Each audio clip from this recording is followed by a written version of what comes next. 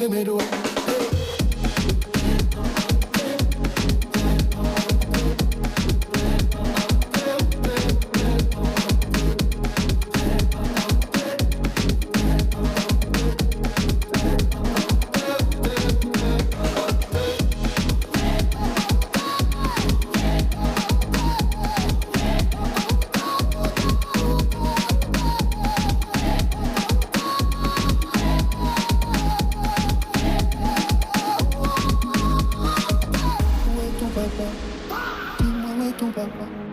Sans même devoir lui parler, il sait ce qui ne va pas. Ah sacré papa, dis-moi où es-tu caché? Ça doit faire au moins 1000 fois que j'ai compté mes doigts. Hey. Dis-moi où est ton papa? Sans même devoir lui parler, il sait ce qui ne va pas. Ah sacré papa, dis-moi où es-tu caché? Ça doit faire au moins 1000 fois que j'ai compté mes doigts.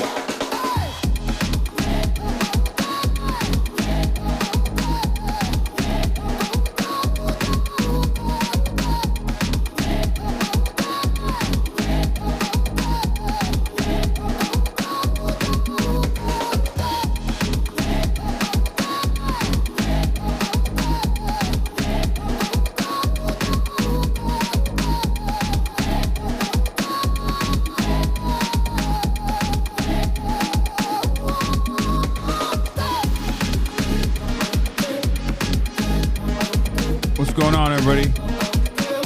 I hope everyone's having a fantastic evening, afternoon, pre-noon, no matter where you are in the world. I'm Hasan Piker, and this is HasanAbi broadcast coming to you live from sunny Chicago, Illinois. Ladies and gentlemen, we're live, we're alive, and I hope all the boys, girls, and MBs are having a fantastic one because today is a beautiful day. Today's a wonderful day. Today is Sunday, fun day. That's right. It's, well, things are not so fun, and the news is crazy, but it is 11/11, make a wish. It's Sunday. It's March 8th, 2026. We're live. We're alive. Shortly, in a little bit, I'm going to go hang out with Chicago Mayor Brandon Johnson of the Jam Podcast Boys. You know, he's going to be showing me around. Happy International Women's Day. That's what it is today. Say Happy Women's Day or you're sexist. I am sexist.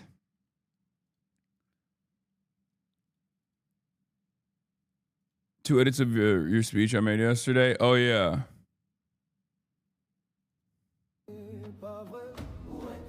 What the fuck is this?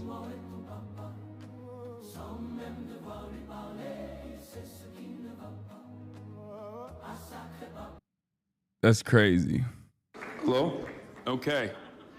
Sorry, this is, I'm running on fumes here. I apologize. I just got in from Los Angeles earlier in the day. It's so cringe. I hate this. I was so bad yesterday. Not my best speech, I'll admit. I'm so tired. I'm still tired. Here, this is the part of the broadcast where I tell you about my personal news. And okay, here's what happened. I do the speech,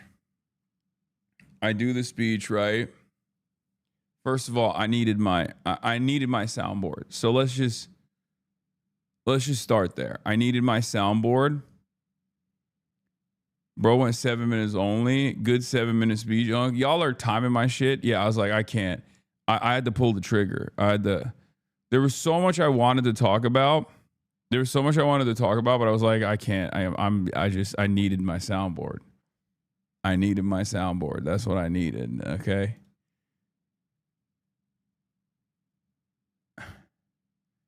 Autism speech pad. What? I ripped the Red Bull. At fucking... Bro, chill. I ripped the Red Bull. What? Oh my God, that was so loud. I'm sorry. That was so much louder than I thought it was going to be.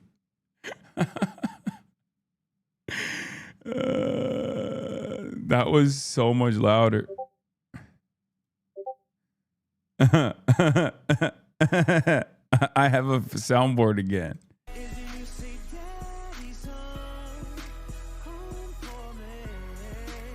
Yeah, that's right, dude. Y'all thought the soundboard was gone. It's back, motherfucker. It's back.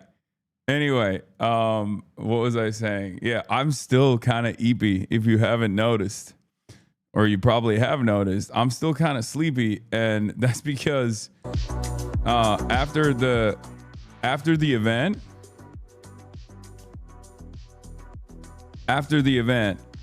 all right, I'm not gonna play music. It's too much. It's fucking me up. It felt so empty without it yesterday. Yeah, after the event, I went down and I hung out with the people that stood behind until they kicked us out. Basically, I spent a good deal of time with the people that waited to take photos, talk to me and stuff. And then they literally were like, "You got to get the fuck out of here. It's too late. Like you guys have been in here." They kicked the entire student population out. So, was there an afters? No, I didn't. No, there was no after party. I'm 34. The after party was me downloading DoorDash just so I could order Au Cheval, which is like a very famous burger place in Chicago. I ordered Au Cheval. But because I was so hungry, because I hadn't eaten anything all day, which probably contributed to my fatigue, by this point it's like 9 p.m., right? It's not even like 9 p.m. It's like 8:30 or whatever, right? I order Au Cheval. Au Cheval fell off. Okay, well, it's still pretty good. It was still pretty fucking bomb. But because I couldn't wait for it, I just like started eating stuff in the mini bar. And I ate stuff in the mini bar. And by the time the Au Cheval got here, I couldn't even finish it. Because I was so tired and so full from like the mustard pretzel bites that were in the mini bar that I was just like, fuck it, dude. I just ate a couple bites of that shit and then passed out with the phone in my hand in bed. Have you ever done that? Have you ever, like, that is true struggle at that point. Like, you know shit ain't sweet when you're like scrolling on your phone and the phone just like falls on you and you wake up, you're like, oh. And then you're like, oh, I got like 5 more minutes of me to scroll. Nope. Phone falls on you again. Basically, that's what happened. I passed out at like 9. I woke up at 4 a.m. And it's like daylight savings, I guess, already. So technically it was 3 a.m. So I don't even know. I woke up. I couldn't go back to sleep for like another hour, and then I passed out again, and then I woke up again, and then I passed out again, just in and out. Just my sleep has been shit.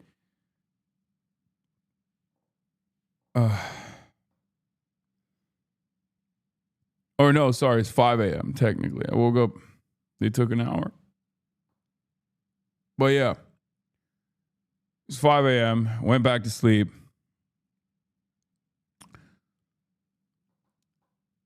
Woke up this morning, had that cold ass burg, had finished the cold ass burg and the cold ass disgusting fries because they were disgusting at this point. Fries don't keep, as you guys know. And I'm here. I took a shower. I took a shit. I took a shower, and I'm here. And yeah, we're gonna go and hang out with Mayor Brandon Johnson and the Jam Podcast boys in a little bit. So get excited for that.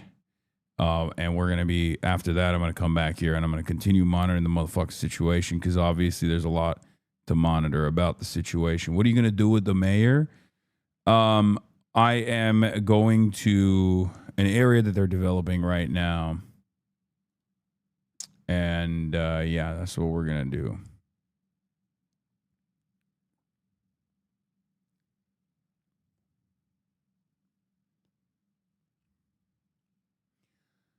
I've also been very angry. What color is the shit? Hangover brown, vegetarian green? That's nasty.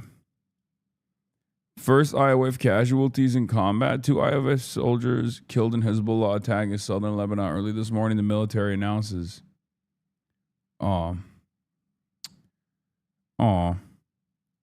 They were invading Lebanon. And they died. And yeah, they went in. It seems like they went in vertically and they came in horizontally. Anyway. What was I gonna say?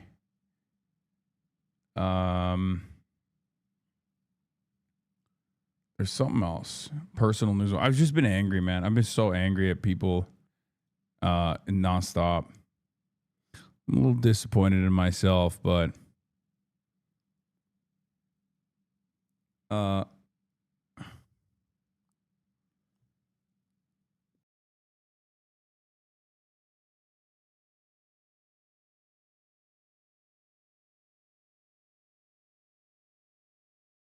to the TVU people to make sure that it doesn't happen. I suspect that he already has, but it's okay, King. Those people suck. Yeah, I've just been angry at honestly, I've been disappointed in myself for my shit performance. But more so, I've just been angry. I've been angry at the audacity. I've been angry at the entitlement. The entitlement that we're seeing from people who want to support the Nazi state of Israel in America, and like how much institutional motion they still continue to have, regardless of the fact that they have no popular support, no broad base whatsoever for this foreign country. And it's been very frustrating to watch. I'm mad at the Hogs, but like the Hogs are stupid. I'm mad at the Hogs. This is not a defense of the Hogs, but the Hogs are stupid. They do not know what they say, right? Except for the Hogs like Asmongold, who very clearly knows what he's saying, and he's just like grifting further and further to like this neo-Nazi base that he's cultivating. But the liberal Zionists that are like, I'm actually a Democrat and I'm really frustrated with what's going on. And like the Democrats are leaving Jews behind. It's like, dude, shut the fuck up, man. You got everything. You got everything. You got everything you want. Like you get unlimited funds. You get unlimited funds from the American government. The American lives are being expended so that you can do this like ultra Zionist project, and you still cry victim because people just say, hey, I don't like that. Can I not, as an American, am I not allowed to say like I don't like that without bitches constantly chirping in my fucking ear? Like every single person that has actually said, hey, this allegiance that we have with Israel is not exactly productive for American interests. Like, the fuck are we doing? Every time you're like, you love Hamas, you need to lose your job. Oh, fuck. What is this now? Someone's at the door. Hold on. I gotta go look at what's happening here. I'm going to blast off real quick, and we're going to get right into the news, but here. It is like a scene from the apocalypse, flames pouring into the night sky over Tehran after Israel struck 4 separate oil facilities around the city. Benjamin Netanyahu had promised many surprises to come, and these strikes were certainly one of them.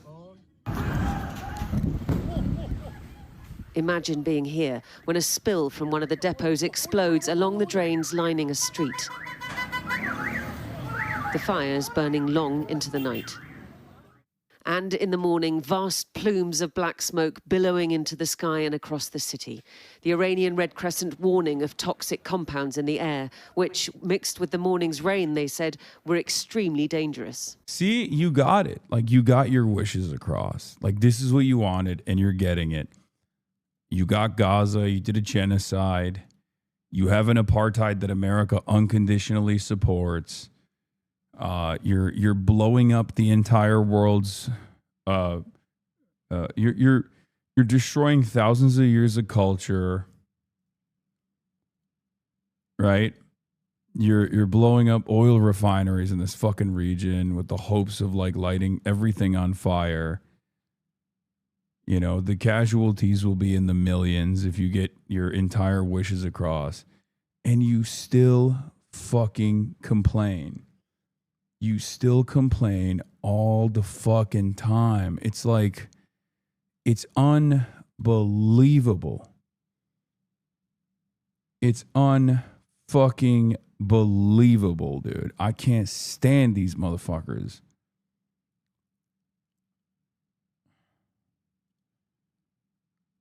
Okay.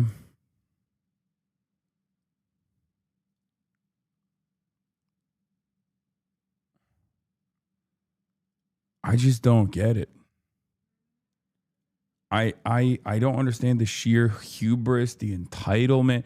Like, I mean, I guess I get it. Like, it's just pure fascism, right? Like, at this point, we have to understand it as pure fascism. Like, Josh Gottheimer is a straightforward fascist, right?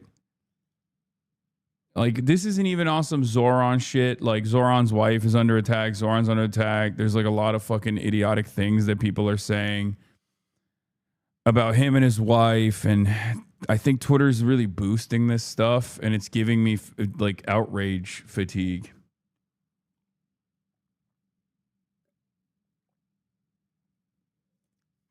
But I just don't understand. Like, I don't understand how. I don't understand how you think you can get away with this. Like, this is not even about Zoran. This is about Gavin Newsom saying Twitter is an apartheid, right? Twitter is an apartheid. Twitter is an apartheid too, but that's separate. Israel's an apartheid. Gavin Newsom recognizes it, and he's not even like fully into it anyway. Like, he's not even fully invested in this cause at all. Like, he's not sincere. He's not sincere at all. He's just saying it because he thinks correctly that this is what people want to hear. Hold on. Let me fix this fucking camera real quick. God damn it. Anyway. Yeah, he wants to be president. And if he wants to be president, he has to start taking an anti-Israel position. And like, on the one hand, I obviously am still aware that Gavin Newsom is insincere and simply wants to be president, and that's why he's saying it. On the other hand, I recognize that the winds have turned so much that even someone like Gavin Newsom will insincerely push on the apartheid line, which is just reality, right? Where Israel committed a genocide in Gaza and Israel maintains an apartheid. These two things are reality. And recognizing reality is not even bare minimum. And Gavin Newsom is doing the bare minimum, and they're still fucking freaking out. And that's what I'm really frustrated about. Like, Representative Josh Gottheimer from New Jersey, one of the worst Democrats in Congress, like, just one of these assholes that's like totally Israel first, right? Like, this is all he gives a shit about.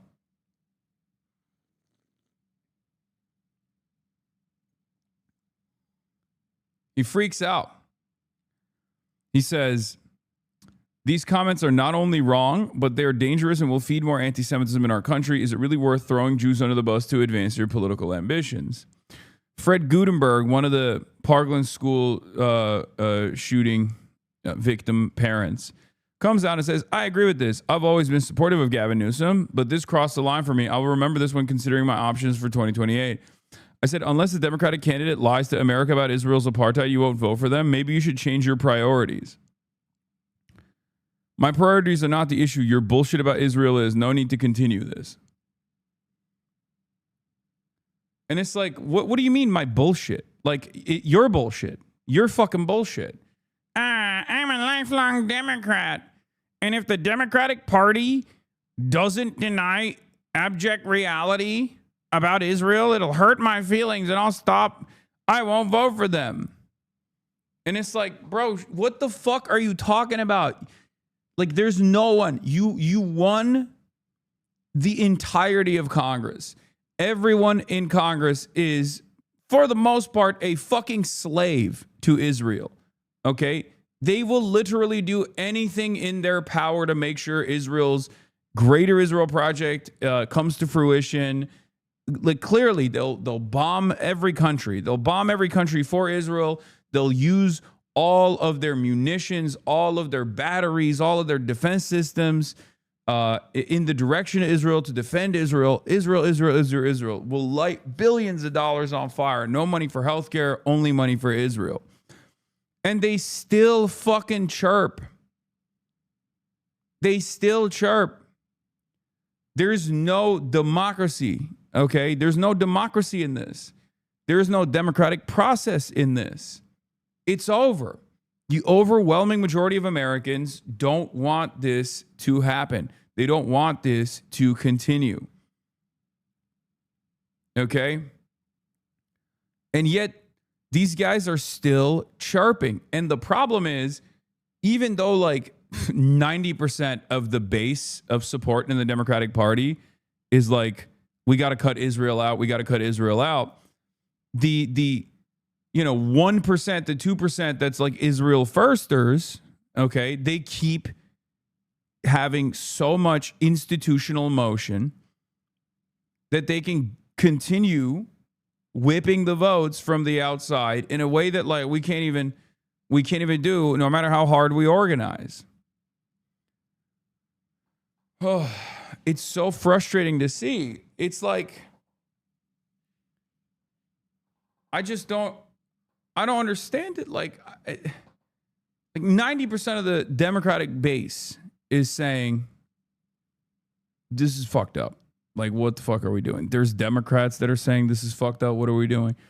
There are independents, majority of independents, almost a super majority of independents are saying this is fucked up. What are we doing?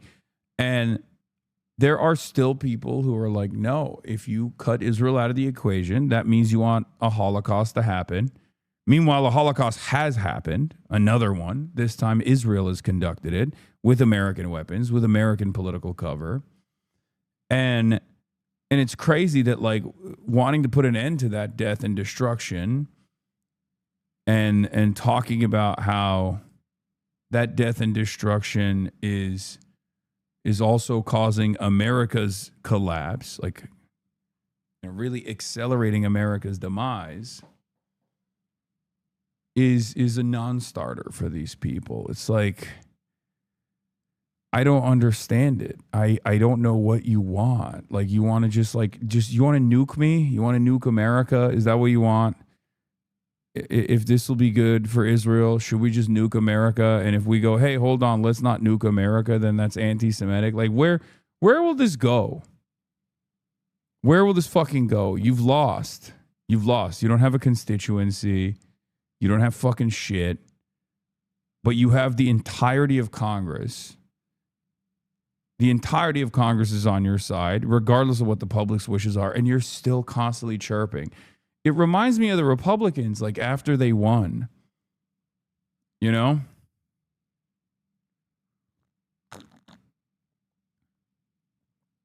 Remember when the Republicans won and they were like, oh, now it's our time to shine. Like, we control the House, we control the Senate, we control the White House, but you have to like us. And everyone was like, well, I don't like you. And then they would be like, you have to like us or we'll kill you.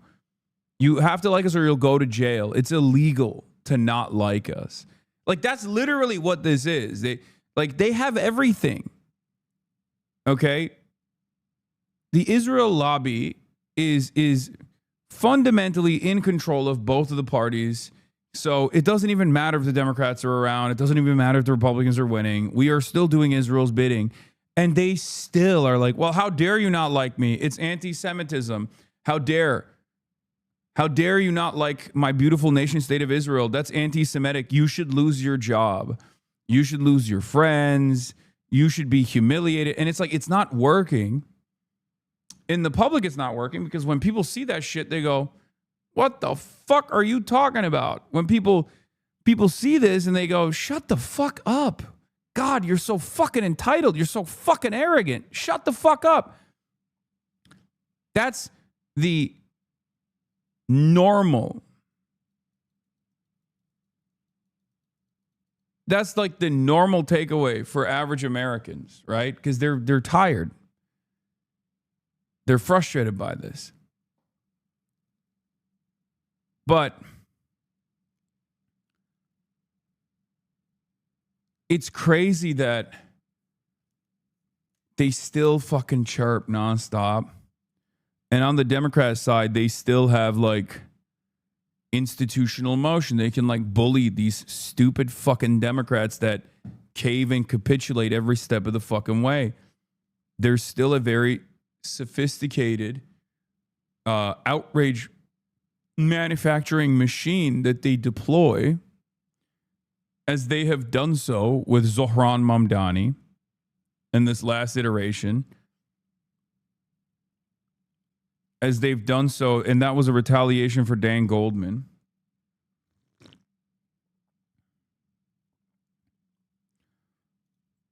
And they're doing it with fucking Gavin Newsom too.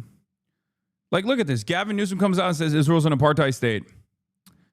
Jay Weekly reports, Gavin Newsom's top senior staff met privately over Zoom with Jewish community leaders Wednesday. They call for a clear statement from the governor that Israel is not an apartheid state and to affirm support for U.S.-Israel ties. Like, what are we talking about? The CEO of the Jewish Community Relations Council Bay Area, the executive producer of the Jewish California, but this is JPAC, by the way. Now they're called Jewish California, but they used to be called JPAC, which is like the APAC subsidiary for California. A nonpartisan lobbying group, sure. The CEO of the Jewish Federation of Los Angeles were among the handful of Jewish leaders in the Zoom room. The meeting lasted about half an hour. Describing the conversation as constructive, David Becarsley of Jewish California said he and others asked for a definitive public statement from the governor that he continues to support Israel and the U.S.-Israel relationship, including funding Israel's defense. Brother, what Jewish group are you running?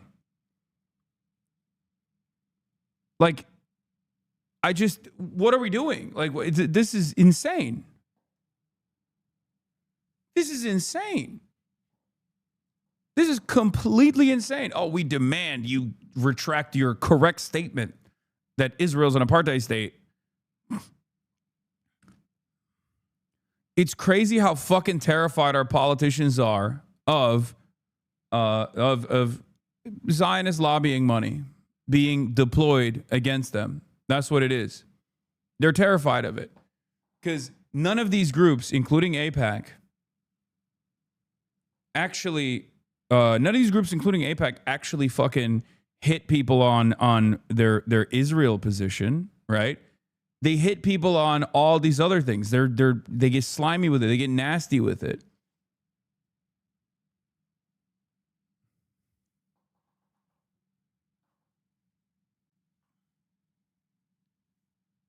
I just don't understand. It fucking pisses me off so much. Ty Gregory, CEO of CRC Bay Area, called Newsom's comments confusing and said our community doesn't know what to think. A podcast is not a forum to state your policy views are. Like, who the fuck are you, man? Who the fuck are you? Like, how dare you? How dare you? How dare you do this? Like, you're making demands of the governor of California that they, one, totally deny reality, right? And two, pledge loyalty to a foreign state that is deeply unpopular. This has no motion. It has no motion in the real world, but it has maximum motion in the world of politics. So the reason why I'm very frustrated by this is because amongst politicians, and they're in an echo chamber, right? They're in this like hermetically sealed echo chamber. They rarely ever see the public. They rarely ever talk to the public. This is all they hear, and they get fucking terrified. They're terrified that there's going to be an unlimited money faucet of attack ads that they will be receiving, and they don't want to say anything. So if you're wondering how this shit works, right? If you're wondering how, Israel is such a uniparty position, well, here it is. This is how it happens. It happens in the off season. It happens when you're not paying attention. It's not because of some like Jewish mind control or whatever. It's because all of these fucking groups that cynically call themselves like Jewish advocacy groups, even though they are singularly focused on Israel and Israel's ambitions, the continuation of Israel's genocidal project in the region, all these groups will go in and will have direct conversations with the electeds and will fucking yell at them for hours, will bully them into submission.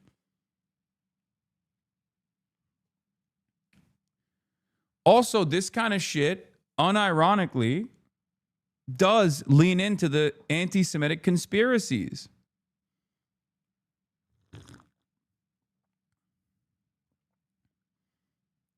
It's unfucking bearable, dude. It's unbearable. It's so toxic. It's so fucking heinous. And yeah, I guess they got their wishes across. Democratic majority for Israel comes out with this statement, which again is a disgusting Apex subsidiary. It's a Zionist lobby that is consistently undermining the Democratic Party's primaries and actively. I mean, this was created against Bernie Sanders initially, right? Democratic majority for Israel. They come out and they say, we appreciate Governor Gavin Newsom. Like, this has 34 likes, so you don't see it, right? So you think this has no motion. This has maximum motion internally, because politicians are completely fucking removed from these conversations. They see this a million times over. They never hear your cries, okay? They never encounter people like you, okay? That's insane. Why do we still support Israel? Brother, I'm explaining it to you. Look, it's powerful, moneyed interests. One topical question. You have said that Iran should not have nuclear weapons, no way, no how, and you have said that we should look at our relationship with Israel. How do you reconcile those? Or how do you put those together? It's more on the conditional as it relates to funding. I talked about it tonight in terms of my relationship to Israel. I was there right after the 7th. I visited not only the president, but Bibi after the terrorist attack, met with those survivors, those victims of that horrific night. I also came as the only governor, I think, in the country with a field hospital that we had packed up for the Israelis. I visited there. I love the state of Israel. I just don't like the state of play with the current administration. Bibi.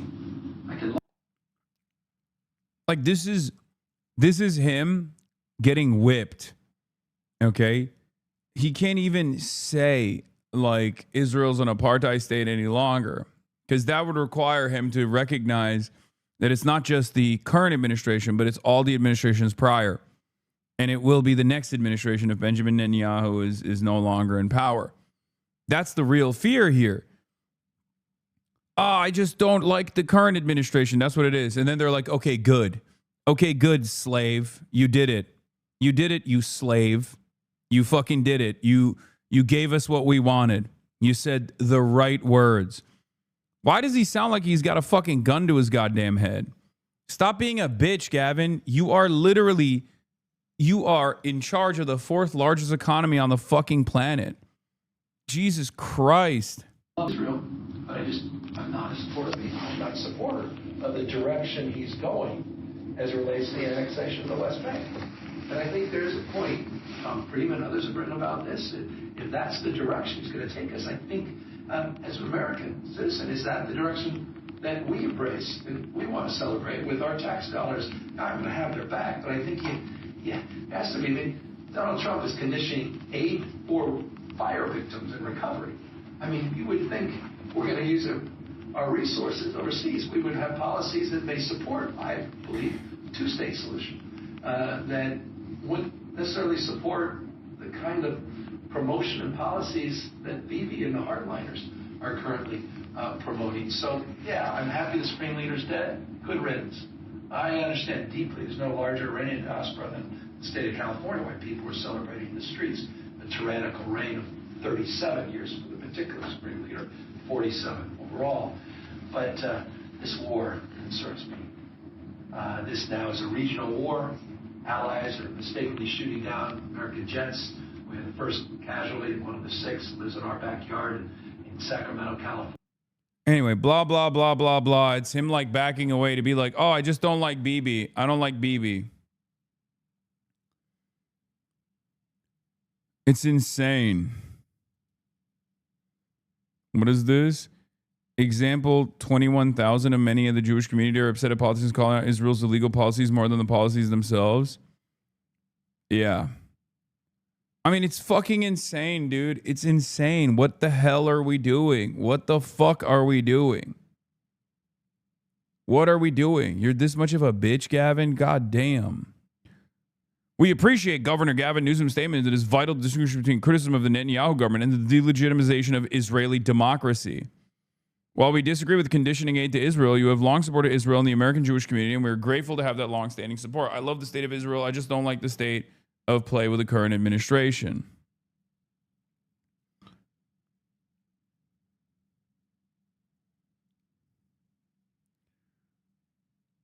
Stop calling Israel the Jewish state. Call it the Zionist state. Call it Herzl's project. Call it whatever you like, but don't give the name of the religion and entire political entity. Israel is not a Jewish state. Zionism is not Judaism. Zionists are not Jewish. Yeah, I mean, it's true. It's true, and it's very frustrating that it's like, it is actually, like, let's be real. It is Jews in most circumstances that actually do this dangerous conflation. It's crazy. Obviously, the overwhelming majority of support for Israel still understandably comes from Christian Zionists, evangelical Christian Zionists. Okay.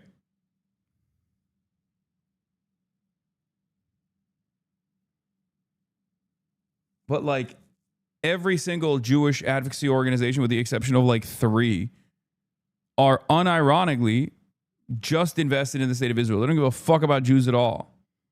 They don't give a fuck about Jews. They only care about Israel.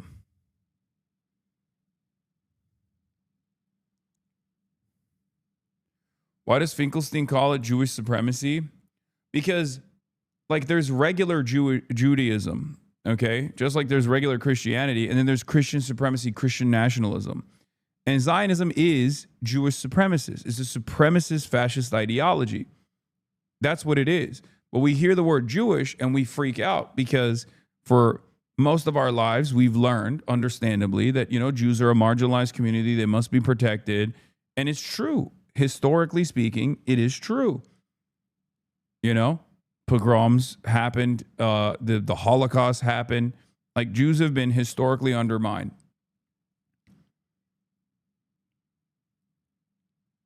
Zionism, on the other hand, is entirely separate.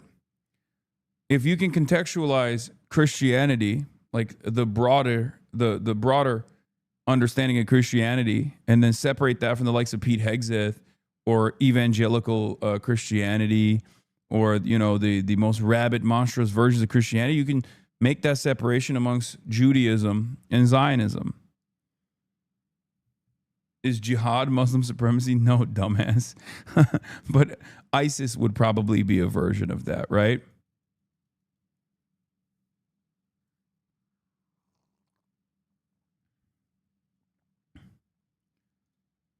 It would be equivalent to running around and saying ISIS is true Islam. ISIS is true Islam. ISIS is the superior version of Islam. Jihad just means struggle.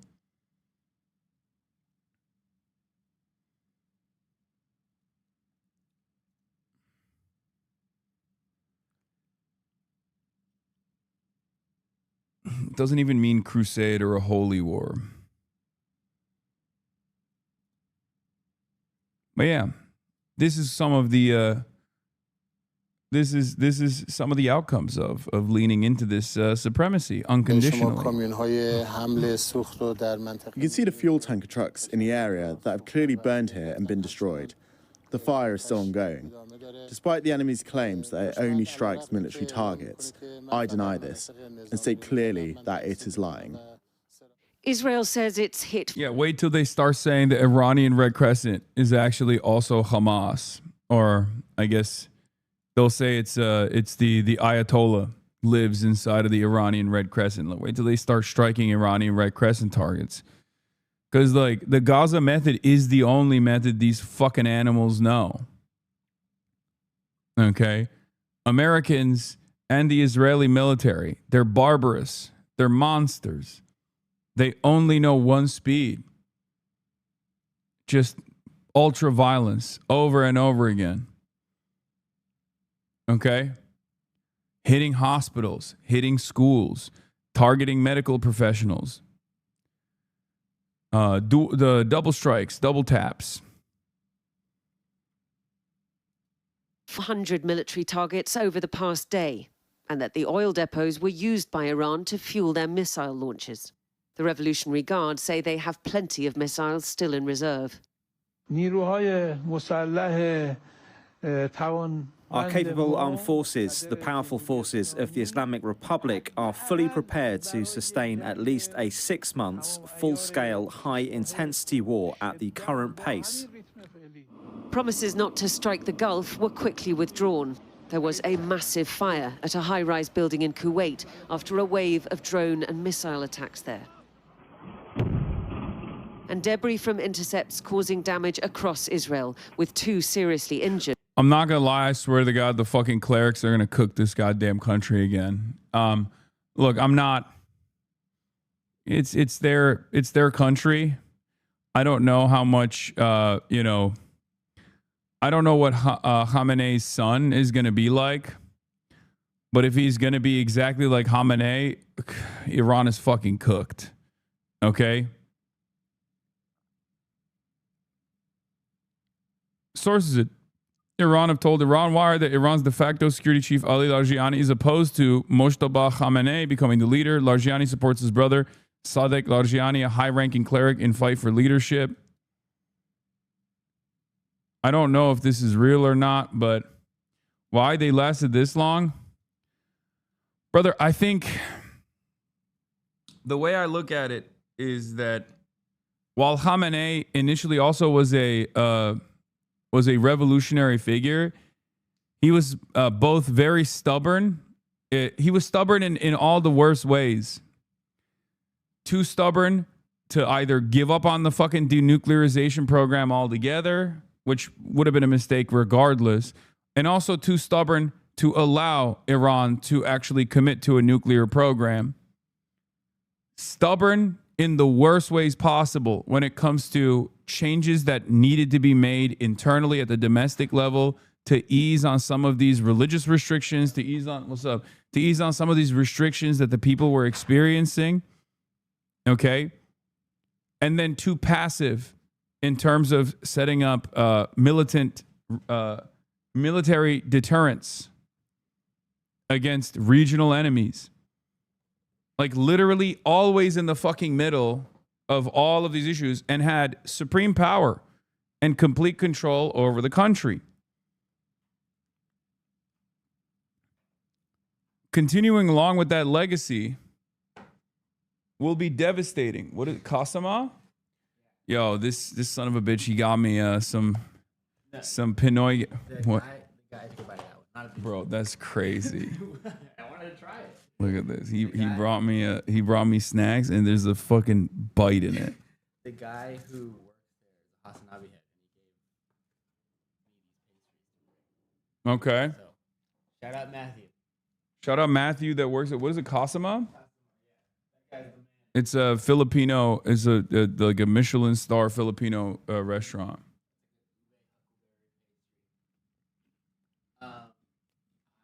Oh my God. Oh, damn. He waited in line for an hour in the wind. Oh my God. It's heavenly. Being charged right here. Oh, it's done here.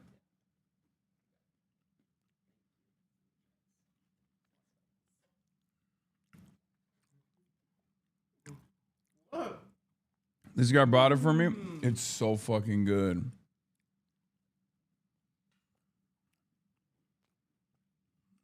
Oh my God. You gotta let Marsh take a bite. He's so thin, he'll fly away without a little snacky. Bro, he eats more than me.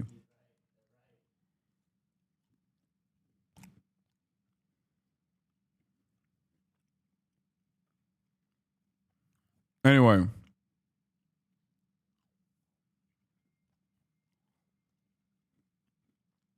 It's Kasama.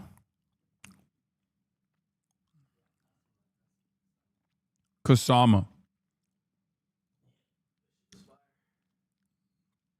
Yeah, anyway. The fucking clerics are gonna cook the country if they try to like go back to business as usual, because business as usual is what led to this situation, this predicament Iran is in right now. And Iran is literally fighting its way out of this situation. And you feel like there's a very different energy with the way that Iran has been for the last 7 days, as opposed to like pre-Ayatollah, or sorry, as opposed to pre-Ayatollah assassination. It's because, yes, the IRGC is in control right now. Workers say from cluster munitions. We just got an alert on our phones here in Jerusalem and went to find the nearest shelter, and I just want to show you. What?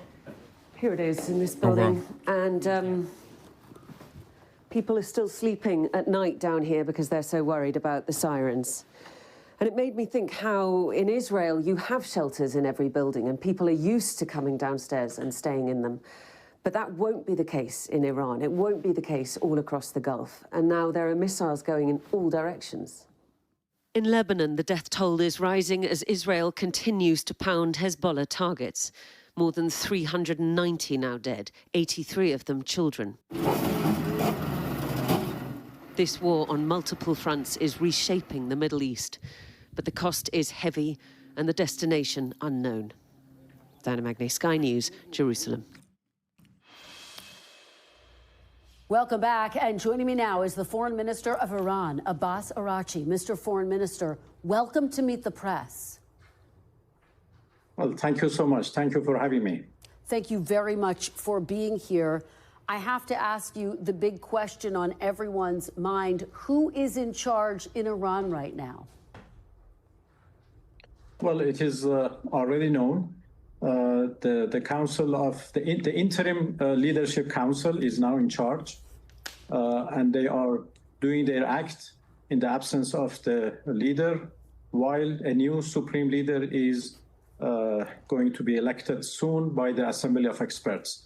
And the president and the cabinet are also are doing their duties. Parliament. Araghchi has been a really interesting figure in all of this. He has been a pretty solid communicator, a pretty reliable communicator.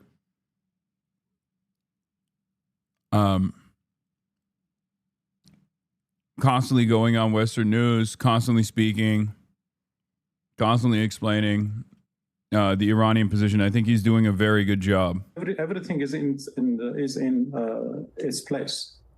Well, there are reports this morning that the Iranian... I do think that Americans also have the capacity to understand. Like when Lavrov does this shit, people are like, all right, buddy. You're the offender here, right? However, in spite of the fact that the Iranians are supposed to be the enemy,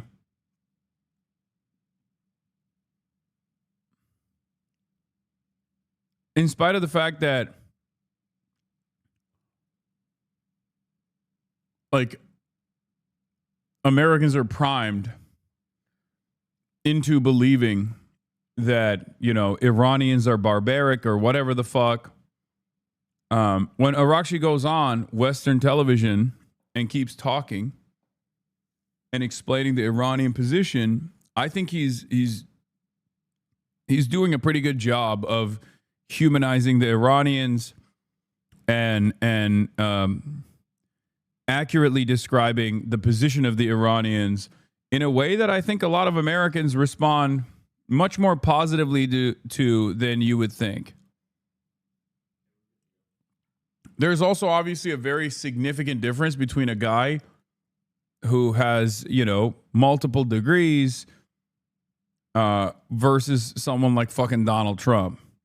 That's really a thing with like all the foreign adversaries, even including like, you know, Russians, Ukrainians, European leaders, Chinese leaders. Like when you have someone who actually has the pedigree, and they speak convincingly on the issues that pertain to their country, I think Americans look at that and go, well, our guy is Donald Trump and our guy is Pete Hegseth. And they're so fucking stupid. Like that juxtaposition, that intelligence gap is very clear. You know? The Assembly of Experts has come to a decision on a new supreme leader for Iran. Many have suggested it would be the son of the late supreme leader, Mojtaba Khamenei. Will he be the next leader of Iran? Well, nobody knows. Actually, there are lots Hit him of with rumors the Shia around, smile. but you know, we have to wait for the Assembly of Experts to convene and vote for the new supreme leader and the one who is elected by them. Do you think he should? It's ironic because they're a theocracy, but we are an infinitely more barbaric version of the theocratic approach that they have, right? Like they're a theocracy. Look at the numbers, right? The idea is that they're like an Islamic theocracy and therefore they're backwards, they're barbaric. But then you look at their education, the educational goals that they've hit. You look at like women's education in Iran as opposed to women's education in America. And it's like, it's alarming that they have a higher amount of degree holders per capita than the United States of America does. They have more engineers than we do. They have more people in medicine than we do. They have more women representation in these fields than we do. like we're like, they're a backwards Islamic theocracy. We are supposed to be the secular country that's supposed to be the secular Western liberal democracy. And we can't even hit any of those fucking targets that we have decided showcase prosperity. Because these are targets that we consider to be prosperous.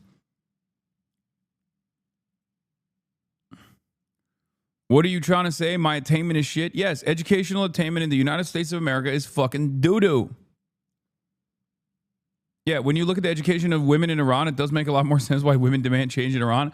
I know, you can't have both of those things at the same time. You can't have access to the internet, deteriorating material conditions, and an incredibly well-educated populace and assume that this shit's not going to fucking blow up. Something's got to give. I'm sorry. It's one of the most understandable things that people demand. Okay? That's one of my major criticisms. Not that it's relevant in this moment, not that it's in any way, shape, or form worthy to even fucking bring up. Yeah. In Iran, women make up over 60% of the university students. In some years, female enrollments peaked 70 to 75%. Approximately 70% of science and engineering graduates in Iran are women. In the United States, women account for 69.5% of total university enrollment. Within STEM fields, women make up roughly 27% of workers and 35% of graduates. In Iran, women make up 70% of science and engineering graduations. Okay? It's so incredible. Like there is no better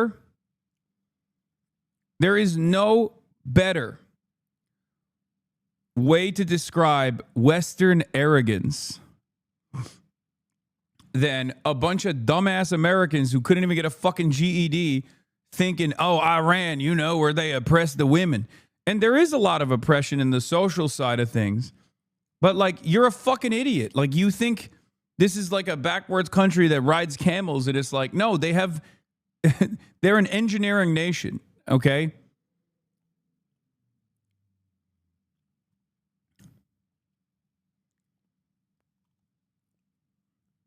Is that before or after they cut women in half? Yeah. In Iran, they're making the women engineers, and then they're chopping them in half. The next leader Anyway, of we Iran? got to move right now. Well, anybody which is elected by the Assembly of Experts would be the next. But I'll continue Supreme my Leader of commentary Iran. on the car ride As you know, there. the members of the Assembly are already, elected directly by the people. All right. Well, President Trump says he should pick the new leader of Iran. Will Iran allow President Trump to have any role in picking its new leader? We allow nobody to interfere in our domestic affairs. This is up to the Iranian people to elect their new leader. They have already elected the Assembly of Experts, and the Assembly of Experts would do the job. It is only the business of the Iranian people and nobody else's business.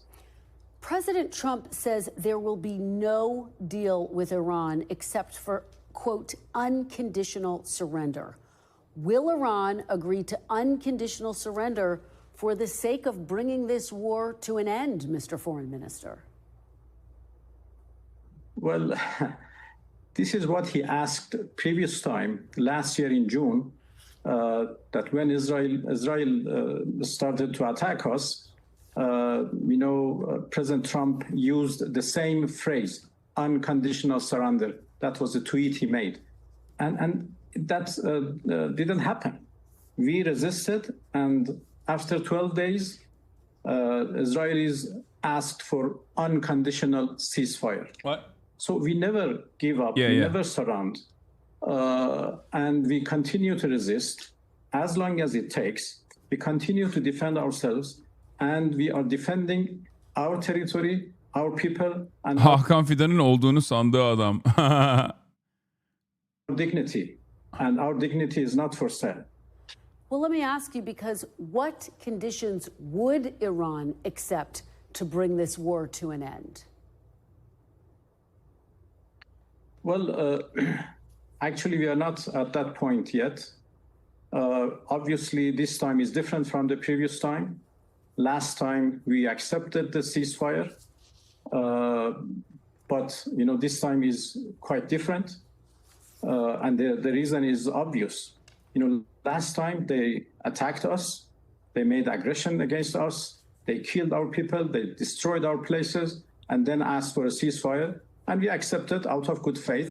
What do you say to utilitarians who claim the Ayatollah killed 30,000 civilians and used that to justify American military intervention? That's so funny. First of all, that number is wrong. And secondly, that's not a utilitarian perspective at all, because look at what we're doing right now. It's literally, it's like acid rain is pouring on the Iranian population currently. Oh, to save, let's say the number is correct. It's not, but let's say the number is correct. So what? The answer is to ruin the lives of 93 million people? How is that fucking utilitarian? That's not utilitarian at all. The notion that America cares about the democratic process or liberating the Iranian people is already such an abject fucking lie that the American government isn't even fucking leaning into that, right? Like, they're not even, like, they killed 160 school children, man. Come on. Because we were only exercising the act of self-defense. And when the aggression was stopped, we stopped too. But,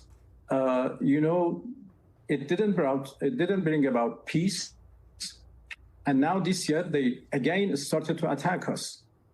And again, they have, they are killing our people. They are killing, girl students. They are attacking hospitals, freshwater desalinations, refineries, everywhere. People have been killed. places have been destroyed, and now they want to ask for a ceasefire again. Well, this doesn't work like this. So there should be a permanent end of the war. And unless we get to that, I think we need to, continue fighting for the sake of our people and our security. We are going to get to the reports about some of the deaths in just a moment, but just to stay on this topic, would Iran ever agree to a ceasefire to get back to the negotiating table to end all of this military conflict?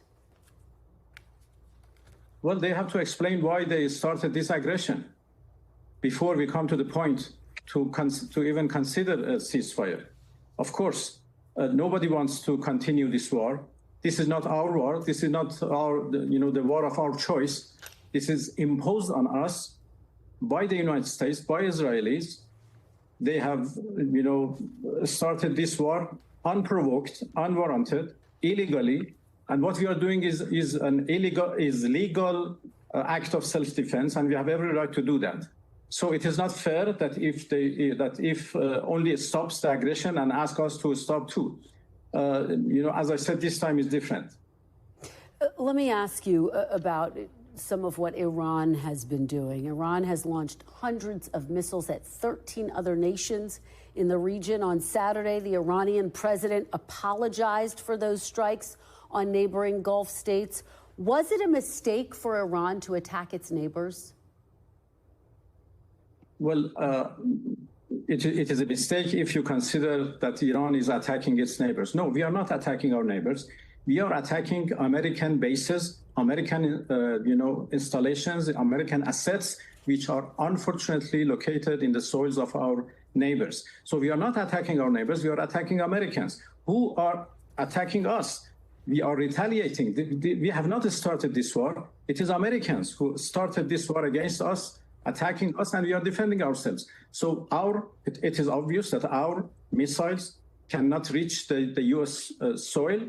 What we can do is to attack American bases and American installations around us, which are unfortunately in the soils of our neighborly countries. But Mr. Foreign Minister, if you're not attacking your neighbors, why did the Iranian president apologize? Well, first of all, apology in our culture is a sign of dignity and strength. Secondly, he apologized from the peoples of the region for the inconveniences they have faced because of this aggression by the United States and retaliation by us. So as a matter of fact, it is in fact the President of the United States who should apologize from the people of the region and Iranian people for the killings and destructions they have done against us. Let me ask you, because NBC News is reporting that Iran is receiving help from Russia to help locate U.S. forces. Are you receiving any help from Russia? Well, we have a strategic partnership with Russia. So that's a yes? And, a military cooperation between Iran and Russia is not something new. It's not a secret. It has been in the past and is still there and will continue in the future. Is Russia helping you locate U.S. forces? I just want to be very clear here. Well, I don't have exact military information. As far as I know, we have a very good partnership with Russia. So they are helping you. They are providing intelligence. Well, they are helping us in many different directions. I don't have any detailed information. Okay, let's move to the strike on the elementary school in southern Iran. It killed more than 170 people, including many children. President Trump said Iran is responsible for that strike. What is your response to what the president said? Well, it is funny. It is our school. These are our students, our girls, and they are attacked by an American fighter, a jet fighter, and they have been killed. Why Iran is responsible? Have we started this war? Have we attacked our own people? No, we were negotiating with the United States. And in the middle of negotiations, in the middle of diplomacy, they decided to attack us. and they have attacked so many places, including schools and hospitals. And there are all evidences that this school is attacked by an American, jet fighter. Where is the Iranian evidence that this was a U.S. attack, a jet fighter, as you say? Will you provide If it was not U.S., then who was that? Maybe Israelis. But it is obvious who else is attacking us. Well, let me move on to this question about potential ground troops. You said earlier this week on U.S. ground troops to my colleague Tom Yamas, quote, "We are waiting for them." But President Trump says the condition for sending troops to Iran would be that Iran, quote, would be so decimated that they wouldn't be able to fight at the ground level. Is the president right? Would you not be able to fight at the ground level, Mr. Foreign Minister? Well, at least it's not the case right now. For the time being, we are capable enough. We have very brave soldiers who are waiting for any enemy who enter into our soil to fight with them and to kill them and destroy them. So, and that would be the case in the coming days and the coming years, and always in our in Iran. We are brave people. We have a great civilization. We have defended our land for thousands of years, and we continue to do that as much as it takes. All right. Good? Yeah. What's up, everybody? We're back. We're on our way right now to link up with Mayor Brandon Johnson and the Jam Podcast boys. But while we're in the Uber on our way there, Schools and hospitals. I'm going to continue with where you left off. I'm going to scroll back a little bit and take a look at the video. I'm going to be live reacting from the car, something no one has ever done before in the history of this franchise. Okay? No one has ever come close to doing something so dastardly. Not a minute wasted. So devious. We're gonna try live reacting on the phone. Okay? As far as I know, we have a very good partnership with Russia. So they are helping you. They are providing intelligence. Well, they are helping us in many different directions. I don't have any detailed information. Okay, let's move. That's a yes. Which is also, I mean, I don't know the extent of Russian help to the Iranian side, but it is kind of funny for Americans of all people to be complaining about this, because like it is a direct role reversal in this circumstance where they're like, oh well, Russia invaded Ukraine, so we have to help out our ally Ukraine. Okay, well, America is bombing Iran right now. Why shouldn't Russia help Iran, right? And it's really funny. Oops. This is great. You just do all your streams like this. This is how I should do my streams, yeah. And it's a little more interesting. It's a little ridiculous that they're fucking upset about that. Same with China, especially with China. The strike on the elementary school in southern Iran. This was the most insane part of the interview, by the way, when the fucking audacity of a Western news anchor. What she says here is unfucking bearable. More than 170 people, including many children. President Trump said Iran is responsible for that strike. What is your response to what the president said? By the way, Arakshi in this moment has a very unique opportunity. He's been like, President Trump doesn't know anything. He is stupid. If he had said that, he'd become a legend. Like literally, overnight legend. Well, it is funny. It is our school. These are our students, our girls, and they are attacked by an American fighter, a jet fighter, and they have been killed. Why Iran is responsible? Have we started this war? Have we attacked our own people? No, we were negotiating with the United States. And in the middle of negotiations, in the middle of diplomacy, they decided to attack us. And they have attacked so many places, including schools and hospitals.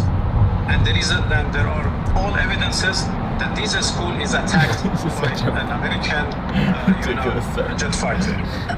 Where is the Iranian evidence that this was Where's the Iranian evidence, bro? The Americans literally showed a strike map.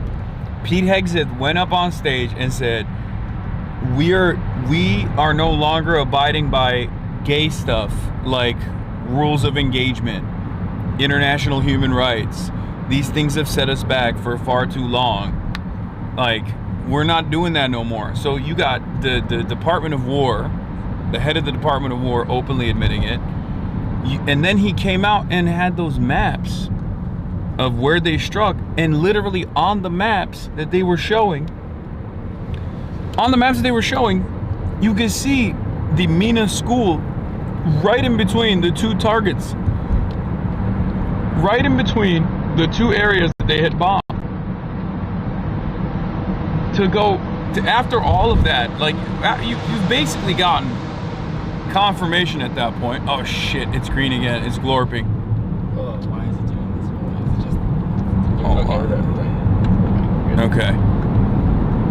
Okay, it's fine for now. I will fix the ingest if necessary. We're on it though, we're aware of the problems. We're aware of the problems, Chad. I'm glorping my shit. Did you talk?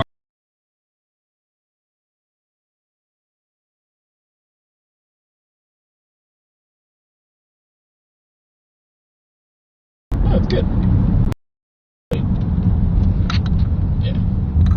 It glorped up again, and then it went back in, and it glorped up again. No whacker. It's the tunnel. It was the tunnel? This shouldn't happen in these fucking, with this backpack though. I think there's something wrong with the backpack. All my steps. Chad, someone clip the glorp and send it to me so I can use it as evidence.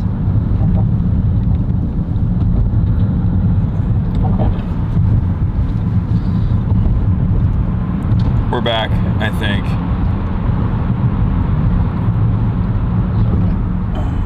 It's glorping time, or are we back? Check the chat.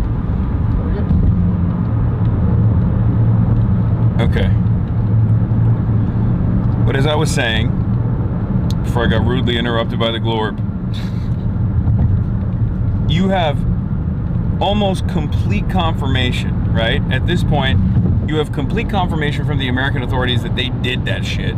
And NBC Meet the Press is still like, well, what's the evidence? Like, what do you mean, what's the evidence? It's like the American government has basically taken ownership over this attack. All evidence from the American side points to the Americans being responsible for this. The Israeli side literally came out and said, this one's not on us. I understand why you would think we bombed the school. You know, we're kind of known for that thing, but it was actually the Americans this time. So, like, basically everyone is aware that this is the American responsibility, right? So the fact that they're still trying to ask these sorts of questions is so ridiculous. This is not journalism. This is propaganda. This attack, a jet fighter, as you say. Will you provide? If it was not US, then who was that? Maybe Israelis. It is obvious who else is attacking us. Well, let me move on to this question about potential. Let's just move on. I guess you have no evidence. Let's just move on. You fucking kidding me, dude? Are you fucking kidding me? Are you out of your mind? What the fuck is wrong with you? There is no real journalistic purpose there. Like, as someone who, covers this stuff fairly frequently, this is a big part of my job. That question has zero journalistic value. Okay, why are y'all posting links? He's obviously not looking. I am looking at the chat. I'm just not going to click on links for now because I'm live reacting. On U.S. ground troops to my colleague Tom Yamas, quote, "We are waiting for them." But President Trump says the condition for sending troops to Iran would be that Iran, quote, would be so decimated that they wouldn't be able to fight at the ground level. Israeli technique, by the way, once again. You know, churn and burn, bomb civilian areas, destroy the civil existence of the population that you're seeking to militarily dominate, and only after that go in with ground troops. Now, of course, with Iran, it's a little different. Massive country. It's not Gaza. It's a sovereign nation, which is kind of the whole problem from the American perspective, right? And therefore, they have set their defenses up for exactly this kind of predicament. This is the reason why the IRGC, the IRGC commander keeps doing fan cam edits, aura farming, being like, we are welcoming Americans into the Strait. Please try to ensure the oil tankers. We would love for your naval assets to come into the Strait, please. Just like they keep repeating over and over again, please come and militarily invade the country. That would be wonderful for us. We're waiting for it. The president right? Would you not be able to fight at the ground level, Mr. Foreign Minister? Well, at least this is not the case right now. For the time being, we are capable enough. We have very brave soldiers who are waiting for any enemy who enter into our soil to fight with them and to destroy and to kill them and destroy them. So, and that will be the case in the coming days and the coming years, and always in our in Iran. We are brave people. We have a great civilization. We have defended our land for thousands of years, and we continue to do that as much as it takes. Let me ask you, because you have said that this was a war of choice. President Trump said one of the reasons for launching this war was that Iran, quote, already had missiles capable of hitting Europe and our bases and would soon. Have missiles capable of reaching America? Was Iran planning to directly attack the United States? Well, this is not true. This is, in fact, misinformation. We have... You'd be like, as they call it, fake news. The ability to produce missiles, but we have intentionally limited ourselves to below 2,000 kilometers of range because we don't want to be felt as a threat by anybody else in the world. We have not started any plan to increase the range of our missiles Big mistake. More than what it is right now. So there is no evidence, there is no intelligence, nothing to indicate that Iran is going to... Same posture with the Democratic Party, which is, if they're going to call you a communist, then you might as well become a communist. They're going to say, oh, you have you have munitions that are capable of targeting U.S. soil. If you're going to have nuclear weapons down the line, you're going to need to develop delivery systems as well. That's just the reality. Now, that's for a future Iran, depending on what takes place. Can you tilt your phone a bit to the left? The HasanAbi doctrine is the only doctrine in realpolitik in a nuclear world. If you want to develop sovereignty, you have to have nuclear arms. It's that simple. It's clear that these guys can't rely on Russia either. Russia used to, when the USSR existed, Russia used to be the nuclear umbrella as a counterforce to NATO and a counterforce to the Western capitalist nuclear umbrella that was created. It created a semblance of security for countries that chose whichever side they were on. In the absence of such nuclear protection, nations that are especially non-aligned, if you want to call it that, because we don't have the Soviet bloc any longer. Someone said 346 Holy Toledo. Oh, we just passed a gas station. Holy Toledo. The price of gas is up, up, up. Haven't seen prices like this since 1976. Anyway, let's finish this interview. Long-range missiles, let alone those missiles who can reach the United States soil. All right, and of course, U.S. officials say that negotiations over this came to a halt, and that is part of why they moved forward with this action. Minister Arachi, thank you very much. We will obviously be tracking everything that unfolds very closely. We appreciate your being here. I want to show you something, because after those fires raged, there was actually rain here in Tehran this morning, and you can see here. This is the CNN guy that everyone's really mad at.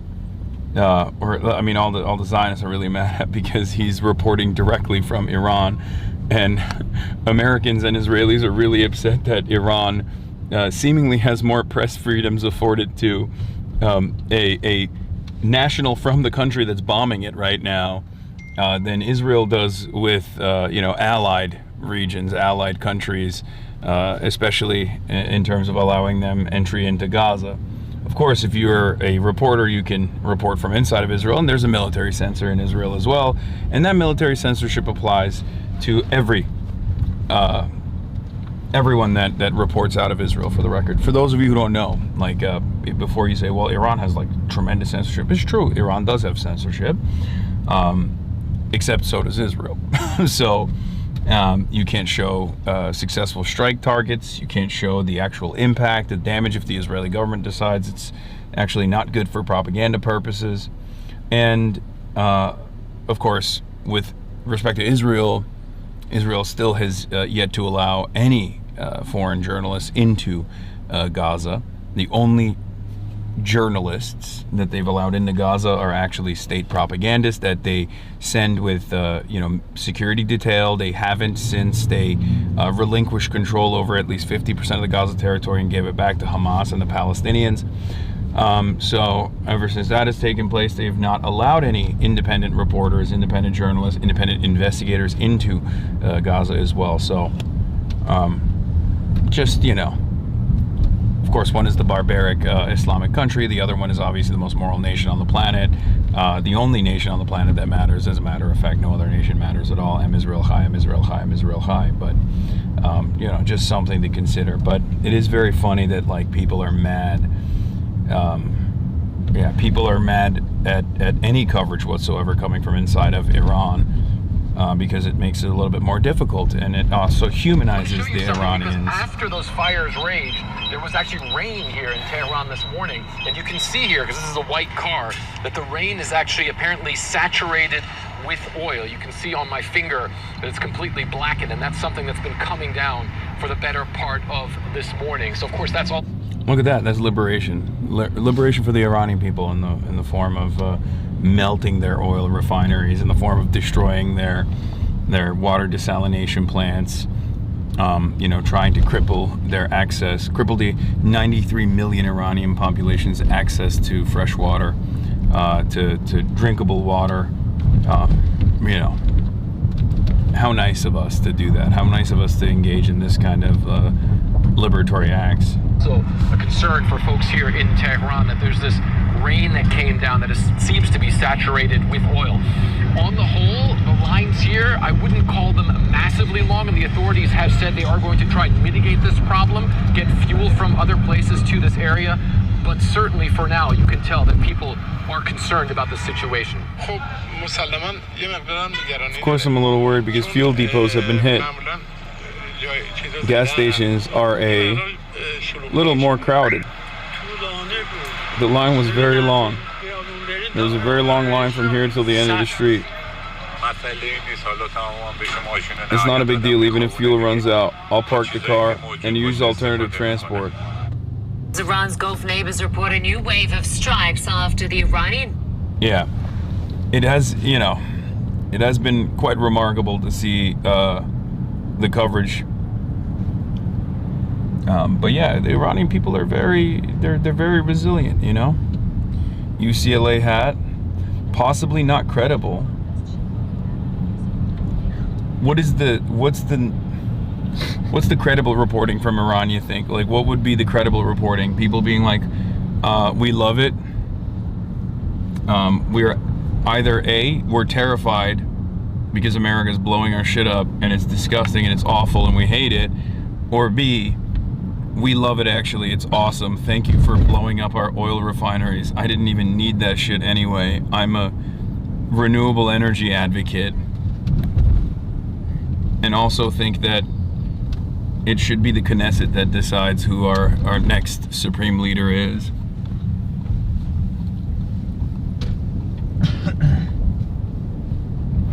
That's a lie. There is free press in Iran. Women don't have to wear the hijab if they don't want to. Many wear the hijab. Of course, women in businesses, many women in universities, engineers, scientists. It's a little bit more complex than the way you're representing it. There are areas where the hijab restrictions have certainly been eased, obviously Tehran being one of those places, but there have been times, considering that it's still in the rules, where the military or the police force or the government can decide to use the existing rules in order to engage in the act of repression. And they do.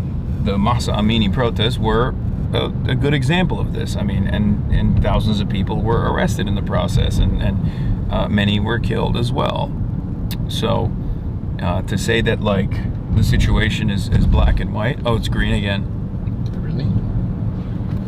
Oh no. Let me see. Is it still glorping? Any glorpers? Looks like it's back now.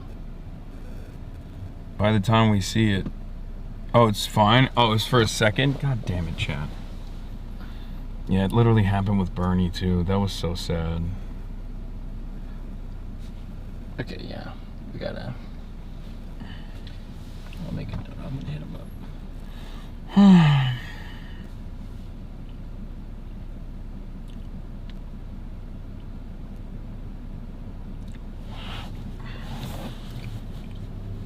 How the West can put a standard on a population that had to liberate itself from Western hegemony is peak entitlement. Oh, for sure.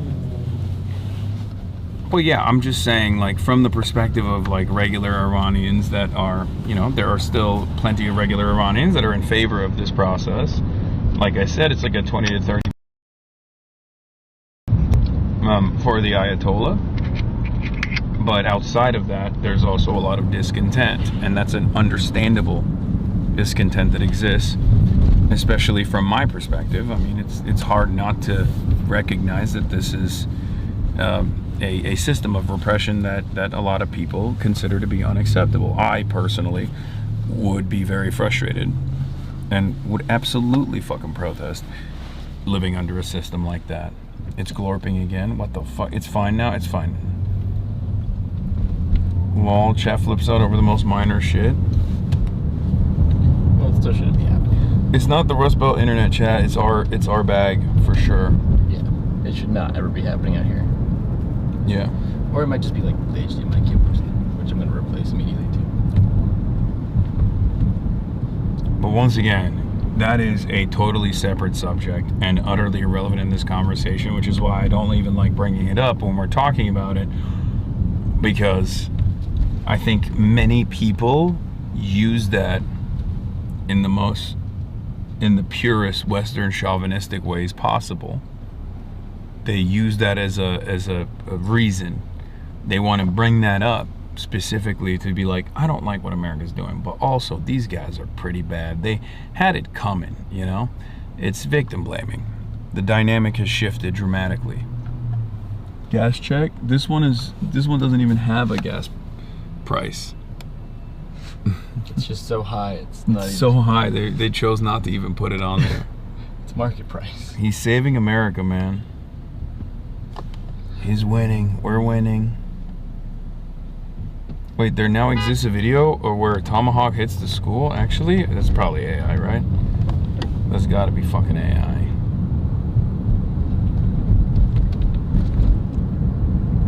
Iran has released a video of the strike at the girls' school. A U.S. Tomahawk missile is clearly visible, debunking the U.S. blatant lie. They also struck the same school 40 minutes later to murder those involved in the rescue effort. I don't know if there's actual visual confirmation yet. I'll have to look at it.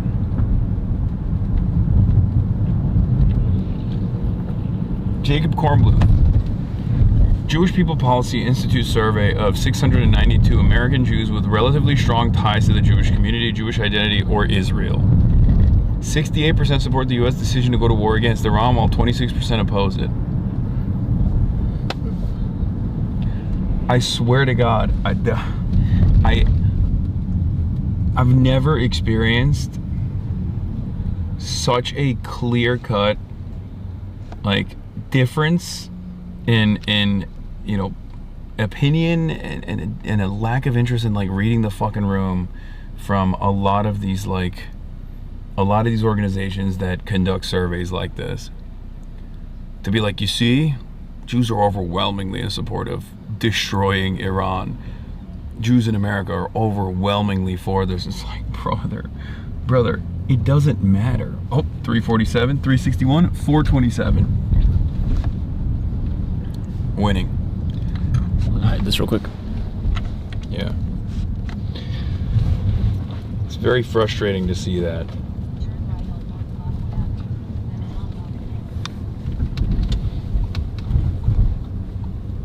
You're welcome, sir. Yep. Thank you so much. Yeah, wherever you want here. It's good. Well, I can turn it. Okay. Okay. He's fine, yeah? Yep. Yeah. Thank you. You're welcome. Thank you. Takma var arkadaş. Arkadaş. Eyvallah, eyvallah.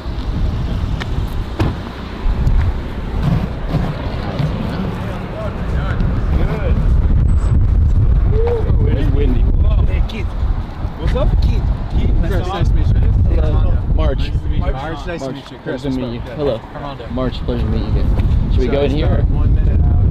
Well, wait outside. That alarm will go off and the door is open. So I got here for a minute. Okay. We'll just do a lap up towards Central a bit and loop back, and they're going to end over on Laramie. So we'll hang out. The jam guys are about a minute, 2 minutes away. How you doing? What's going on, Hasan? Nice to meet you. March, pleasure to meet you.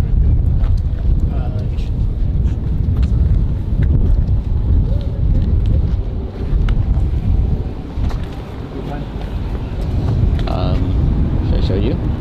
Yeah, sure. Here, we'll start. Because I have an intro as well. We're out here in the Windy City, ladies and gentlemen. The beautiful Windy City. It's actually a beautiful sunny day in the city of Chicago. And I will be hanging out with the mayor of this beautiful city, Brandon Johnson, in a brief moment. I have an introduction prepared and I have some questions prepared ahead of time. Shout out to Eric Hovagim for helping me out with this. Brandon Johnson, DSA, 57th mayor of Chicago since 2023. Brandon Johnson's a former organizer for Chicago Teachers Union, a social studies teacher. Unfortunately, Brandon Johnson's approval ratings have not been so high because he has gotten extreme opposition from Chicago capitalists. The capital owners in the city and also in the state of Illinois have been very aggressively coming after him since the beginning of his tenure. But Brandon Johnson is the 57th mayor of Chicago after a career as a social studies teacher, labor organizer, and Cook County commissioner. He's backed strongly by the Chicago Teachers Union, the Democratic Socialists of America, and progressive grassroots groups. He ran a platform focused on investing in housing, education, and community-based public safety rather than austerity or heavy policing. Since taking office, he's had to govern within one of the most complex political environments in the country while taking on his ops in city council factions, which include the very similar ops that you probably know from the Zoran situation. The police unions, let's be real, even though they are protecting, they're protecting us today. Wonderful cops. The real estate lobby, and also Rahm Emanuel, and dealing with tens and billions of inherited pension debt. His mayoralty has become a test of whether a popular progressive agenda can overcome the hurdles set forth by the capitalist class in one of America's largest cities. I'm gonna wipe the lens real quick. Okay. Oh, it's because of the scratch. There's a lens scratch. Oh. Well, give me 2 seconds. Okay. This might not work, chat. We'll see. That's crazy. Sorry for the flashbang, chat. Did that work?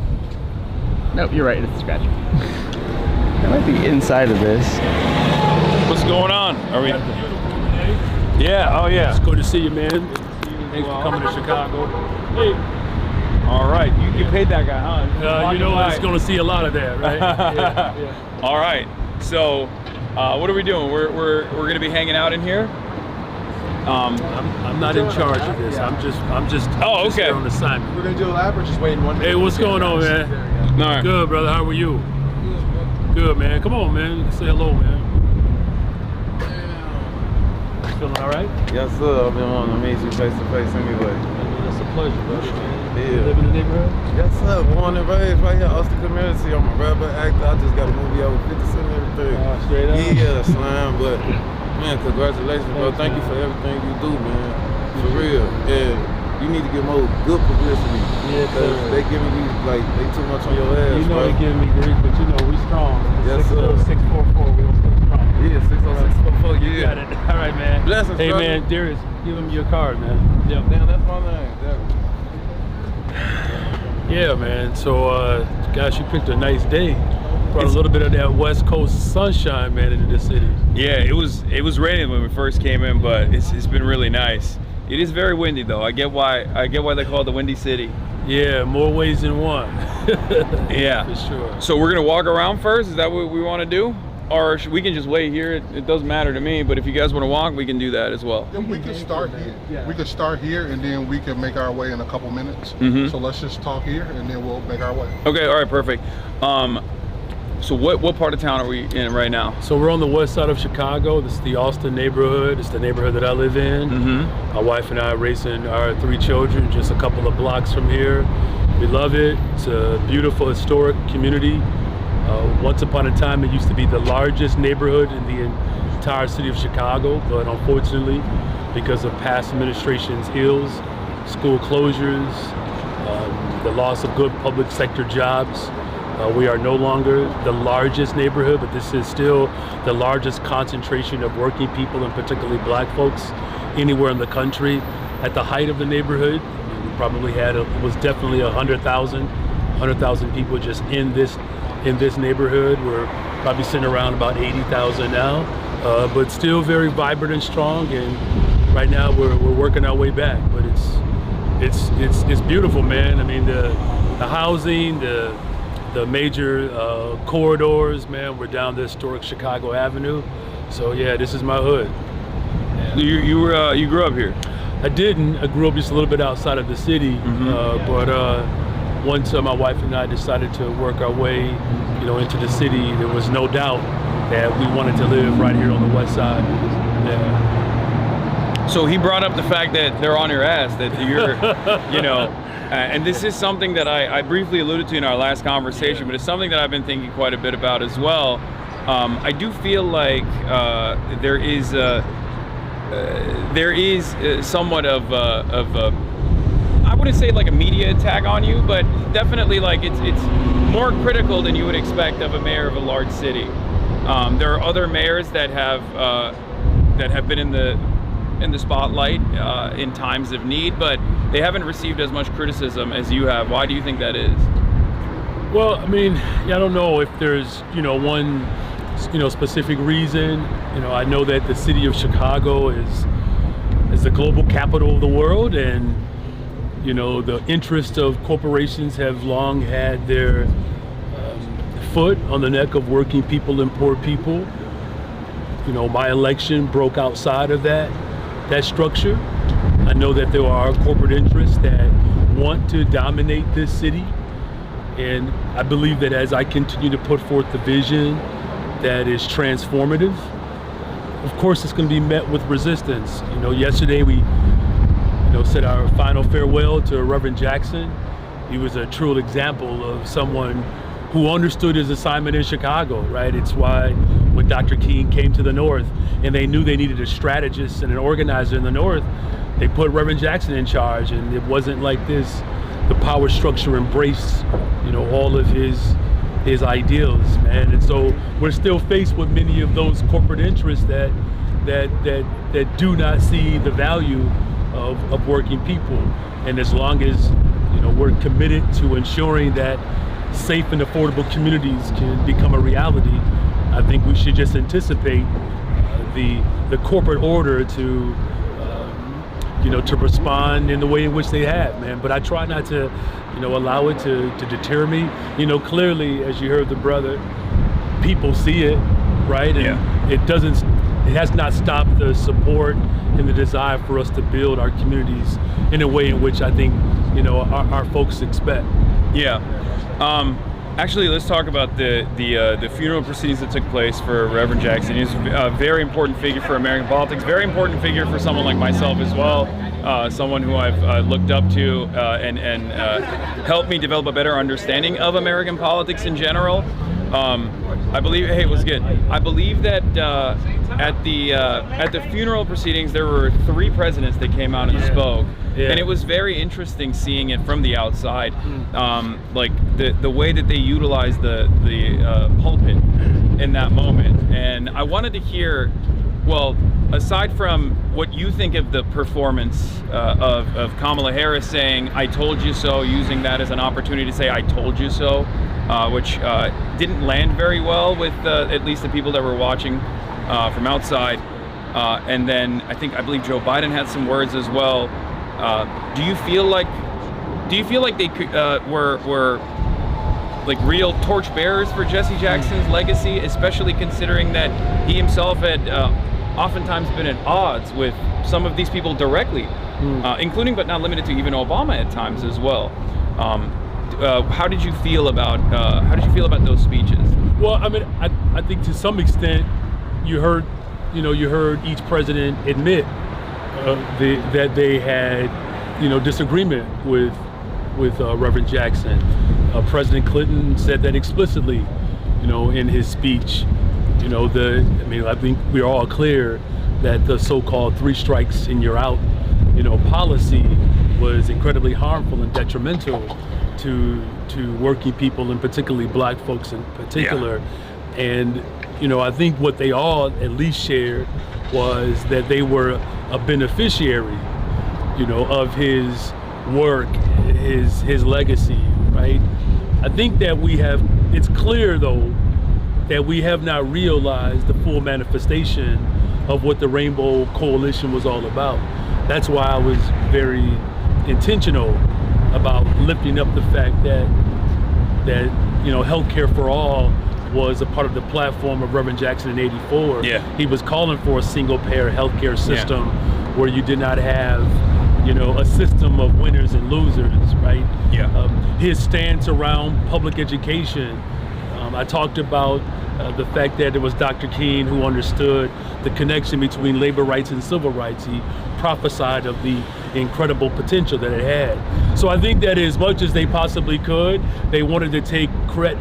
They at least wanted to acknowledge they benefited. But I think it's important that we push the fact that we have still not fully accomplished what that platform was all about back in the 80s. Yeah, no, absolutely. All right, well, the Jam Boys are here, so. What's going on? What's up, man? What's up? Welcome to my hood. What's up, man? Coming through. What's good? What's going on? You're going viral recently, man. They said I was out there. Then they said the Jam. I was like, let me make sure we get some shoes, because I know I would not be able to out-bling y'all. I knew that. I was like, I got my wedding band, I got Citizens, that's it. Now you're rocking the red on the shoe. Yeah. That's good. But yeah, welcome to Chicago again. Hey, y'all been. I heard some of the conversation. It was very interesting. Yeah. We actually was just talking about it in the car. We were talking about the Reverend Jesse Jackson, funeral and everything, the things that Kamala said, things like that. Yeah. It was massive. Everybody was in town. Oh man, wasn't that wild, man? Yeah. Gustavo Petro was here. Really? Yeah. Cut the tape. Yeah, it was good. So we had, I believe it was the president of the Congo. We had South Africa. We had Colombia. Of course, other dignitaries who were representative of these nations, man. But Reverend Jackson, man, was just such a large, political, civil leader, but yet, man, hey, what's going on, man? But he was also, man, so connected to the ground, man, and it was really just beautiful to see, from a child care provider to a president of another nation. It's like they hear people celebrate his life and his story, man. It was very humbling. I think it was dope to see how many people came out, you know, yeah. showing the love and everything, like across the cities, like the sides of the city too, you know, like South Side came out, West Side came out, every side came out. So yeah, I think it was just dope to see all the love and support people have for him. I think if people forget how central of a hub Chicago is. Yes, right. You know, like I always think about it whenever I'll see like how many figures that I know of came from here, and whenever stuff like that'll happen, it's like people, the narrative on the internet is so much focused about like the things that you see on local news, regardless of who has the influence to focus on those things, but it's never necessarily about the broader impact. So I love like moments like this get to just kind of showcase what Chicago's all about. That's right. That's right. That's right. No, I mean, you had, you know, Isaiah Thomas, man, who, you know, another proud West Sider. He got called out for being a Piston, but it's like, my thing is, man, with him playing in Detroit, same thing with Mark Aguirre, another West Sider. It's like we send our family to go play with our cousins up in Detroit to get them a win, man. But Isaiah Thomas, you know, Chris Tucker, talked about his influence.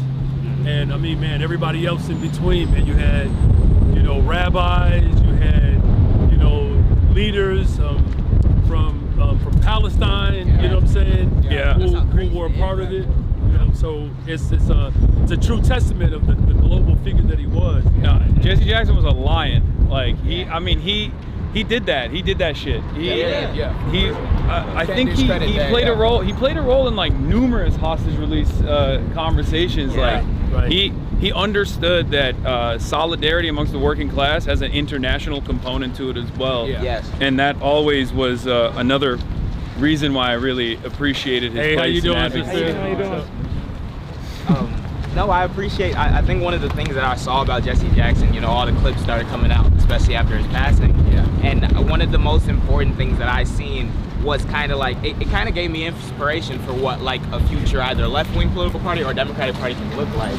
That focus on that unity among demographics, the interconnected struggle that all of them face. I feel like a lot of the times we get away from talking about the material things that can actually bring about those changes, at least on a national level. And I think it's a lot of stuff that we can learn from someone like him and a legacy like him, and even like taking that much further. Because like you said, we do still have a long way to go.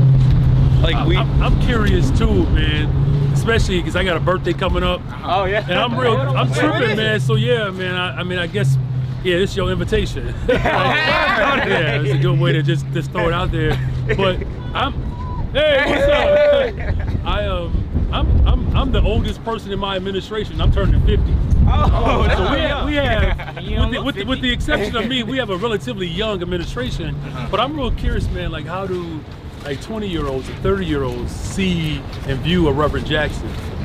I think, at least the way I like a Jesus. In a sense, because it's like, he's that guy. I think I was gonna say, same thing, kind of like in terms of like when you get older. Like when I got older, I started learning certain things about it. But like younger, like that was like that guy. Like, you know what I mean? Like my granny was talking about him, my mama was talking about him, everybody was talking about him. So.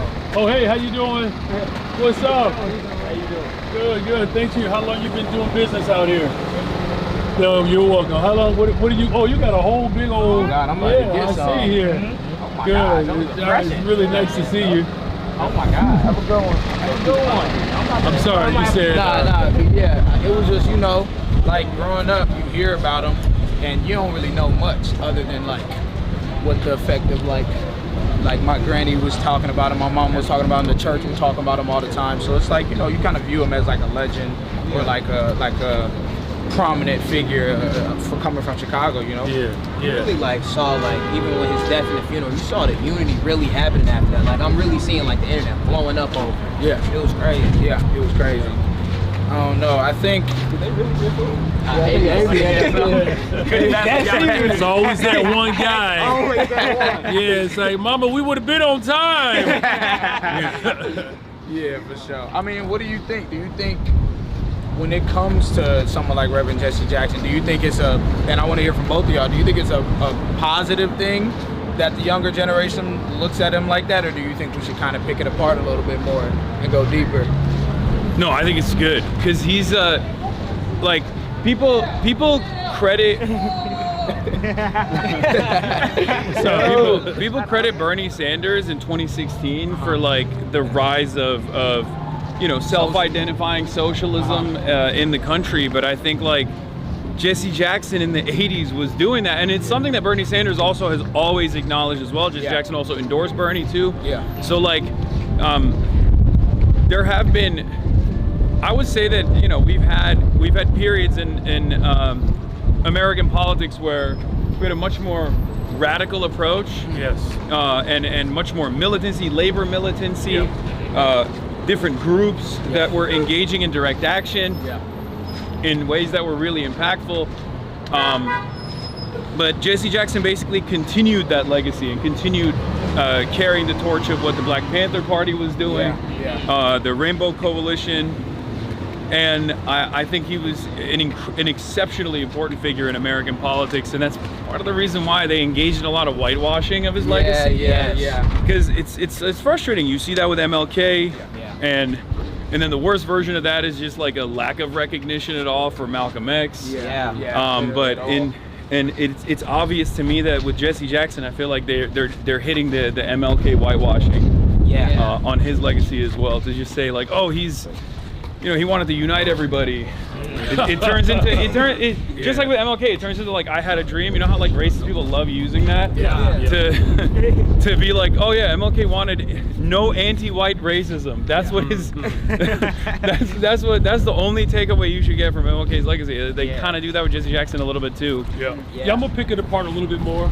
Maybe that's the social studies teacher in me. I hear that.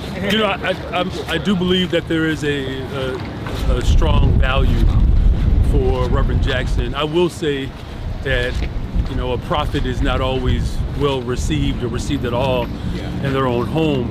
I had a chance to hang out with Reverend outside of the city of Chicago. The response is different, and I think it's not that we did not appreciate Reverend Jackson. It's just that we may have taken him for granted at times. Because he was just so ever present. You think it was a sign of like kind of the fact of where we were in like American politics at the time and then where we are now? Like now we kind of can look in hindsight and be like, damn, we kind of took him for granted. I think at times, I know that there were some real critical moments in recent city history that many people may not be aware of.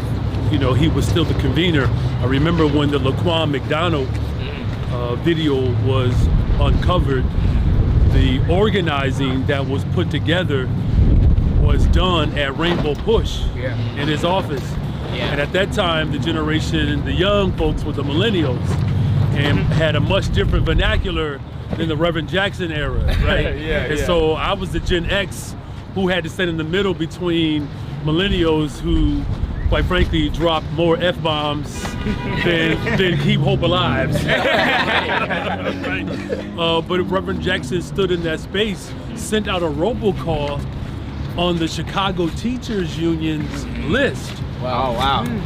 Like on Thanksgiving. Wow, I didn't know that. Like real controversial, right? And, at a time in which the tension between community and policing had begun to escalate anyhow. Right, so you saw labor, you saw faith, you saw other community organizations come together at Rainbow Push, and Reverend was a central figure in all of that. But I will say that there were some younger organizers who did not necessarily see the Jackson generation as a part of modern day resistance. And so they got an education because they saw his influence and his impact in that moment, but I will say as a whole though, I think that life after for Reverend Jackson will be kinder than the life that he lived. And that's just, unfortunately the nature of the beast, we call America or capitalism. I think it's super important to like point out, at least from my perspective, like growing up, hearing about Jesse, like I feel like I always it is one of those things where, yeah, you do take for granted just because of how like present and how much I've seen him, especially like being here. But it's the constant work of making sure the legacy that is preserved is the ones that really take up those principles. Like when we talk about MLK and the whitewashing of that, it's like you never want to see a situation where, well, I mean, we talk about how much Chicago is like has remnants of segregation and stuff like that, and to see a political force and political movement that can start on the basis of unifying every demographic, like in this city in particular, that's very powerful. That like directly shows an antidote to like fascism, to apartheid policies, to stuff like that. And that's why I feel like it's so important to remember that now. Like the stuff that we pull from Jesse Jackson, because it feels like at least that wasn't the focus broadly, like on a national level. Now it seems like we're kind of getting back to that. That's Everyone's right. now aware of the moment we're in. Yeah. And I think that makes it that much more impactful. And figures like that are people who we really do have to highlight, because it kind of gives us a pathway, I feel like. Yep. I will say this, as far as like my audience is very white, right? I have I have an international audience as well. The international perspective is obviously like focused on his advocacy on that front. And there's a lot of respect for him there too, because like people love when an American will come out and be like, oh no, I understand what's going on here. Like this is messed up. We gotta. I mean, he hung out with Fidel Castro. Like those are very important moments in American history. But then, as far as white people goes, in my community, even like there was a lot of people who were like, I am so deeply ashamed that I learned about him in a very negative way in my household, because like the media coverage in mainstream, on the mainstream side of things, the media coverage on Jesse Jackson was not good at all. Like, it was very, they attacked him. They would often bracket him in the same way as Al Sharpton, from back when Al Sharpton was more radical, let's say. So it's been a wake-up call for a lot of people, I think, especially now when like broader subsects of society are starting to recognize that there is like an implicit bias in mainstream news. Yes. It's not always bad, right? But there are certain blind spots, let's say, racial blind spots certainly, but then also blind spots in general for any kind of advocacy that they consider to be anti-capitalist or radical. And people are now, I think, becoming more aware of that and reconsidering their prior biases about certain things, about the way that they've learned about certain things. I want to ask Mayor Johnson, like, do you think, in the same vein of that, what do you see as the position of, I guess, revolutionary / like radical politics, I guess, considered in America? Like, what's that role today? Because we've seen throughout history, like you said, the media frame, or how there will be crackdowns on people for simply believing like people should have freedom of expression, freedom to explore whatever ideology suits them. What do you see, like, are you looking to have more of an embrace of people who might be more out there, might be more, I guess, radical considered? Because I feel like those are people who've always been doing the work. You know, those are people who've always been in the ground throughout history, and there's a kind of push to try to keep those people out when we're talking power. Yeah, it's a great question. So I think that they're, going back a little bit to what you said, or your analysis about the current political climate that we're in, that like this is a ripe moment for like a Reverend Jesse Jackson, right? And like this is the moment that like he lived and fought for, right? To have intergenerational movement of critical thinkers that are willing to challenge the status quo, right? And so I'm struck a little bit by just the timing of his death. Like, I'm not one to question God, and I'm like, yo, so what you up to for real, right? Because it really, you could sense and feel this resurgence of resistance, but you also can feel the life of like a Reconstruction era. And so I think, getting to your question, there's a level and a degree of I think impatience that is even less tolerable now than what we believe our ancestors were willing to tolerate, right? But what I'm seeing though is that the desire to push the ground and organize versus let me organize and get my name on the ballot at the same time. Yeah. This is where I believe that there's a little bit of it's a little disjointed for me, right? Because as much as, and this is, people don't always agree with me on this, as much as we recognize and understand the power of the position, our ancestors understood that, but they understood their power from their position, not from the position that they were trying to push. They believed that their power was capable of pushing the power structure to submit and bend to the will of the people.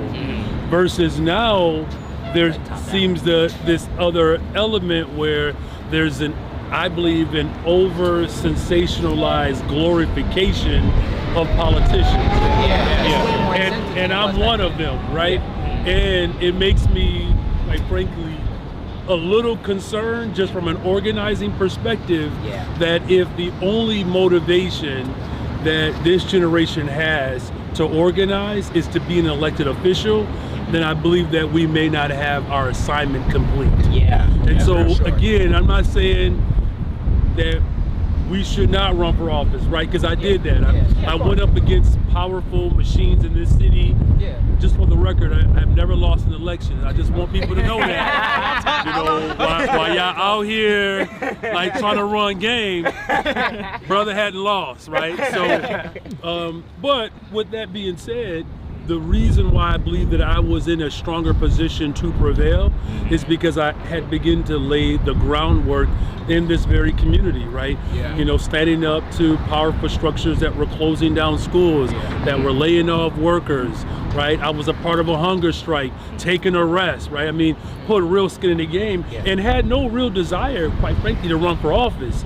It was just one of those things I'll never forget, because Rev was a person who would come up to me, I think you'll appreciate this, when I was out there organizing, he would say, man, Brandon, if you would just get a haircut and get you a good suit, you might just be somebody. So I'm like, so I got a haircut, I got a suit. Right. Oh yeah, sure, of course. So you're seeing a lot more, as we walk down Chicago Avenue, man, this is an avenue that, some community organizers who are, really attached to business, see Chicago Avenue as like the should be the main, corridor for the city of Chicago, is Chicago Avenue. So they're gonna name it, well, they have named it Soul City. Oh yeah, so we got some housing development. This is good. We got more small businesses that are coming through, and then these pop-up shops like this. Oh yeah, I love these like green areas. Oh, is that? I love like green spaces like this. We will talk about it so much, like even when it comes to a community aspect and like a safety thing.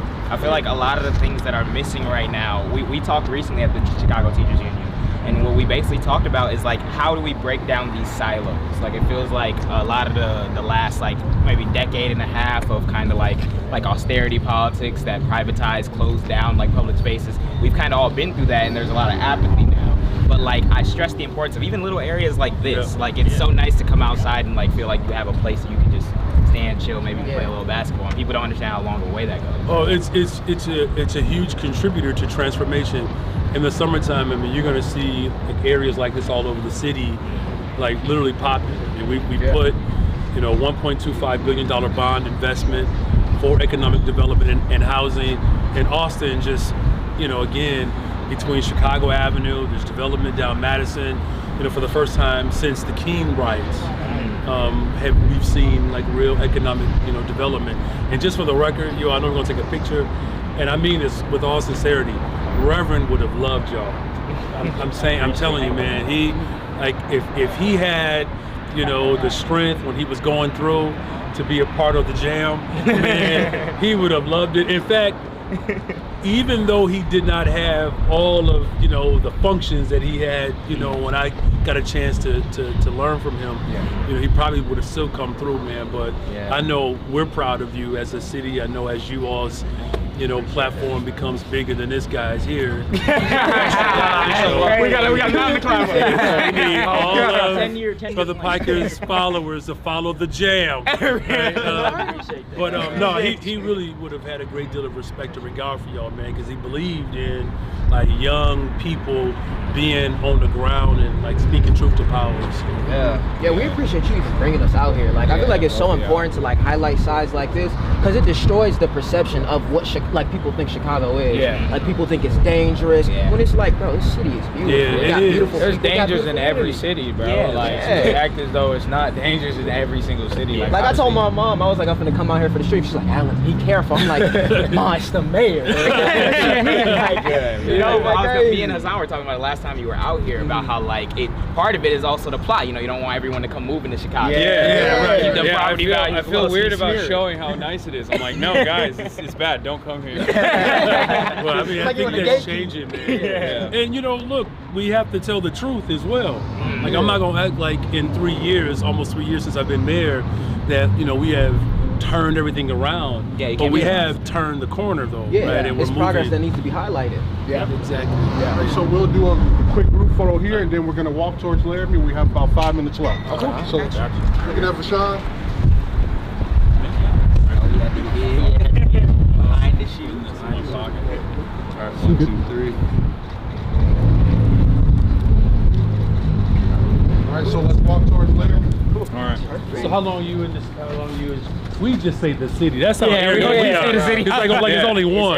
So how long are you in the city? I'm here for just today. I was here delivering a speech at Northwestern University last night. And then I was so tired. I feel like I didn't do that good of a job, but people seem to like it.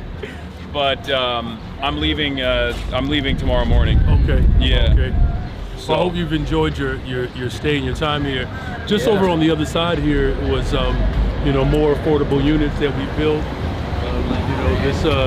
You could always see more signs of the Soul City corridor popping up because we want to make sure that just like in any town, you'll have a Chinatown, a Greek town, a Boys town.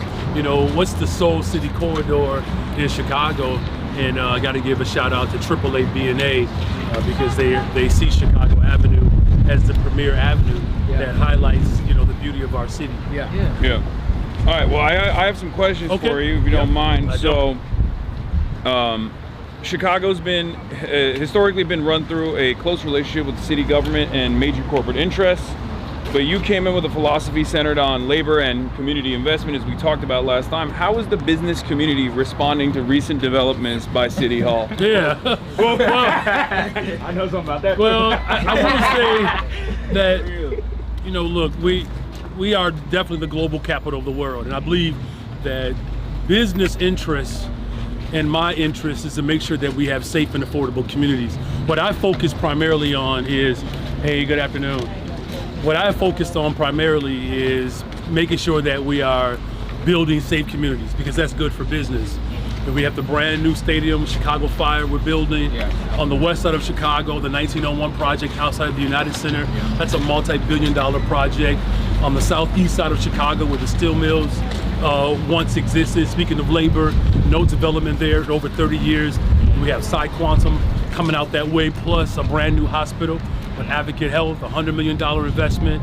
So business recognizes that this is the premier location. The city of Chicago Metro, once again, the top destination for corporate relocation and expansion for 13 years in a row.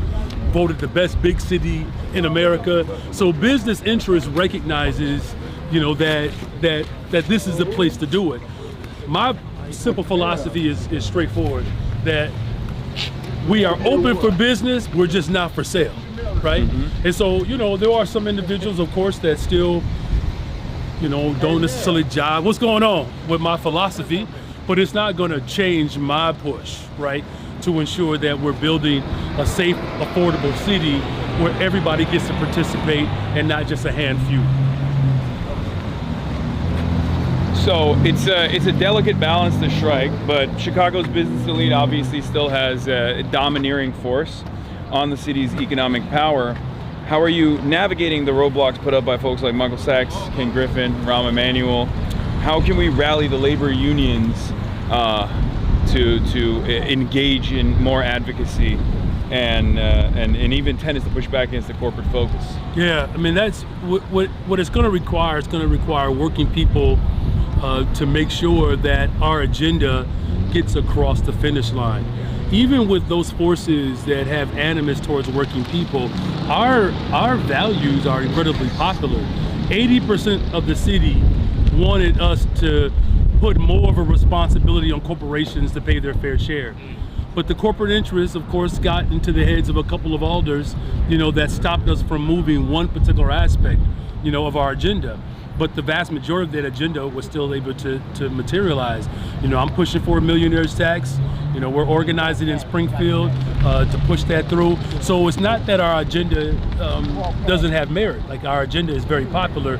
It's going to require labor, the civil rights organizations, labor organizations, all of those organizations are going to come together to make sure that we're pushing our collective agenda. All right. Okay. I have a little bit more of a tough question. Since we last talked, the Foundry Park development was approved by City Council. Yep. You mentioned you wanted to bring affordable housing to all of the neighborhoods, including Lincoln Park, where this is being developed. It sounds like it's going to bring 1,000 new homes, including a handful of designated affordable units, but the developer seems inclined to make a payment of $7 million to the city instead of building the 42 affordable units. How do these kinds of deals, where developers pay their way out of actually building the housing units, change the dynamic of actually building affordable housing, and how does that change the way you think about it? Well, it's not going to change the way I think about it.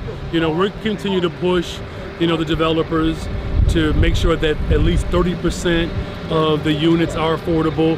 We know that there are loopholes, of course, that they try to draw on.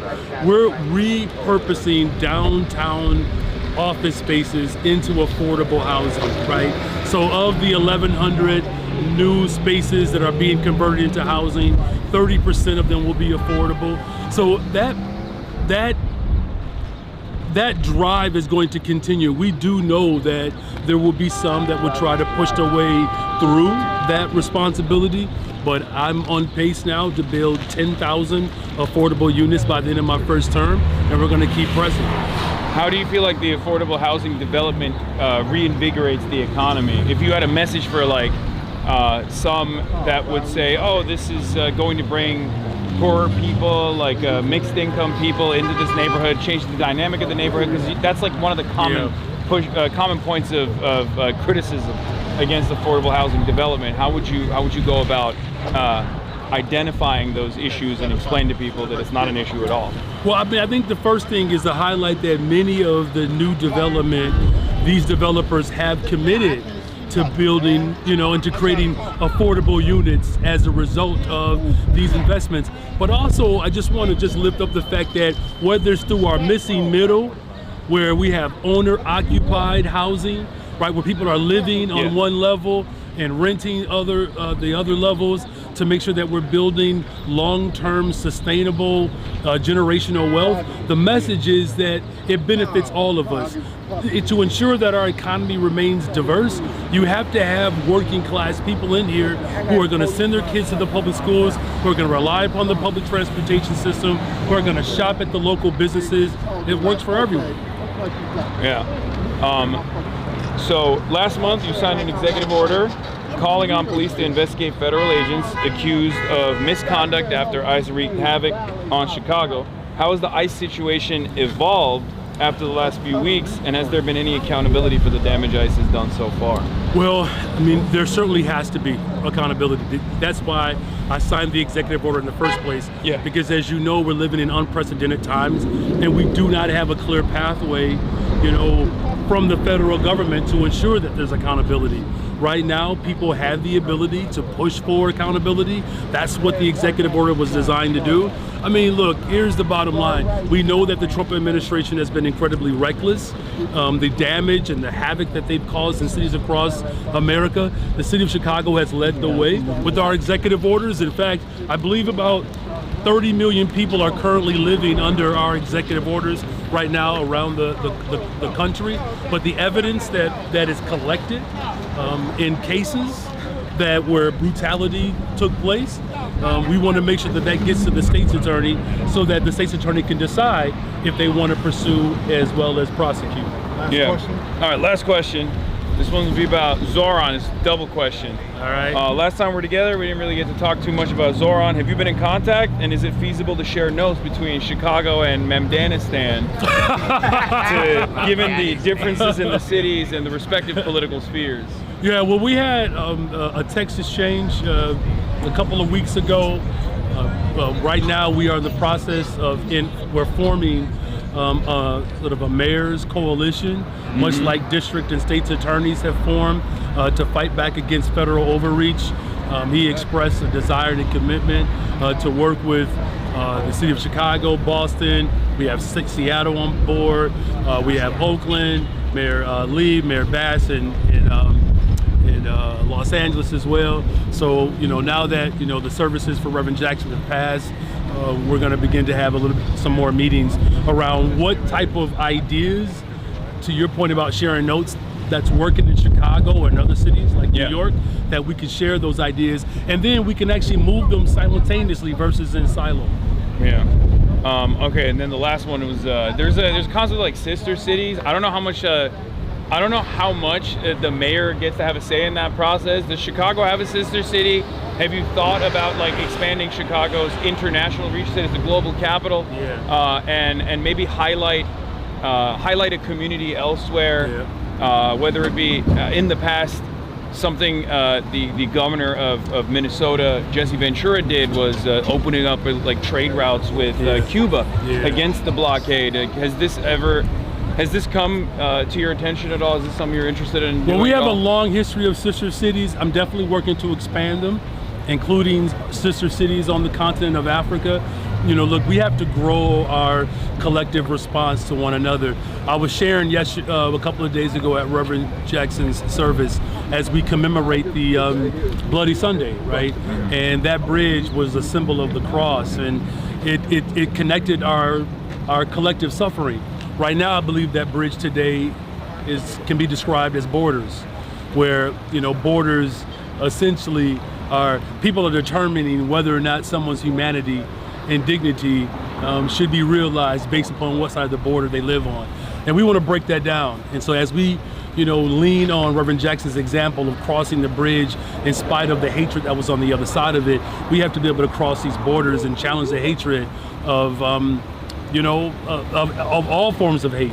So we're looking at definitely expanding sister cities and making sure that the city of Chicago remains as a main footprint as the global capital of the world. All right, right on. Thank you so much. Thank you as well. Man, appreciate you understanding the uniform. Appreciate it. Up and down. We just got one more step to make. Next time we're in the city, we got you. You got shoe game. And again, man, I want to thank you, man, for making room for all these. Of course, I love these guys. Thank you guys for having us as well.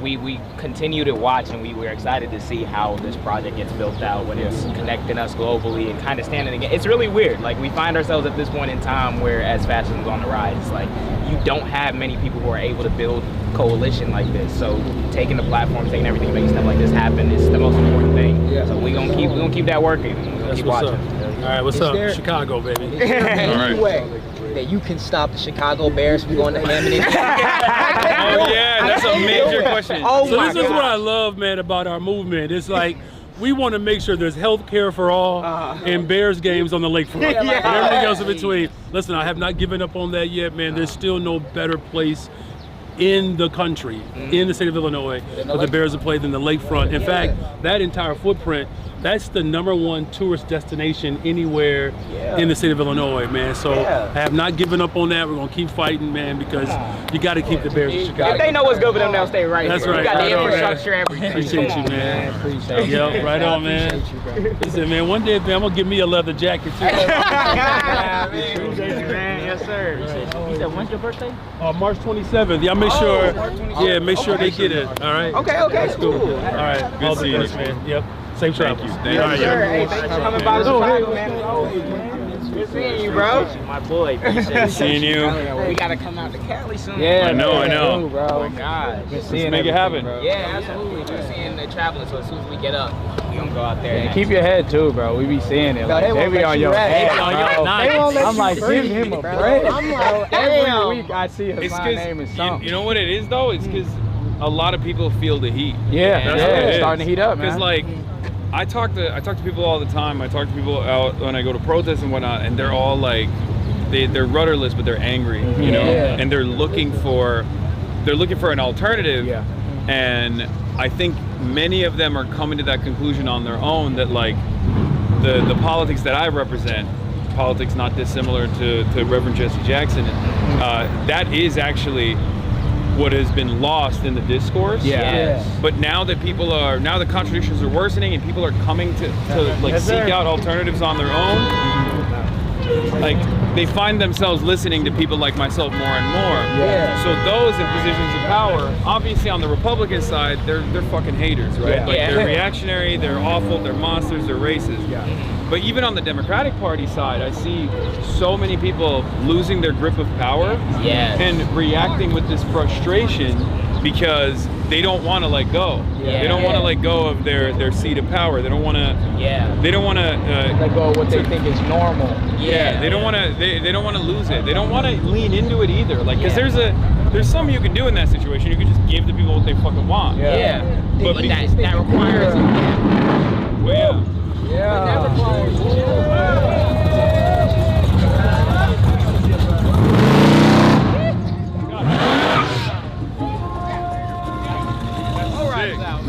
Sexy as hell. Appreciate you. Hey, nice to meet you, man. Thank you. It's good, right? Appreciate you, man. Appreciate you. All right. Appreciate y'all, man. Yes, sir. Appreciate you so much, bro. Hey, appreciate it. Until next time. Yes, sir. Yes, sir. Until next time. Appreciate it. Nice to meet you. Appreciate y'all. Thank you so much. Yeah, appreciate all of you. Nice to meet all of you. Thank you so much. Have a good one, guys. Nice to meet you, man. Nice to meet you. Oh, you want to take a photo? Yeah, let's do it. But yeah, no, I feel it though, because I feel think about how much it's changed. Actually, I was Bernie Sanders producer. Hell yeah. Johnny, big fan. That's the selfless aspect. All right, what's the move? We're waiting for the Uber. Just give me 10 minutes. Yeah, I called it. What's up, man? I'm a fan. I've been watching you since you had that studio apartment. I wanted to give you that. You like Jujutsu Kaisen, right? I do. Yeah, I just won that today at an arcade, so. Oh wow! Spent like $50. You want to take a photo? Yeah, sure. You gotta hold it. Yeah. You don't need to give this to me. You can keep it. It's just, okay. I don't like Jujutsu Kaisen. Oh, you don't like Jujutsu Kaisen? All right. Oh, what's his face in Jujutsu Kaisen? You don't like Salmon. It's all right. It's good. It's just not for me. It's just not for me. So what's your one? Like, what's your favorite one then? I can't say it. I'll be a degenerate. No, it's the Neon Genesis Evangelion, but I've watched that when I was like in high school. That's not degenerate. That's fine. Bro, it depends though. This one's he's such a dweeb though because he's got like an asthma inhaler. That's his like. Oh yeah. Because he has to fix his voice. Throat medicine. Yeah. Keep up the good work. I really appreciate you. I've been watching you I think 6 years. Hell yeah. Nice to meet you, man. Nice to meet you. But yeah, that's on the west side. That's the reason why they're chirping. Wait, so is this normally the area that people call South Side? Like outside of Chicago? It's out west side. Yeah, so South Side is more where we came from. South Shore. Yeah. But he came from Austin and out here west side. Even Josh Doss came out from west side too. Yeah. So like, it's nice community over here. I really like rock with y'all come in and just getting to like chill because I mean it is Chicago. Chicago's always chill, but also like embodying that spirit of kind of pushing those politics forward. Like I see it, and it's weird because as I'm paying attention to like the elections here, you see just how many candidates, like they all Democrat. You see how many are bought out, how many are corrupt, how many X, Y, Z. And it's like it's a flashpoint. You know, the generations are here. We're kind of ready to have our say. So it's like it's either you get out the way or you join in and get the people what they want. Yeah, bro. It's so fire because to have that conversation, you got to come to places like this, like on the ground. Yeah. Really show people. For real. You can go ahead. Yeah, you can go ahead, man. But nah, that's lit. Yeah, count. Yeah.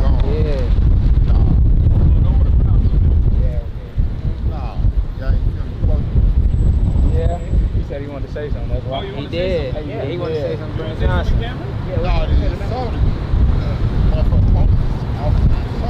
Yeah, you got paperwork right here.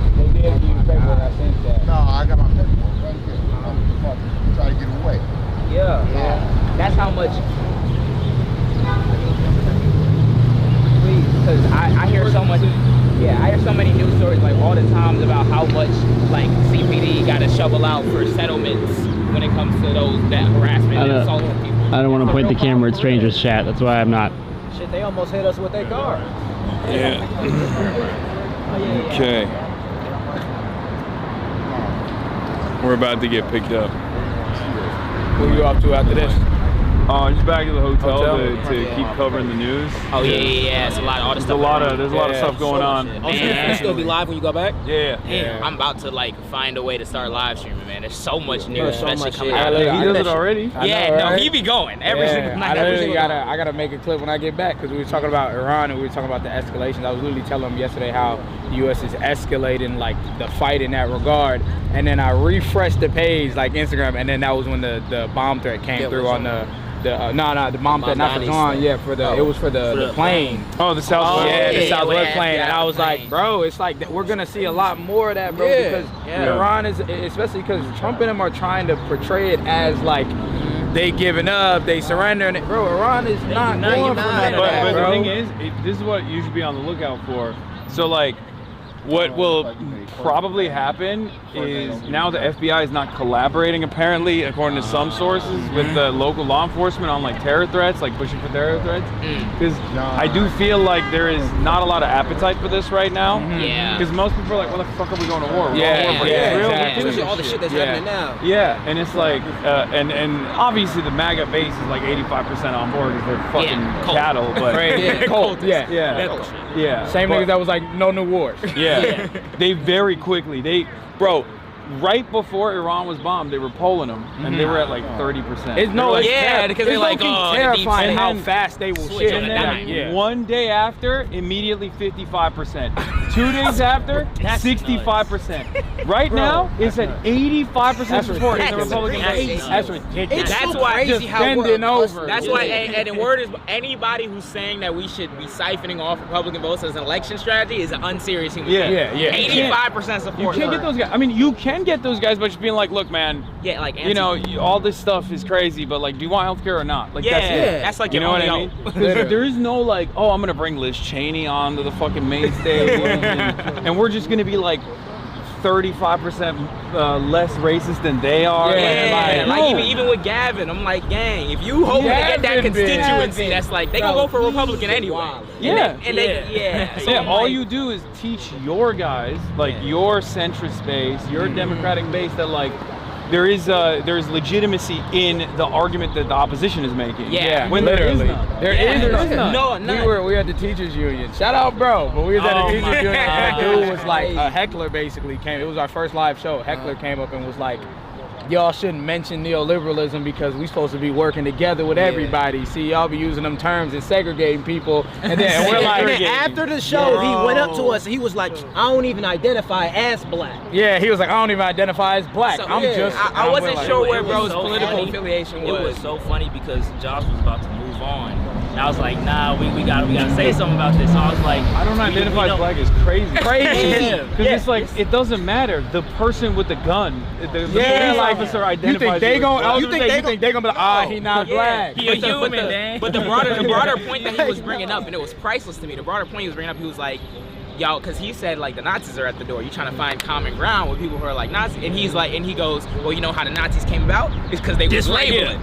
They was labeling, and they was. I was like, I said the word neoliberal. That's how the Nazis happened. Are you sure? You know what the Nazis was doing? Like, that's why we have labels. Fuck the concentration camps and shit. They was labeling, gang. Who could forget Adolf Hitler when he wrote in My Struggle? He was like, they kept calling me a Nazi, so I became one. That's how it happened. Yeah, that's how it happened. It's like, no, but what it does do is really how it came about is when you suppress the conversations you need to have about the real political like matters. That's how you let people come in and scapegoat brown people for it. Yeah, That's how you get the Nazis. So I'm like, I hear what you're saying, but I'm not hearing what you're saying. Yeah, because when you play, it's you play the middle, you get comfortable. It takes the blame away from the people that's actually causing damage. You can't, when you play middle with the people who was no war 1 second ago, now they 85% war, that's just the right. That's not crazy. That's just the right. I'm not saying like don't talk to those guys. Of course. I think there's people that do a really good job of like communicating with those guys.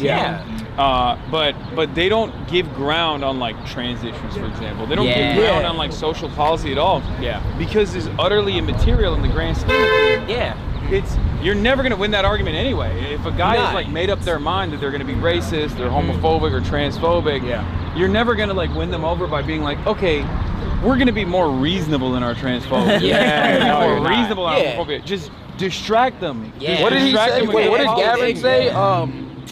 You talking about? He was like, what? No, I'm trying to think of his exact words. What was it? He said we need to be culturally normal. He was like, let's stop the pronouns. He criticized himself for being far out ahead on gay marriage.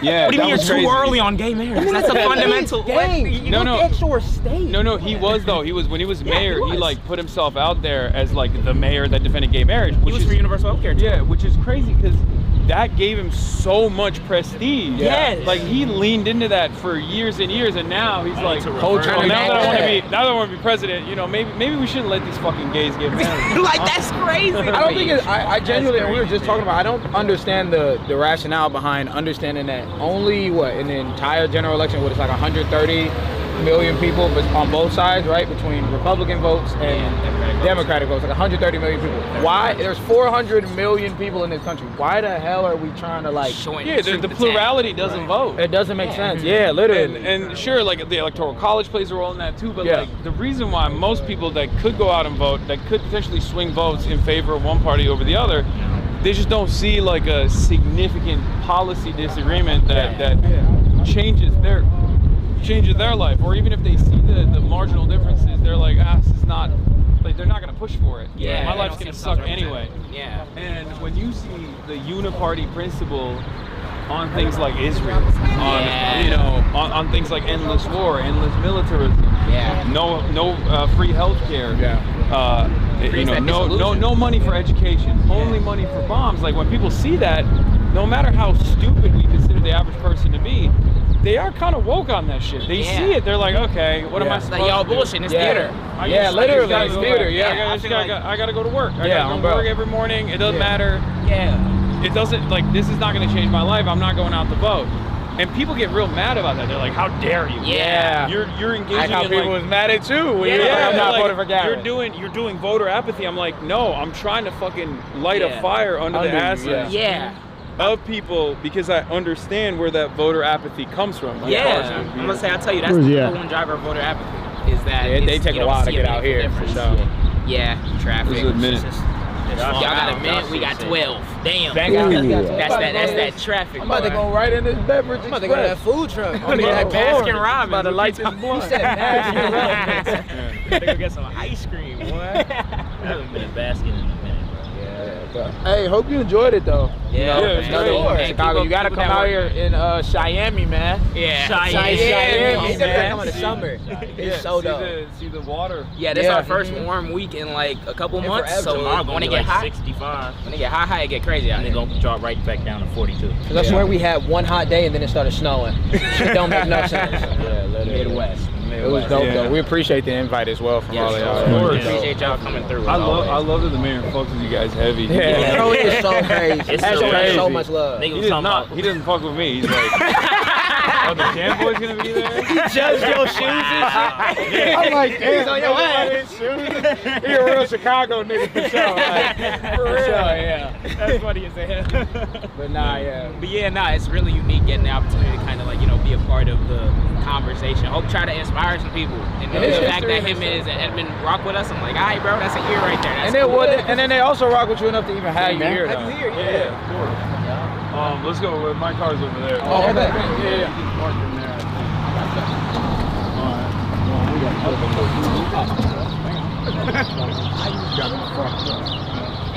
All right, bye guys. See you, man. Which one is it? It's the Chevy.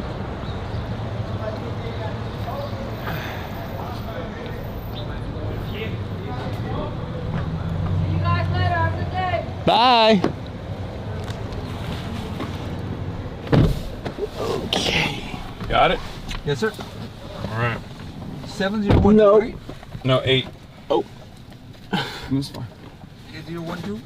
7812. 7812. Oh, this is a pin. Yeah. And the Langham, right? No. Yeah.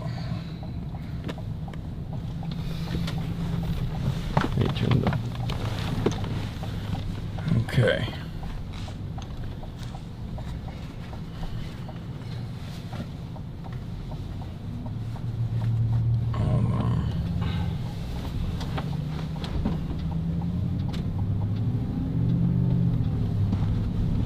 All right, we're gonna be in here for a minute.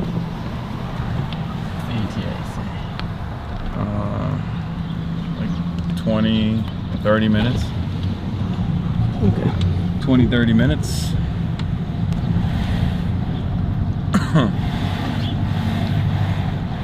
All right, chat. How did you guys like that interview? Was that good? Did you appreciate it? Was that enlightening? All right, fire up the reacts. All right, I'm gonna do that in a second. I'm gonna fire up the reacts. All right. Did we like it? Loved it. I think they were vibing. That was good. That was good. I forget that when you're the mayor, you have a limited amount of time to like chop it up. You know, I was thinking we just like sit down, and that was crazy. There was like police everywhere. Yeah. I don't know if you guys saw it.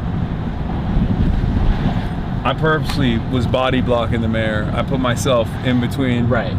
No, I did. I was thinking like, you know, if someone's gonna open up, I'd rather take the bullet than the mayor, you know? It's so kind of you. Wow. Yeah, W security.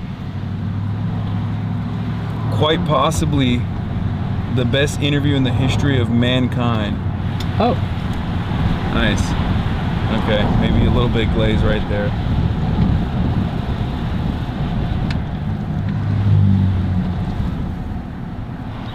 Also, he's in a tough election, so limited in what he can say. I know. He's also under fire right now. The ADL wants to do a freaking Mayor Mamdani Watch style situation for him too. Unbearable. This is partially what I'm talking about when I say like we need to stop. Like we as a society need to stop caring about these institutions that are very clearly working at the behest of a foreign nation.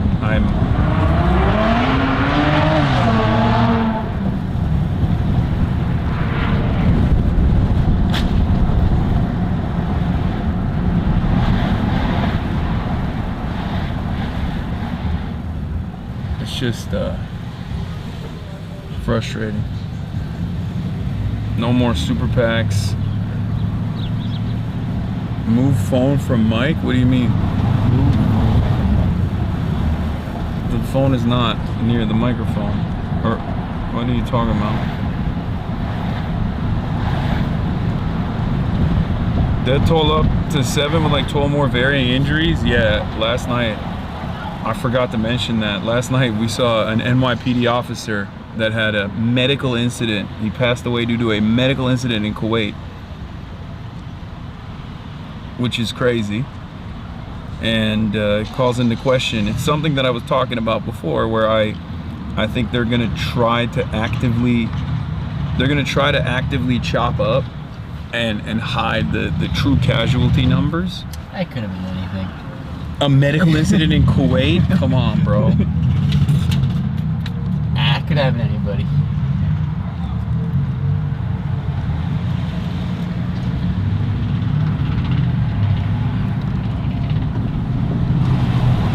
Anyway.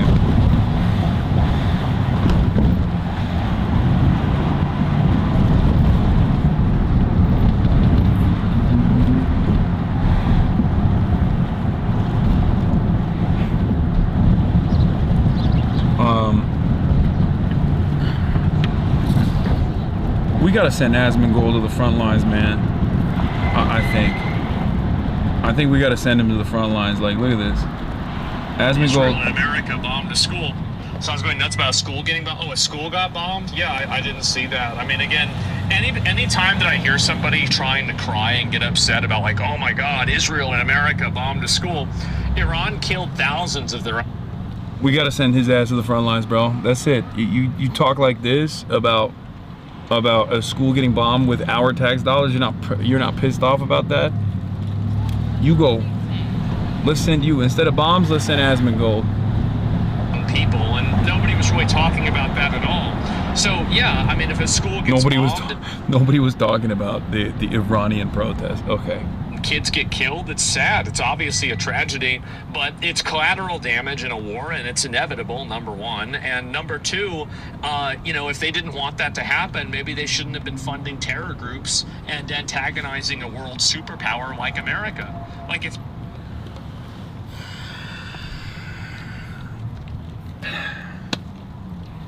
this is the problem that he runs into when he's like so Reddit and so incredibly embedded in the like Nick Fuentes circles that he doesn't know how to like communicate this kind of stuff, because this is vulgarity beyond what Donald Trump has even demonstrated, right? Like even Trump wouldn't go this far, right? Like the energy is there. The energy that Trump represents is also this exact same thing where it's like, sucks to suck, tough titties shouldn't have pissed me off. I have the power to fucking nuke your country if I want to. But he doesn't know how to dance around these issues. He doesn't know how to like communicate on these issues well enough. So he just says the most honest thing that comes to his mind. And that's why he comes across like a fucking psychopath. An absolute fucking psychopath, which he is, obviously. I mean, it's just so nasty, it's so stupid, it's so vulgar. You're just like a bad person. And you think that being a bad person is getting you clout for the time being. But I don't think people will forget. I don't think people will forget how you spoke about these issues. No accountability? I mean, yeah, I don't think Twitch is gonna offer any accountability yet. Just wait for the fucking midterms to come around. If the Democrats actually start winning again, all these other corporate entities that previously were terrified of like a Trump administration reaction, if the midterms happen at all, will turn around and start taking action. I mean, his talent agency decided to no longer work with him. He co-founded this talent agency, and that's, it's one step. But he said it's valid to kill medics. Yeah, he's disgusting. He's a disgusting monster.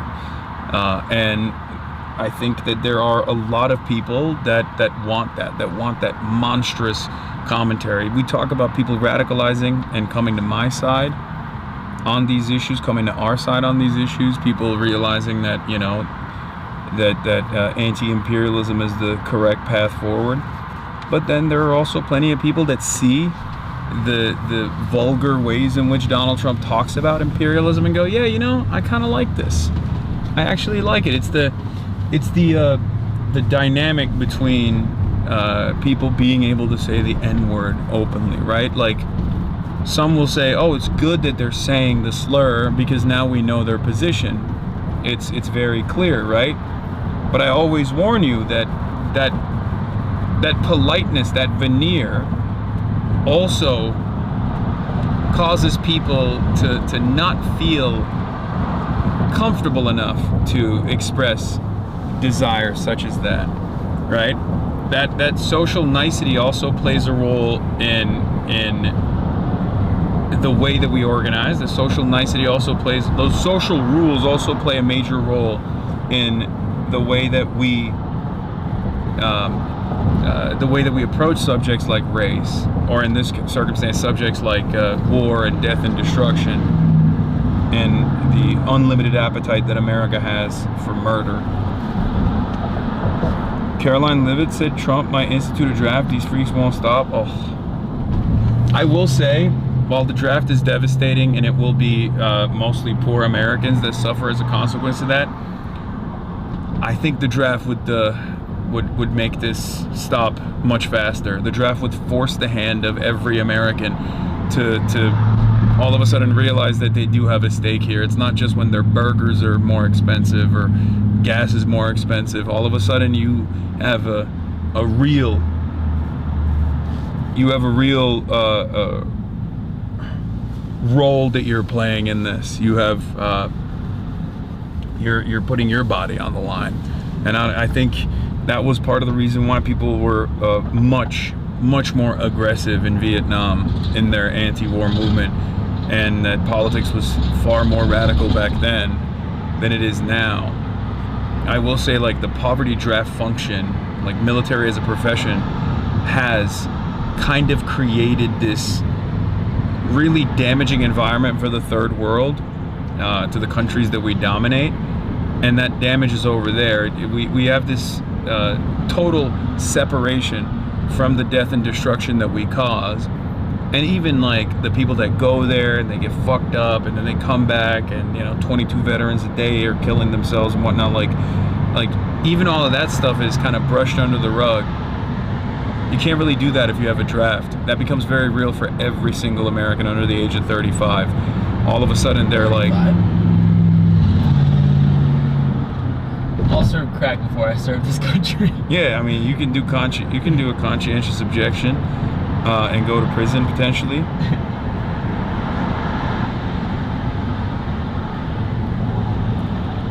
But yeah.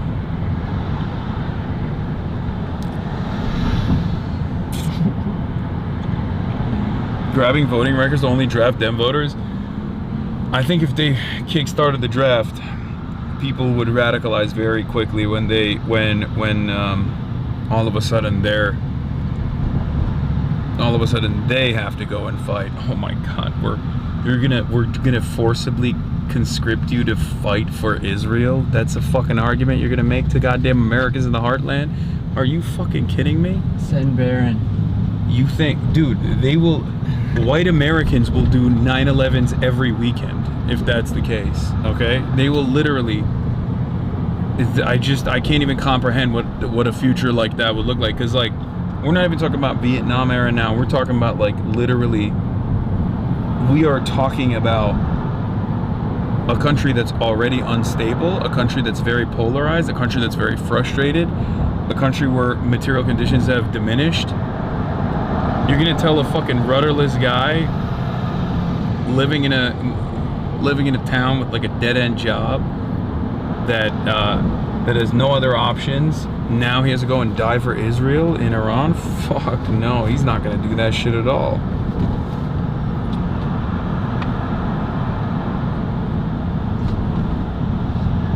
Send Baron. Send Baron. Yeah, we're doing a draft, then every senator's child has to go to war. Yeah, that's the only draft I'm for, okay? Put those who stand to gain the most in the front lines, all the kids of the Goldman Sachs executives, all the kids of, and the Goldman Sachs executives themselves, BlackRock, put those motherfuckers on the front line.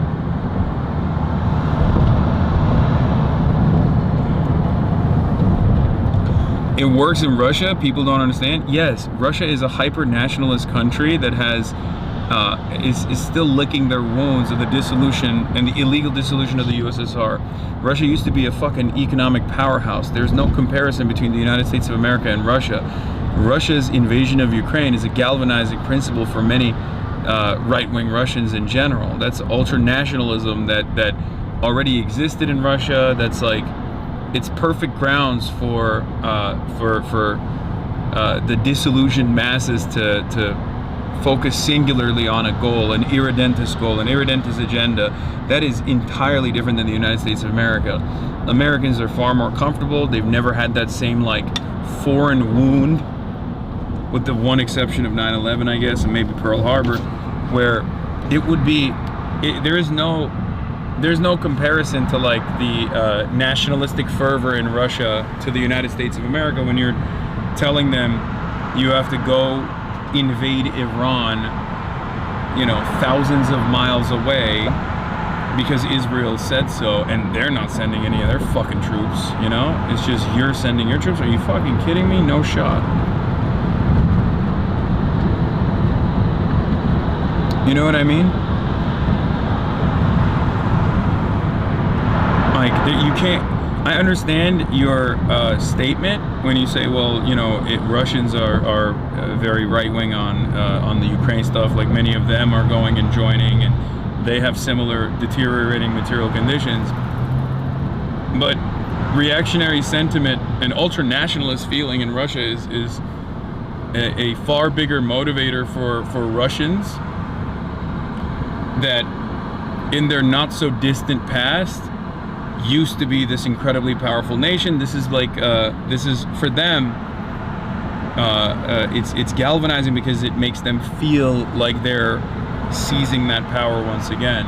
It's part of the reason why, you know, Putler is adamant about seizing Ukrainian territory too. Like, aside from the national security concerns that they might have, national security concerns that, you know, Putler might have. Putler, I love saying that. There is a very real, like, wound. So what about the farmers that really aren't farmers anymore, just farming landlords? Do they still avoid conscription? Fucking send them too.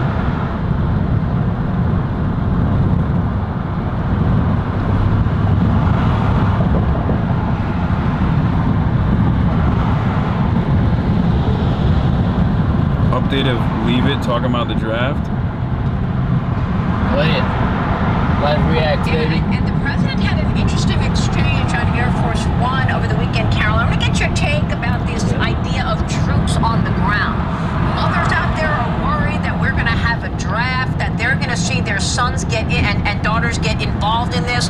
What do you want to say about the president's plans for troops on the ground? As we know, it's been largely an air campaign up until now.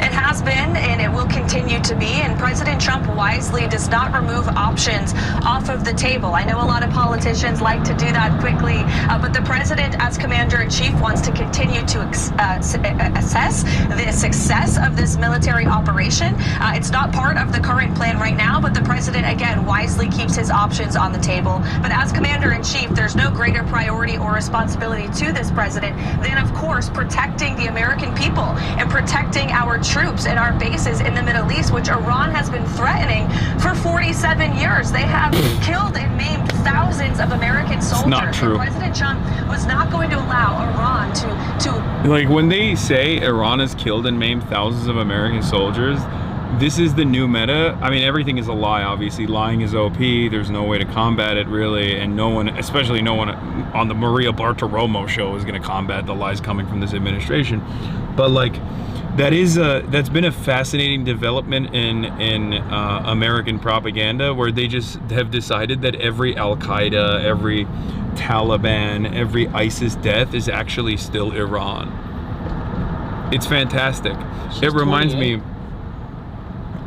Yeah. How is she 28? Now, when she says, like, Iran has been responsible for deaths, it's true. It's just they've been responsible for deaths in this bombing campaign, because ever since America and Israel started bombing Iran, Iran started bombing back, and that's when they killed a bunch of American troops. So it's crazy. It reminds me of what they did with the fentanyl deaths, where Trump was like, oh, all the immigrants are responsible for, you know, tens of millions of Americans dying, and they were like, what the fuck are you talking about? And he's like, well, they did fentanyl. Immigrants did fentanyl. That's what I'm saying. It's like, no, that's not how that works at all. It's overwhelmingly American citizens that are trafficking fentanyl from regular points of entry into the United States of America. So no, you're fucking stupid and you're wrong. I mean, he knows he's lying. But yeah, it is crazy that she's only 28 and she looks like that.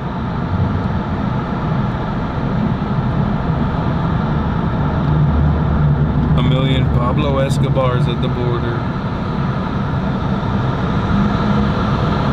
There was the Beirut bombing. That's a separate thing. It is. Yeah, that wasn't Iran.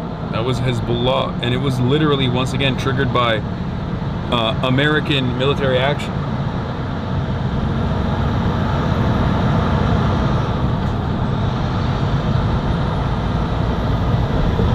Yeah, she's 28. Yeah, evil ages you. Her husband is also like 60. Yeah. So maybe that's why she's just trying to look age appropriate for her boo, right? Normal age gap. Yeah, I mean, it's not one of those instances where I think like I'm not gonna sit here and act like I'm not gonna sit here and act as though her husband groomed her or something. You know, she knows what she's doing with that decision. I have no respect for her.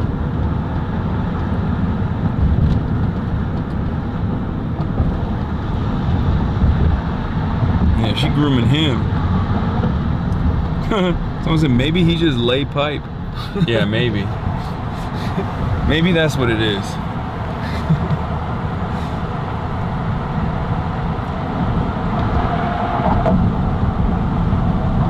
Chicago really is so beautiful.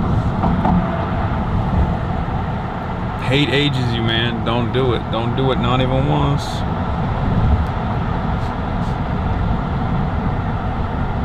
Looking? We're looking. I don't know. Just showing them the pretty sights there are to see. Jeff Bezos has started to follow Hamas atrocities. Weird timing. What the fuck? Big tech alert. Jeff Bezos has started following Hamas atrocities. Oh, brother. Powered by Kalashi. Everything sucks.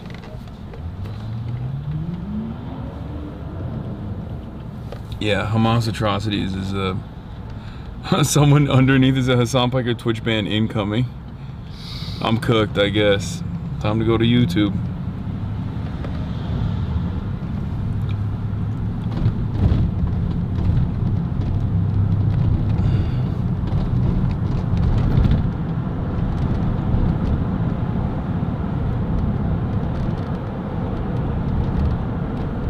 Anyway.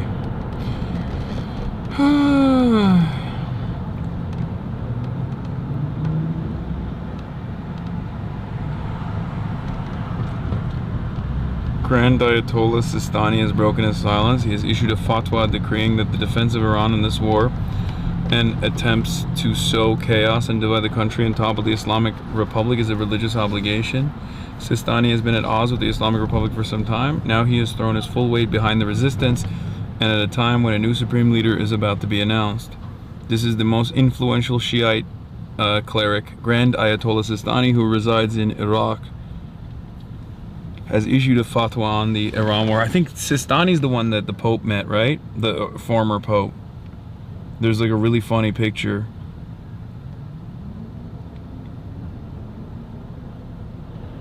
What picture? Please update podcast, Hasan. What? I don't know what the fuck this person. Sorry, I just inappropriate.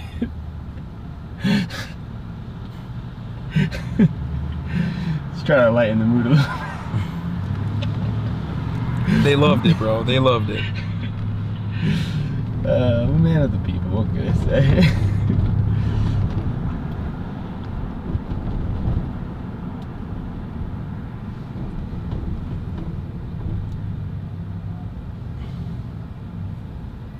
Okay, child, my husband said my HasanAbi scream time is up on International Women's Day. Ugh, I have to go, people, bye. It's International Women's Day. You can watch as much as you want. Queen. Don't listen to him. Shout out to women, man. Shout out women. Oh, here it is. You found the photo. Pope meets Iraq Shia leader al-Sistani. You see? That'd be one of my favorite genders. Nice. Yeah, it's a good one. Out of all the genders, I'd say this is a pretty good one. It's a pretty solid one.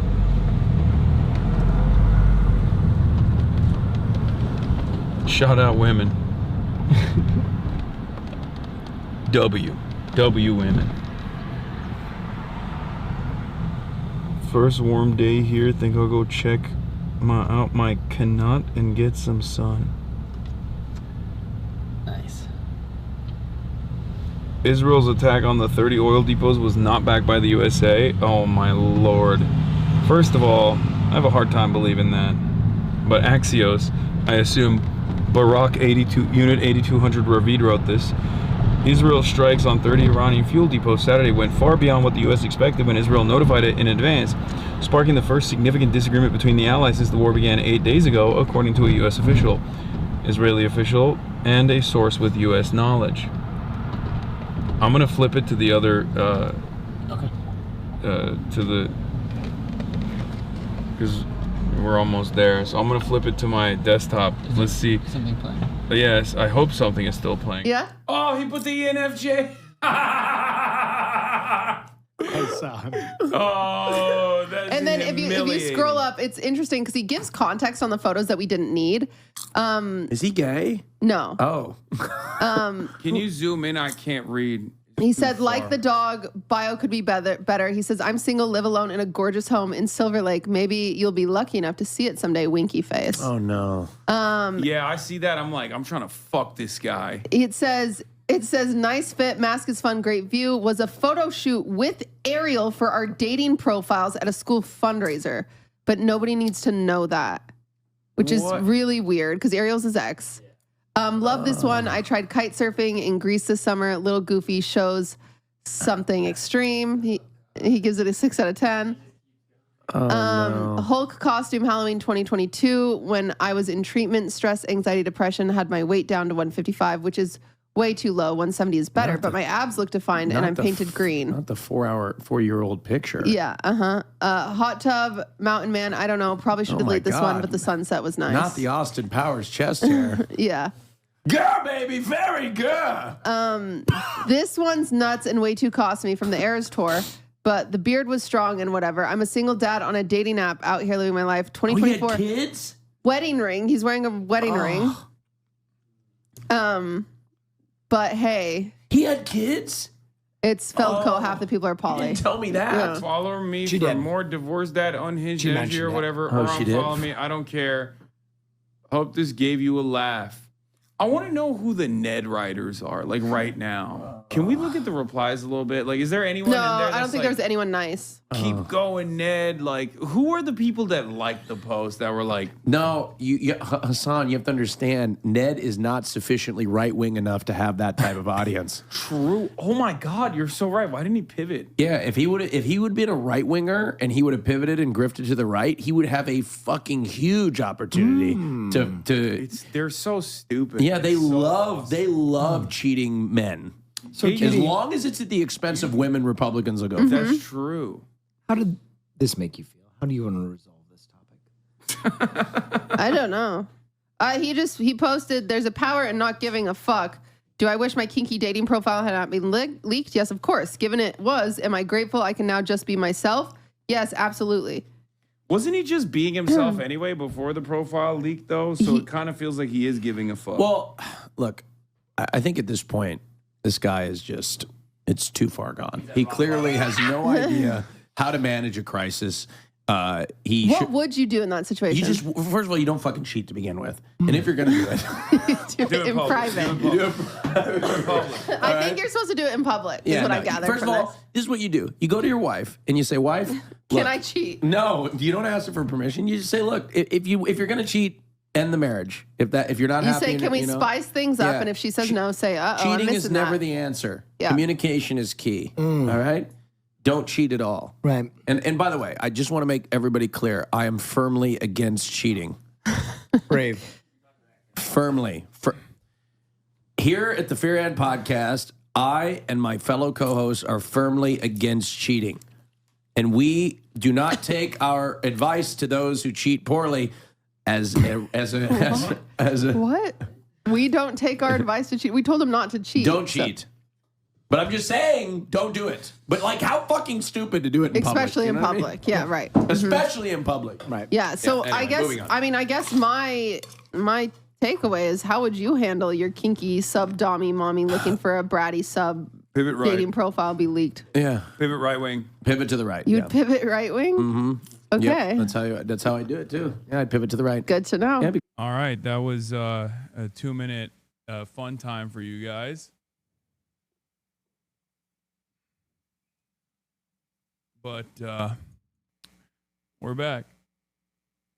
And I am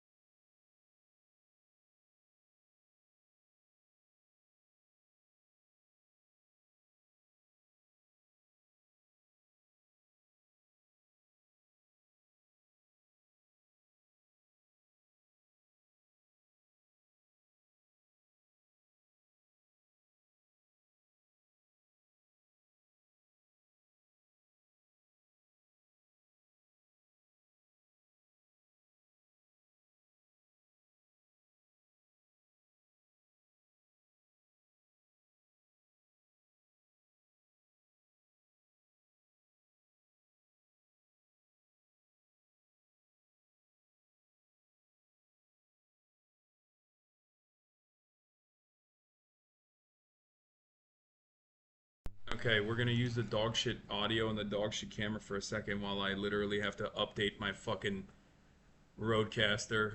Wonderful timing for the Roadcaster to like. You want some treats? Not right now. Fantastic timing for the Roadcaster to just like decide not to fucking work. Isn't that cool? Dad is mad? No, I know that you know, shit's always gonna break. Xbox mic time? Is it really bad? Is it that bad? It's not terrible. Don't unplug anything. I'm just adjusting the camera so when it comes back, it's actually right. Bro getting angry too easily. It's just disappointing. We have this we have production issues all the time for no reason. Oh. We're doing it live. You missed the mayor.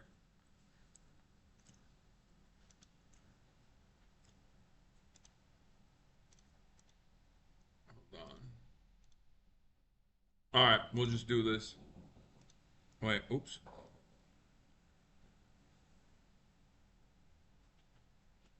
This app does suck. Yeah. I'll take it though. Because the app sucks, but the thing is, sure, the app sucks, but U.S. Military Central Command has confirmed that a 7th U.S. service member has been killed in action during operations against Iran. Let's cross to Washington, D.C. Heidi Jo Castro standing by for us there. So, Heidi, what more do we know about this latest development? Well, according to U.S. Central Command, this 7th U.S. service person was injured initially on March 1st. That was the day after the U.S. launched its airstrikes against Iran. And the service person was wounded in the strikes in Saudi Arabia targeting U.S. troops. Now, reporting at the time showed that that was when Iranian missiles and drones targeted the Prince Sultan Air Base, and what appears to be a communications building was destroyed in that attack. This is just emphasizing that although the number of U.S. fatalities from military members is at 7 now with this latest update, there are still about a dozen who were seriously injured in these retaliatory strikes that Iran has waged. And just yesterday, President Donald Trump received the bodies of the first 6 who were killed in Kuwait, also on March 1st. And so as this conflict ramps up, we are seeing the increase of U.S. casualties. This is something that the U.S. public has been very adamant that they do not want to see, and potentially quite damaging to Trump as he continues to wage this war against Iran. By the way, I don't personally give a shit about policy or process, but him wearing a hat here is insane. Like, for the people that do care about that shit, I can't explain to you how psychotic it is that as a civilian, he was wearing a USA Trump merchandise hat, bro. Like, if Barack Obama did this, they would kill him. The amount of shit you can get away with being white and being a Republican is unlimited. Donald Trump could literally wipe his ass and put dookie stains. Okay, now it's good. It's initializing. Hello, hello, hello. It's still not picking up though. I don't know why. Look, see, it's not picking up any audio. I'm gonna turn it off and then turn it on again. See if see if we can get camera pass through. We can take a second. You might have to reset that source. Deactivate engagement. There you go. Oh yeah, camera's working. Oh yeah, wait. There's a brief moment where audio worked too. Swap to it, see if it picks up in OBS. Pete, you want me to troubleshoot for you? No, it just doesn't. It's not gonna work because it needs to pick up here. But yeah, you hear me, but it's not the mic. You can try HDMI pass through the meantime. No, it's not picking up anything. See? Well, the HDMI is all the way down. Where? On the left there. Well. Oh wait, what the fuck? So that's giving you something. So it's this. Not necessarily. Hello, hello. Hello, hello. Yeah, it's this. It's like the Roadcaster is not. Wait, oh, it's working now. Okay, I fixed it. So all right. We need a new guy here then. All right. Yeah, write that down. Write that down. Okay. Oh, sorry. That might have destroyed your ears. I'm so sorry. It was the cable, yeah.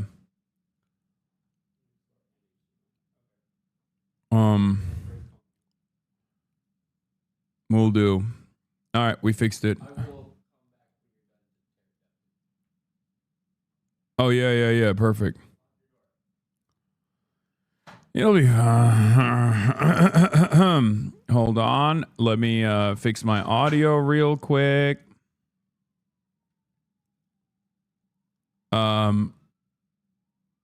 Speakers real tech. Tiny J. Castro, Boom, boom, the boom. 7th U.S. service member killed in action. So one of the craziest parts about this is that Fox During News Phoenix used old footage. Does anyone have the link? Fox News used old fucking footage when showing Donald Trump at the what is it called? The ceremony, like the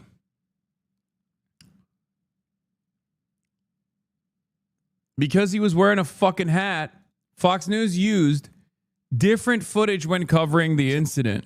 Your headlines, President Trump for Oh, god damn it, it broke again. Fuck. Oh, God, I have to go pee. Dignified transfer, yeah. God damn it. Hold on one second. I'm going to pee. I'm sorry.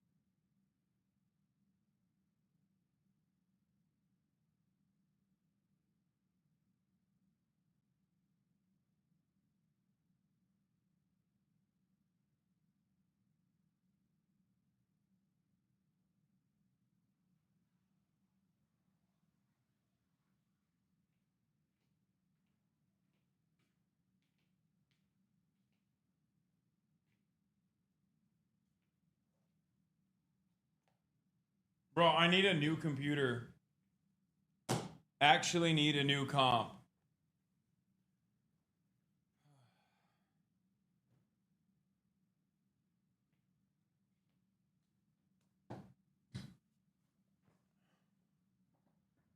Unbelievable how busted this shit is. It's just like well, turning now. I thought this was actually like I thought this was good, you know? I thought this was a good fucking PC. And it's not good enough at all. It's fucked up how bad it is. Sorry. Your headlines, President Trump, First Lady Melania Trump, Vice President J.D. Vance, and Secretary... Yeah, please subscribe. I need a new compy.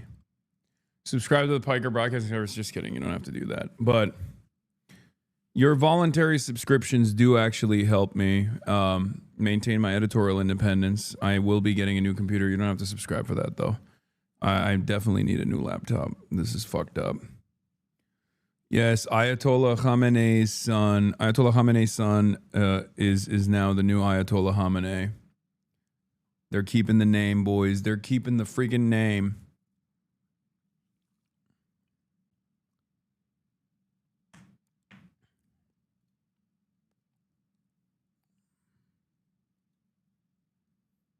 Anyway, let's watch this, though. The dignified transfer and what Donald Trump... So earlier you saw Donald Trump wearing a fucking hat during the dignified transfer, which is incredibly disrespectful. I don't give a shit personally. Obviously, I'm not like a fan of this kind of military fanfare, military process. I don't give a fuck at all, right? Like, I'm just being super honest with you. I don't necessarily care. You can't make me. But Trump's base does care about that shit. As a matter of fact, I would say that they care more than even libtards do, which is precisely the reason why Fox News, knowing full well how people would react if they saw how Donald Trump a dignified transfer. Fucked up the dignified transfer. Notice how Trump sparks outrage on social media after wearing a baseball cap during the dignified transfer of 6 U.S. soldiers killed in the Iran war. What you're supposed to do as a civilian, you have two options. You're the commander-in-chief, so you can either salute, or if you are a civilian and you have a hat, you can put your hand on your heart, or you can put the hat on your heart. That's the process. Trump just kept the fucking stupid ass hat and hit the salute. Not allowed. To honor the final homecoming of the 6 U.S. service members killed in Kuwait. The solemn ritual returns the remains of troops killed in action. It is considered one of the most somber duties of a commander-in-chief. President Trump promising the nation that they will all be remembered as heroes. Also, he looks like shit there too, which is kind of funny. Anyway, then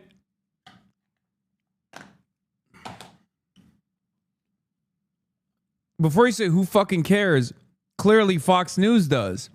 They care about us so much that they literally put fake footage. Because Fox News knows their audience cares. Jeffrey O'Brien. And then, classic Fox News fashion, they come out and they later on, engage in ass covering to go, hey, sorry, we accidentally put the wrong footage up. Adam, thank you very much. Before we move on, we want to acknowledge a mistake made earlier on our program. During our coverage of yesterday's dignified transfer, we inadvertently aired video from an older dignified transfer instead of the ceremony that took place yesterday. We deeply regret the error and extend our respect and condolences to the service members' families. We honor the sacrifice of those 6 American heroes. They are Captain Cody Cork. Yeah, I don't think you do, though. CENTCOM out of Tampa, Fort Lauderdale, MacDill, AFB announced 7th death 2 hours ago. Yeah, I know. Another one died. Sergeant First Class Nicola Moore, Sergeant First Class Noah T. Chens, Sergeant Declan Cody, Major Jeffrey O'Brien, and Chief Warrant Officer 3, Robert Marzon. All. Yeah, they play this in like a random hour where no one gives a shit.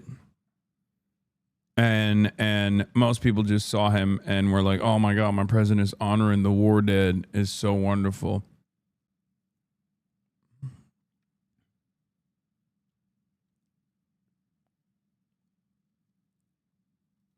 Fox's new dignified transfer footage completely excludes Trump. President Trump and the First Lady joined grieving families at Dover Air Force Base yesterday to honor 6 fallen U.S. soldiers. These heroes lost their lives in a drone strike in Kuwait, marking a somber moment in the conflict with Iran. Here with the significance of the moment, wounded special...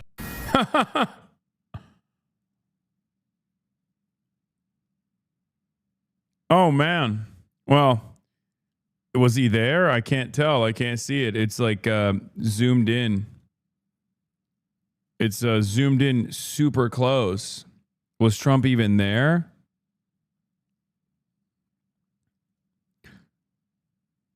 Pinnacle of Burger Reich bomb threats. Man on the verge of explosive shit causes panic while simply trying to give people in the men's bathroom advance warning of the diabolical do he's about to drop. He was being neighborly to the other stalls, and this is how he's repaid. Shaking my head. Police did some investigating and learned the bomb threat came from a man in the bathroom stall warning others about the severity of his need to use the restroom. CBS affiliate KW. No.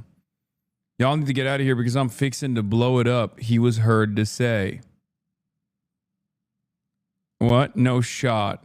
That's not. That's fucking fake. I don't believe that. There's no fucking shot that is real. Did I say Rethroom? I know. I'm sorry. I read it stupid because I am stupid. All right. Another bomb threat outside of Gracie. Police have asked for the blast zone to evacuate. NYPD evacuates buildings after new suspicious device found. Another bomb threat.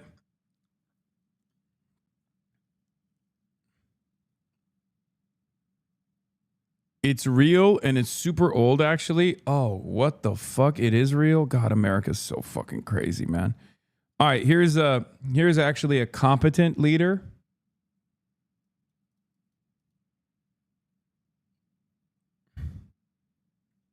Here's what a competent country looks like. And by that, I don't mean the United States of America. I'm talking about China. The Chinese Foreign Minister Wang Yi on the Iran war. Phoenix TV. The U.S. and Israel have again launched military strikes on Iran, and the conflict is spreading to the entire Middle East region. What is China's view on the Iran situation, and what solution does China propose? This is an issue that everyone is concerned about. It is also the focal point in the current international situation. China's attitude is objective and impartial. We have stated our principled position on multiple occasions, which can be summarized into one key message, that is, to bring about ceasefire and end hostilities. Ancient Chinese wisdom warns that weapons are ominous tools and should not be used without discretion. Seeing the Middle East engulfed in flames, I want to say that this is a war that should not have happened. It is a war that does no one any good.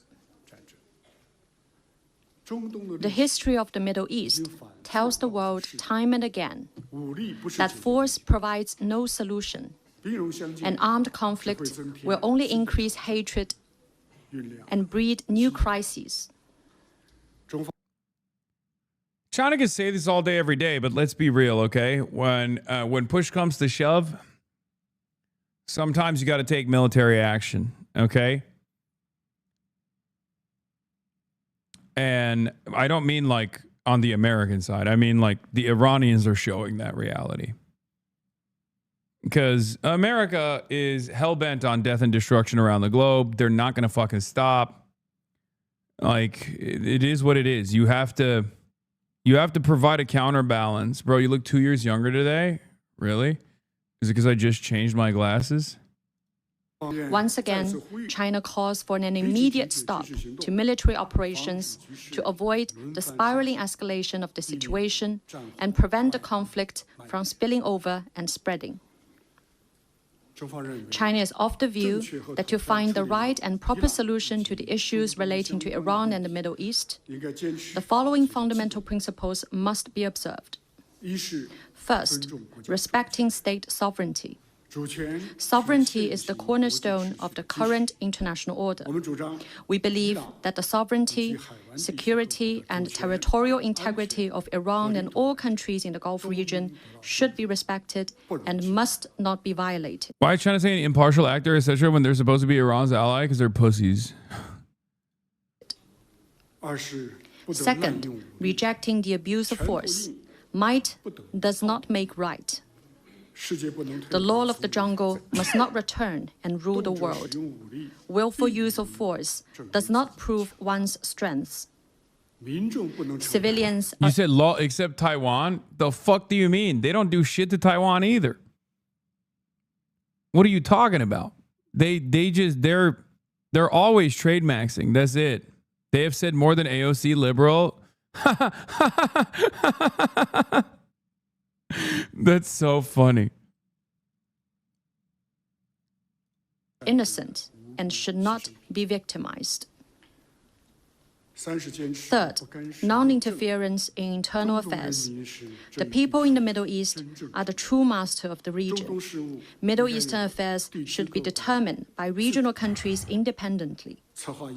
Plotting color revolution or seeking regime change will find no popular support. Fourth, promoting political settlement of hotspot issues. China always believes that peace is the most precious. All sides should return to the negotiating table as quickly as possible, resolve differences through equal dialogue, and make efforts for realizing common security. Fifth, major countries should play a constructive role and use their strength in goodwill. Dude, this is the funniest chatter. Can you turn this AI? Can you turn off this AI slop narration? No. First of all, it's not even AI. It's a real human. Secondly, even if it was AI, I don't speak Chinese. The fuck? And neither does anybody else here. Like you hit the double. You hit the double where you, one, falsely claimed something was AI, and then two, got mad at like one of the only instances where like AI is kind of valid. You know what I mean? Another ancient Chinese adage reads, when benevolence and justice are not practiced, the position of strength shifts. Major countries should act in the spirit of justice and righteousness and contribute more positive energy to peace and development of the Middle East. As a sincere friend and strategic partner, China stands ready to work with Middle Eastern countries to implement the Global Security Initiative and restore order to the Middle East. The reason why China is saying they're an impartial actor is because they also obviously fucking play a major trade role with Saudi Arabia and all the Gulf countries that are getting bombed right now. Even though it's the American bases that are getting bombed, they can't just be like, we love Iran. We're with you, Iran, all the way. Because they're trade maxers.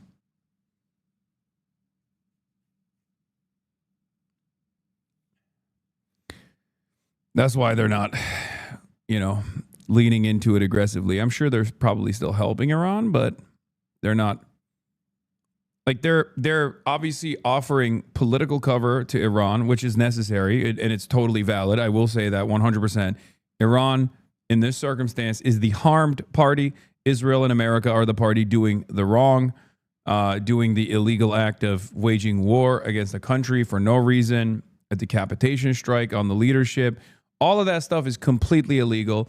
And it doesn't really matter that the rest of the world disagrees with it. Obviously, the rest of the world doesn't mean anything. When America wants to do something, they do it. And it turns out increasingly other regional powers also have that level of influence and also that level of like rule breaking as well. We saw that with Russia and Ukraine. And no one can really stop it. But China still plays this role of diplomacy and stability in the global stage because they think like they will be the true safeguard of the United Nations in the future. I think that's silly, but I'm sure they know better than I do. Restore tranquility to the people and restore peace to the world. Thank you. Bizdeki İran nefreti nereden geliyor? Abi, a Turkish person in the chat asked me, why do we hate Iran? Like in Turkey, they're Shia, they're a dominant power, they're a regional power. Turkey is a regional power, and that's the reason. It's literally as simple as that.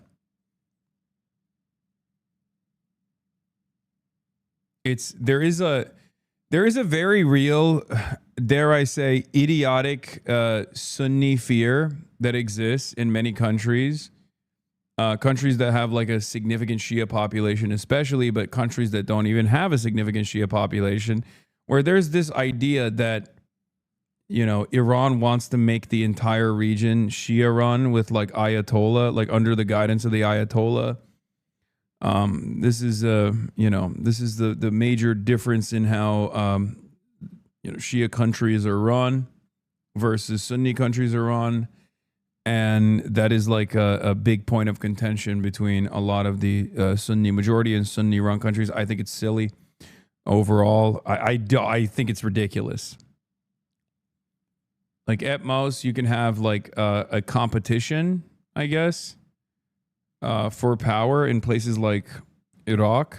But outside of that, like, and Bahrain, outside of that though, like, I don't think the Shias are going to run Saudi Arabia anytime soon. You know what I mean? Like, it's ridiculous on both sides. But as far as, like, that's one of the reasons. The real reason is because these countries want to be great powers. Saudi Arabia is the economic engine of the Gulf. It's the most powerful nation in the Gulf. It's same with Turkey. Turkey is a major force in the region as well, and so is Israel.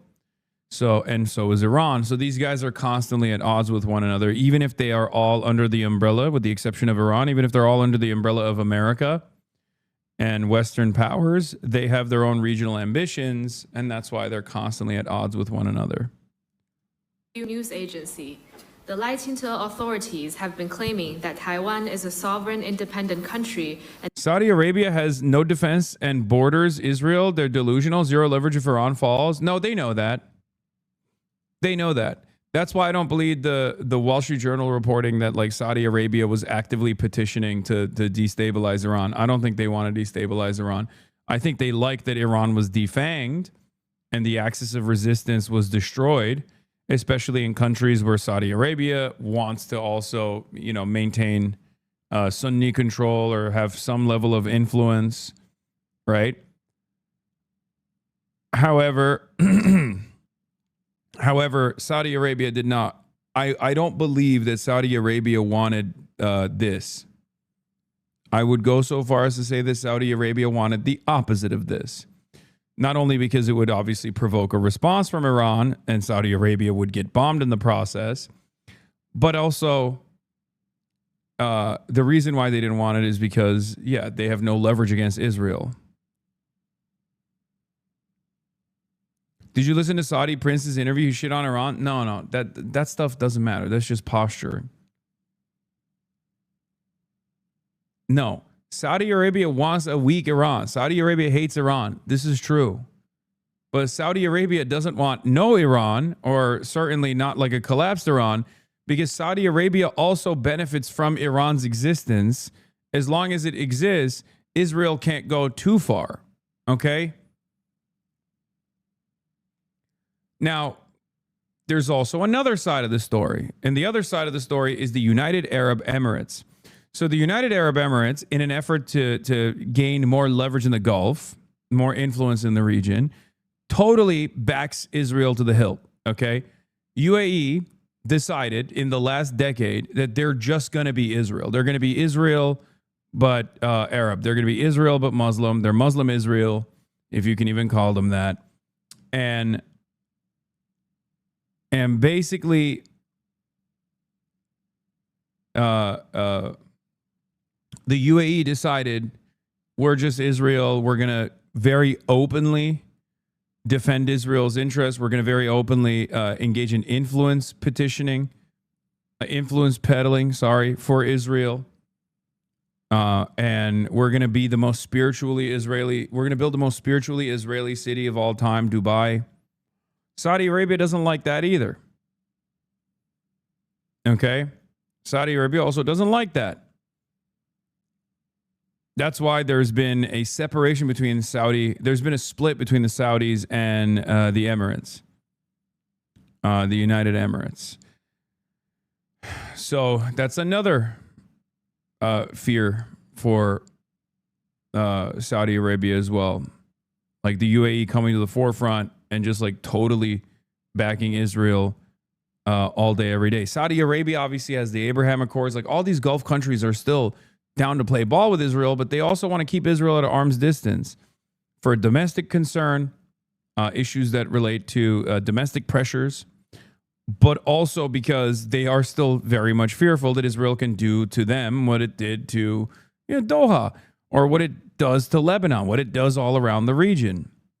It's like being in the neighborhood with a fucking mutated pit bull that has no leash whatsoever any longer, and the pit bull has rabies. The UAE has decided that they will also become a pit bull themselves. Everyone else, on the other hand, is like, I don't want the fucking rabies, dude. They're going to bite me too. So they're trying to create regional pressure, or they're trying to maintain regional pressure. That the Taiwan question is not China's internal affairs. The Taiwan question and the cross-strait situation have become more heated, and the PLA's drills are getting closer to the island. What do you make of the risk of conflict breaking out in the region? And does China have a timetable and roadmap for reunification? Taiwan has been an integral part of China since ancient times. It never was, is not, and never will be a country. Its return to China is a victorious outcome of the Chinese people's war of resistance against Japanese aggression and the Second World War. Its status has been definitively fixed by a series of international legal instruments, including the Cairo Declaration, the Potsdam Proclamation, Japan's Instrument of Surrender, and the Resolution 2758 of the UN General Assembly.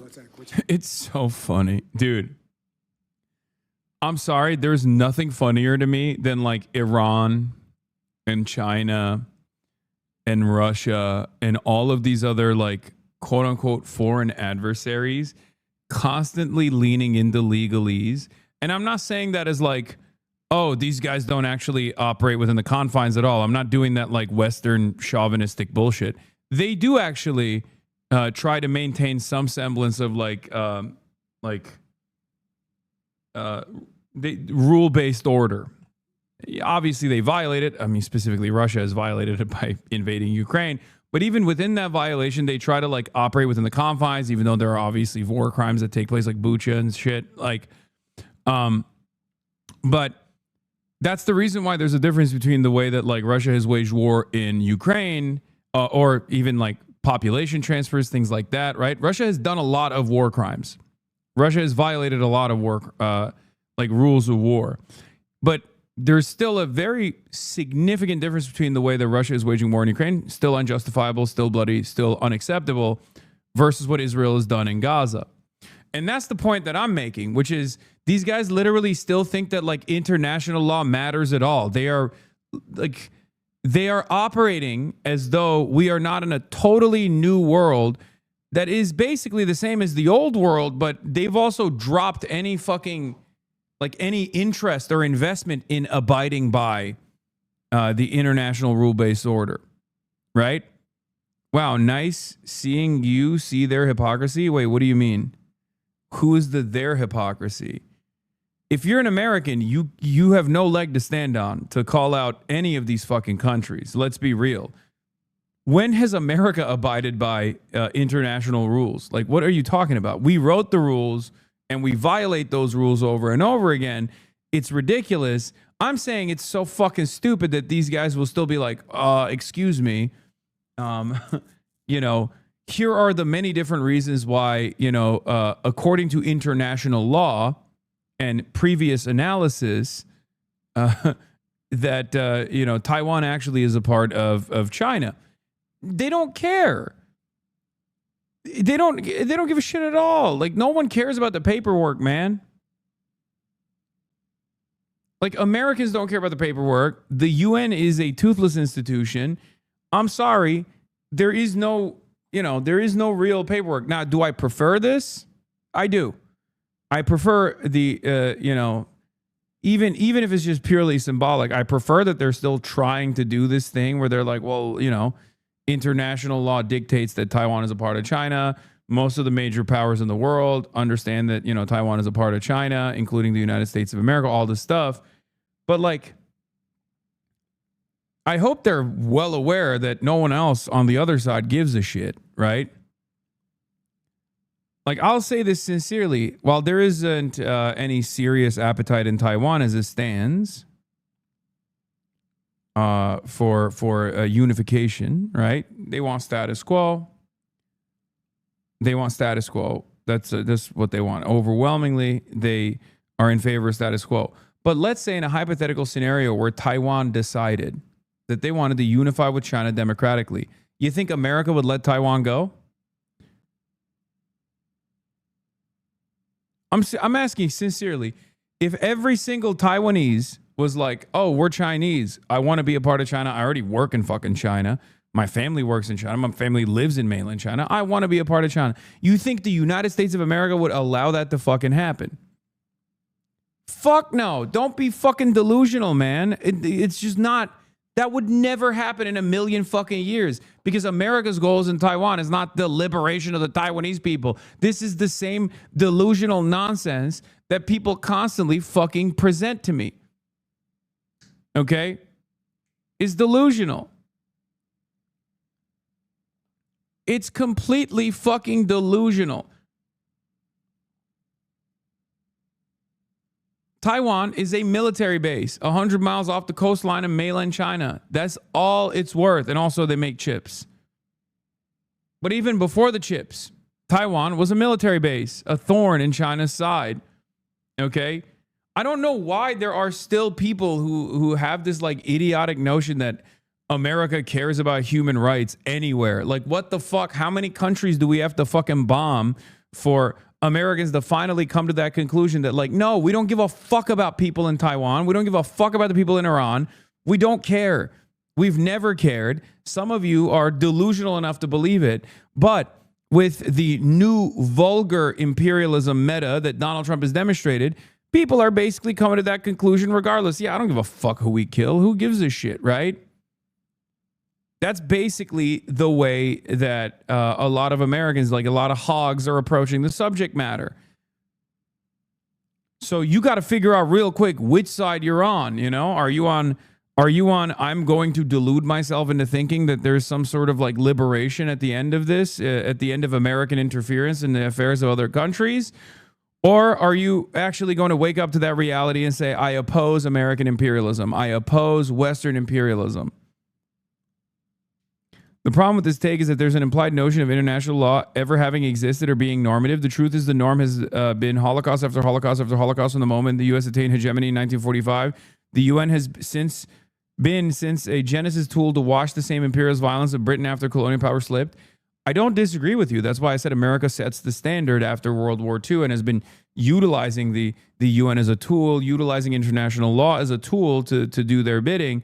And whitewashing their obvious savagery while simultaneously really bringing up the casus belli to engage in interference overseas by pointing to international law when our adversaries are doing it, or nations in the periphery are doing it.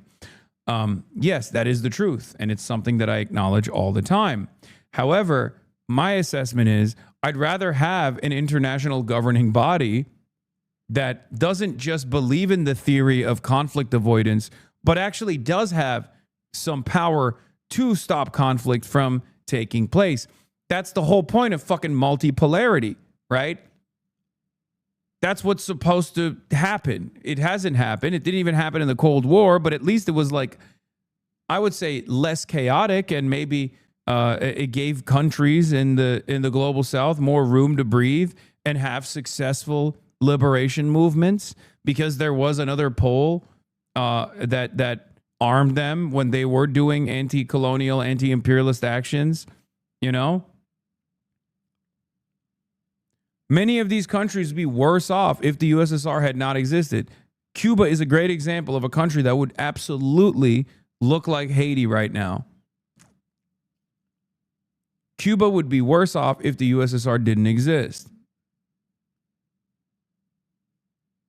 Look no further than two different countries that have, different modes of development, but one is much more diverse than the other. But look at India and China. Okay, Look at Indian development versus Chinese development. The major, albeit this is reductive analysis, but there's a major difference between Chinese development and Indian development. Look at where India is at now. Look at where China's at now. How do you think that happened? Why do you think that happened?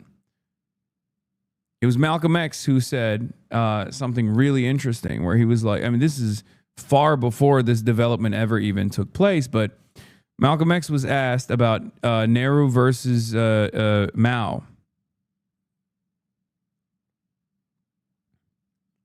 Okay.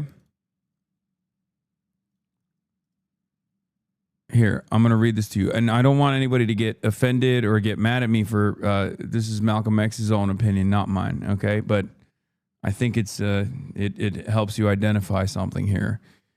Malcolm X, I think that Nehru probably was a good man, although I didn't go for it. I don't go for anybody who's passive. I don't go for anybody who advocates pacifism or peaceful suffering in any form whatsoever. I don't go for it.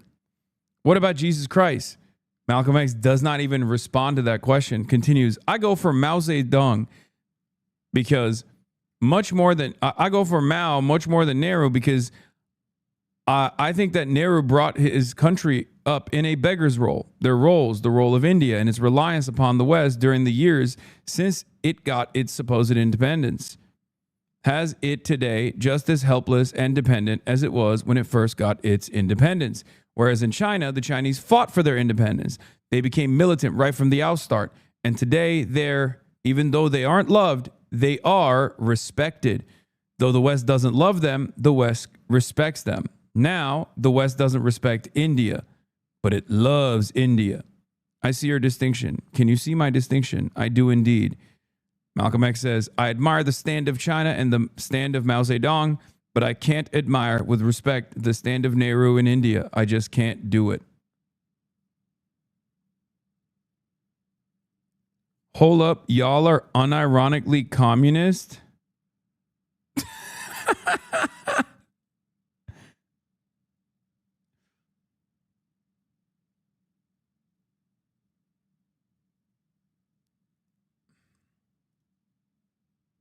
Applies here. Bro, that's the same one.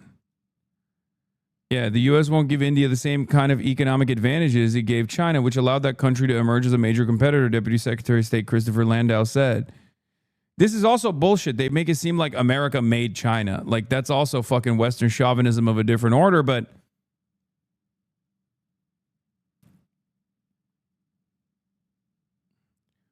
do you see...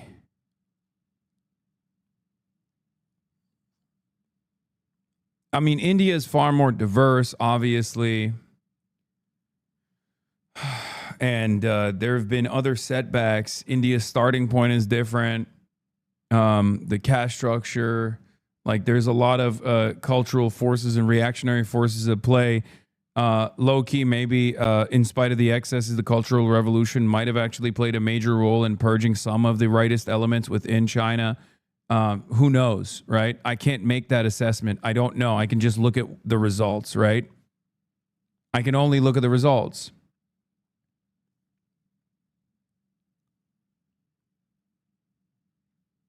But it does feel to me like a communist India would probably fare better than what India looks like now. Now, the reason why I say that is because there is a communist India. It's called Kerala, right? And they are literally the best region in India. They are doing better than everybody else. That's gotta mean something, right?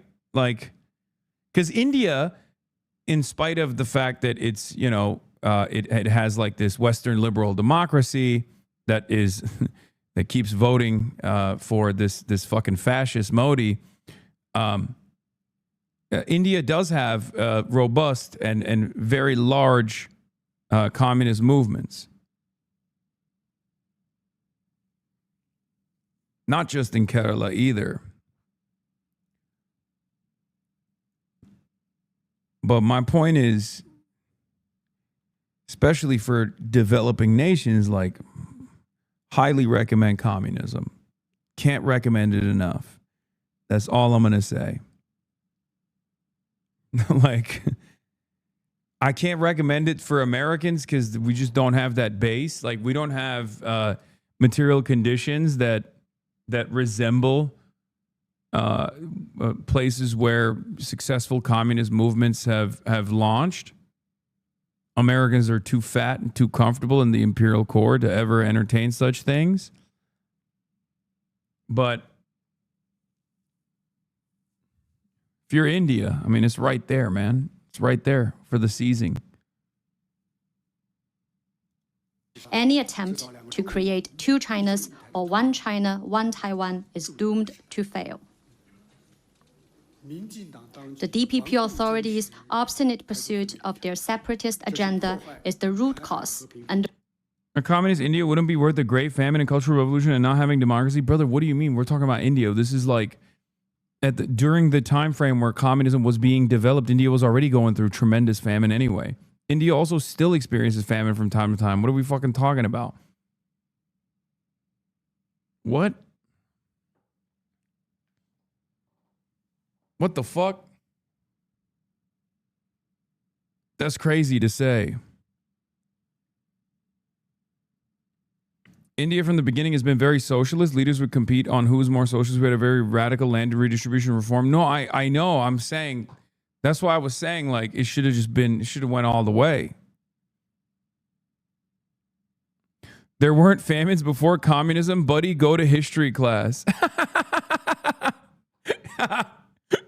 India, China, and Russia never experienced famine historically before communism.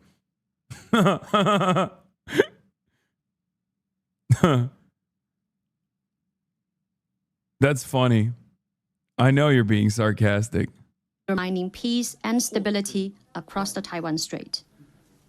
It has been proven time. The craziest part about it is that, like, famine under imperialism unironically was made worse by colonial powers, as opposed to, like, famine under communism you can still attribute to, like, state mismanagement, okay, where they fuck it up big time, and, you know, a lot of people die as a consequence of, like, this great collectivization initiative, and it's horrifying, but it's still different than, like, direct famine as a consequence of British rule, right, in Ireland. Like, that's or the Bengal famine, right? Like, there are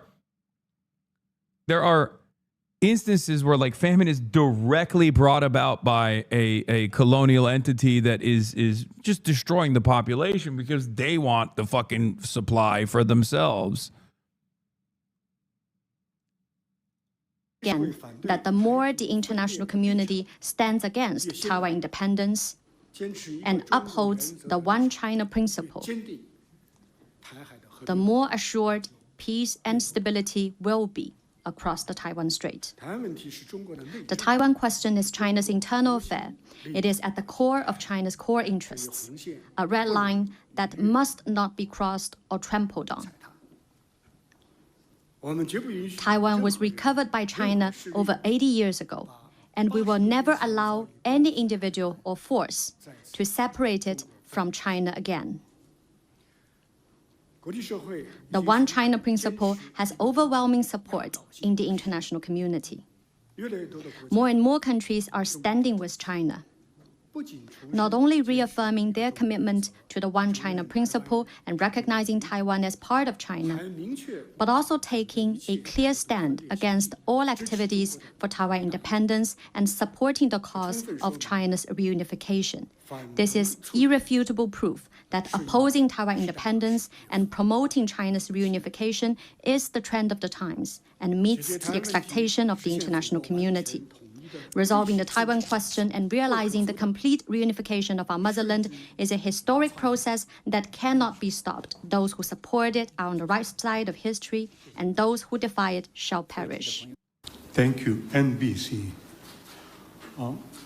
Respected Minister Wang Yi, you have spoken of China-U.S. ties as most consequential relationship over time, with strategic choices that will shape world history. So, given all the happenings, would China accept the J2 format cited by some, including President Trump himself, as a framework for China and the U.S. to hold the... What? Bad take, Haas. The argument you're making is colonialism is bad because of intentional famine versus communism, where it's unintentional famine. You're ignoring the fact that famines were due to historical failure to keep up with agricultural methods and the famines communist states went through were the last they ever had as they rapidly... This is my favorite fucking take of a chatter who literally just summarizes literally what I just said, but slaps bad take in front of it. You just straight up said what I just said. Yes, I said it's mismanagement. It's not being able to keep up with agricultural technology, or agricultural technology is not advanced enough for collectivization. There's a reason why there's no more fucking famine in China. Yes. I don't even understand what why did you just repeat the same point? Joint responsibility in addressing global challenges. If not, what alternative framework What are you eating? propose? Kasama. It's a Pinoy Gang Michelin star rated breakfast place.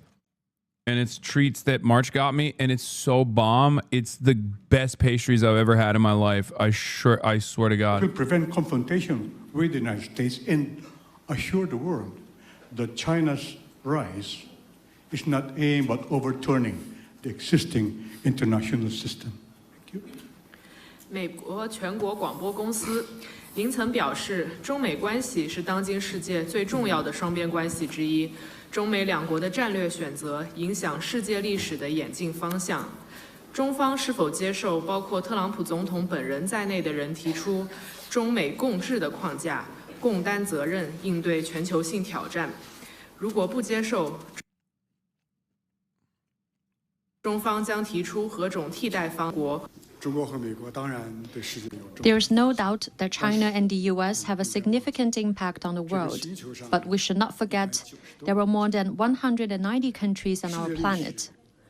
World history has always been written by many countries together, and the future of humanity will be forged through the collective efforts of all nations. Diversity is the inherent nature of human society. And multipolarity is what the international landscape should look like. Looking back in history, great power rivalry and bloc confrontation have invariably inflicted disaster and pain on humanity. Therefore, China will never take the beaten path of seeking hegemony as its strength grows, nor do we subscribe to the logic that the world can be run by major countries. China has inscribed in its constitution that it follows an independent foreign policy and is committed to pursuing a path of peaceful development. Chinese leaders have often declared to the world that no matter how the international situation evolves and how strong China becomes, it will never seek hegemony or expansion. Boo. As for how the international... I don't know. People don't believe that when they say this, but they just don't do it. They don't do it when they should. They don't do it when they could. I've said this over and over again.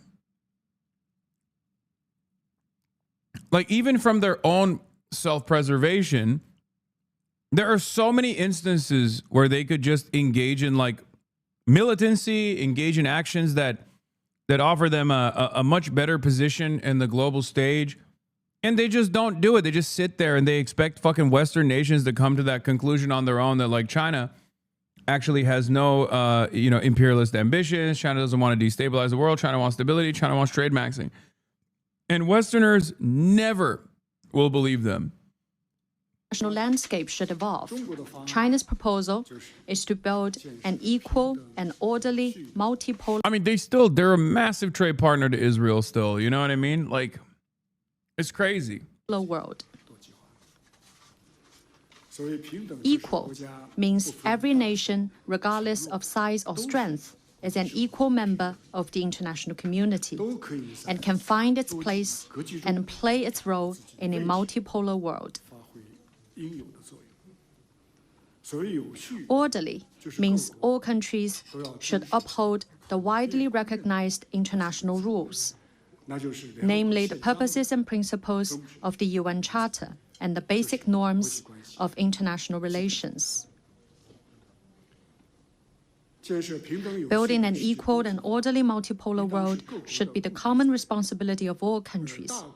With more resources and capabilities, major countries should be more generous, shoulder more responsibilities, and set an example of observing rules, honoring commitments, and upholding international law. China will continue to play a constructive role in reforming global governance and work with all countries toward a multipolar world. Thank you. Now, we've just got some breaking news that's just come into us. Iran has named the new supreme leader. It will be Mujtaba Khamenei, the son of the slain supreme leader who was killed last Saturday in a... That's right. The Assembly of Experts done did it again, boys. They brought in another Ayatollah Khamenei. Israeli-US strike on the capital. Oil futures just opened up. Shit hit $111 GG. Oh, great, dude. That's great. That's fantastic. I mean, what do you say to that?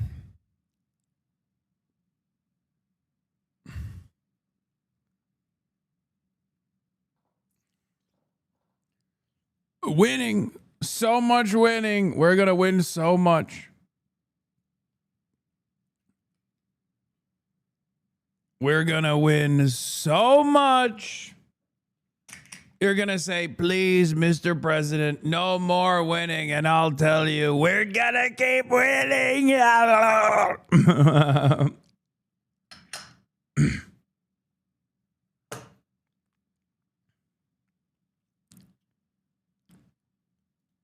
Tehran. He was killed in his compound, and his son has now been named as the new supreme leader by the Council of Clerics in charge of selecting the new supreme leader. This will be the Islamic Republic's third supreme leader since it came to power in 1979. 56-year-old Mujtaba Khamenei is known to be close to the Revolutionary Guard, who were apparently pushing for him to be the front runner. He is a mid-level cleric who studied... Now I feel like they want the names to sound so similar to confuse the West, bro. Because the first guy is Khomeini, then the second guy is Khamenei, and then now the third guy also Khamenei. It's like, bro, you couldn't throw a different name in the pile? What are we doing? Nah, we just got to stick with the naming convention. It's too difficult. We don't want to etch out the the names in the directory. It's gonna fuck this. It's gonna fuck the whole thing up.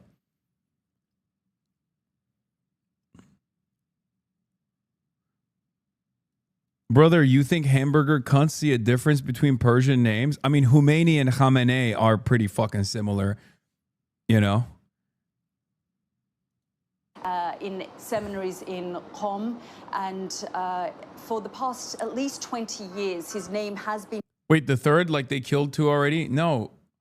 Khomeini is the first Ayatollah. At the time, Ali Khamenei is the president. Then when Khomeini passes, Ali Khamenei is selected by the council, just like this selection process took place now amongst clerics, and he is selected as the supreme leader. That's how he becomes Ayatollah Ali Khamenei. Mojtaba is his son. The guy that we just killed on the first day, Ali Khamenei, has well, he has multiple kids, I think, but this is one of his kids, Mojtaba Khamenei. Mojtaba Khamenei is his son. He's also a cleric, a mid-level cleric, which, you know, kind of disrespectful. Why are you saying Khomeini, lol? Wait, what? Because the first... I'm explaining to a chatter. Floated as the potential replacement to his father, but there was also much discussion and controversy around that because this Islamic Republic is not a hierarchical system. So there was some reservation about Mojtaba Khamenei taking over from his father, but he has now been named as the supreme leader. And in the last few days, when he was believed to be the front runner, the Israeli defense minister came I'm gonna keep it a $150. This is nepotism. The supreme leaders, all those. That's nepotism, straight up. I'll say it. I'll say it, bro. They gave him for the name recognition pick. That's what they named did. As a potential front runner, or anyone who was named as the supreme leader would be fair game and would be targeted. And we will get much more reaction. This is a real LeBron James Bronny situation. You know, Bronny Lakers trade. I'm calling flag on the play. We got to get the commissioner involved. Okay. Nobody's going to respect him. Everyone's going to say he's a Nepo baby. To the naming of Mojtaba Khamenei as the new supreme leader. Now, in a moment, we'll get reaction from Washington with our James Matthews. But first, let's go to our Cordelia Lynch in Tel Aviv. And Cordelia, I'll get to my interview with the Qatari Prime Minister. These two are low-key my favorite anchors at Sky News, which isn't saying much, but they are like... at least they like have a tendency at times to recognize the humanity of those who were destroying the lives of. Minister in a moment, but we've also now heard that the new supreme leader has been named the son of the slain supreme leader. And of course, Israel has a powerful mid-ranking cleric. Damn, bro, they keep calling him mid. Mojtaba Khamenei, 56, has long opposed reformist groups advocating engagement with the West.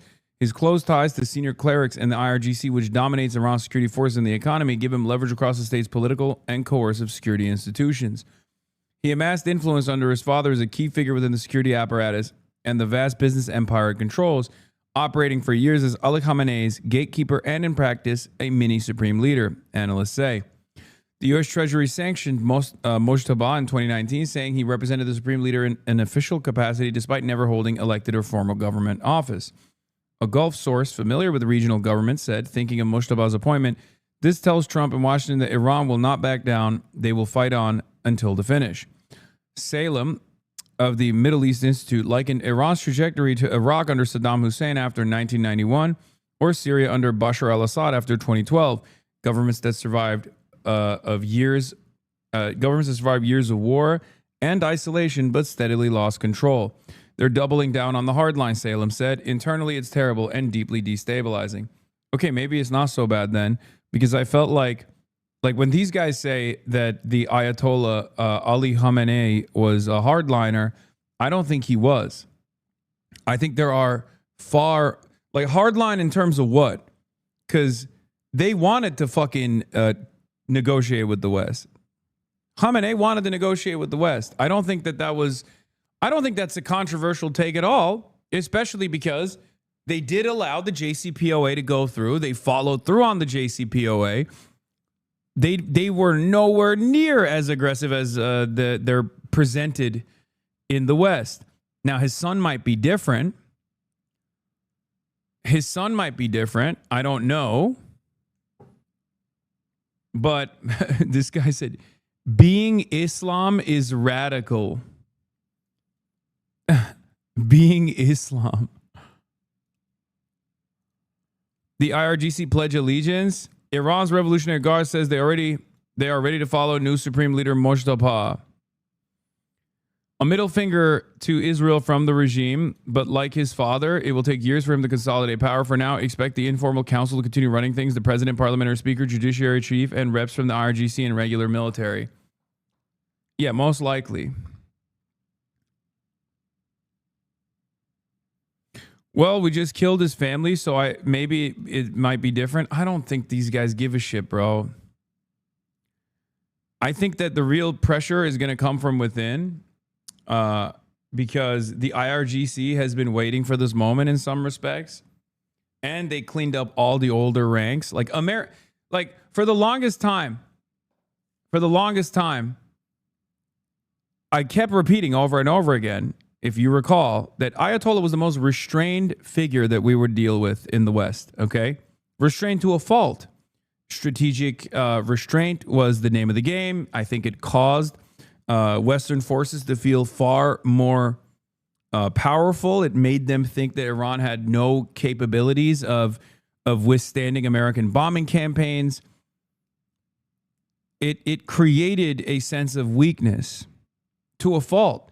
It is precisely the reason why the multiple decades long initiative of building a serious axis of resistance fell apart, because one of the major red lines in said axis of resistance, especially in the last decade, was that if Israel actually put boots on the ground in Gaza, that they would pummel Israel. Now look at the amount of weapons they have at their disposal right now. If Syria still existed, as it did post-October 7, and Hezbollah had not been decapitated and diminished, and the Houthis are just still the Houthis. Obviously, that doesn't really change that much. And the IRGC still had its Quds forces in both Syria and also in Iraq. And they mobilized against Israel very quickly after October 7 for Israel's violation of said red lines. You'd be looking at a very different calculation in the region, which is what I think Yahya Sinwar wanted to do. Right? Like that is no, that's not a lot of ifs. That was literally that's not a lot of ifs at all. That was the whole ball game. And what I'm trying to say is Iran's restraint at that time over and over again, when Israel kept violating more red lines and kept slowly but surely, alongside the United States of America, took out Iran's axis of resistance in the region piece by piece. And then Syria fell entirely. It was over. From that point on, Iran was much more diminished in its reaction or its retaliation to Israel. I don't know if you would have seen a different calculation or you would have seen a quicker U.S. intervention. I mean, think about the U.S. intervention that's taking place right now, though. Think about the U.S. intervention that's taking place right now. Now imagine a much more powerful axis of resistance that wasn't destroyed over the course of the last 2.5 years, very successfully, mind you. I don't think if the United States of America right now can't withstand and can't successfully defend its own assets in the region, can't defend its most powerful ally, the only country that they care about, Israel, successfully, Israel's defenses have been deteriorating. Israel cannot even do early enough warnings for its citizens right now. I don't think, like, if they waited a couple months and then they were like, all right, you've gone too far, and they came in and reacted, we'd be looking at a very different calculation, which I think was that was what Yahya Sinwar thought would happen.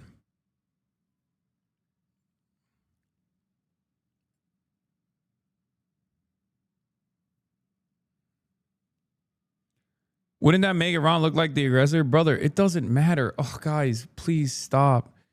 You place far too much emphasis on how we feel about Iran or the IRGC or Hamas or Israel or Palestine or Palestinians. We are not a part of the calculation. America doesn't operate in a democratic manner. How is this confusing for you? When it comes to foreign policy, there is no fucking democracy. Okay? It doesn't matter. It doesn't matter at all. What are you talking about? Look around. Do you think there's tremendous appetite to blow up Iran right now? Fuck no. Has it stopped America one bit? No, it hasn't. If you can recognize that here, and I think you have the capacity to recognize it, I think those guys know it over there too. The only part of this calculation that may be different is like maybe the U.S. and Israel would have invaded if Iran had reacted more strongly to 10-7, probably. But once again, my point is a much weaker Iran with no significant network of resistance is still capable of doing this much damage. Now imagine how much damage Iran could do if it still had the axis of resistance. My point is, Ali Khamenei was incredibly restrained, and that is the reason why Iran is currently getting bombed. Because Iran getting bombed is an inevitability with Israel being in the region. And if it's an inevitability, you got to strike while you have, well, the iron is hot. You got to strike while your opportunity is like when you have more leverage. You got to strike when you have more assets. You didn't do that, and then they destroyed your capabilities of responding and reacting. You still have tremendous capability, tremendous force projection. But my point simply is, like, I think the calculation would be very different because America is basically operating not like full force, but pretty close to full force right now. They're slowly but surely going up the escalation ladder as they would. And boots on the ground is not going to be as successful for the American side as the Americans think it will be. Actually, I suspect that plenty of generals are actually opposed to that as well. That's part of the reason why they haven't done so.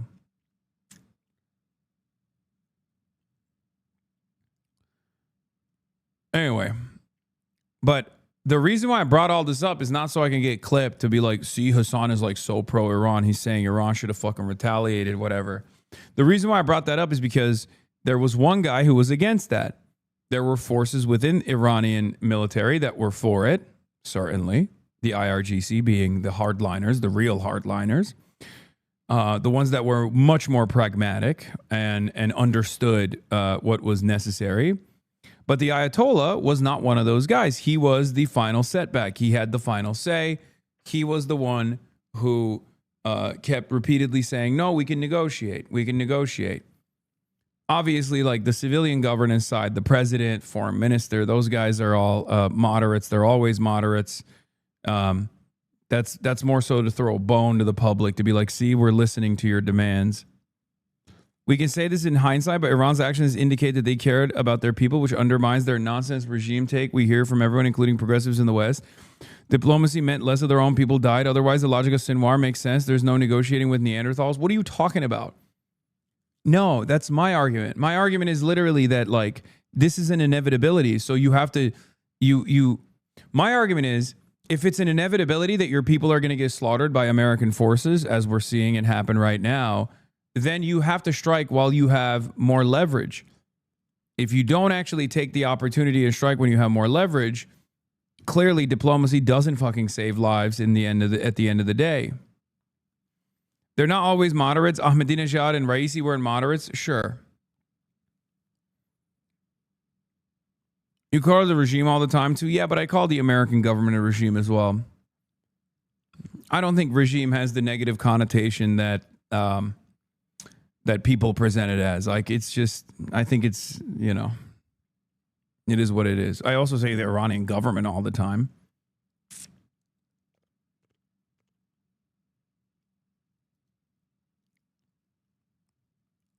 I use it interchangeably.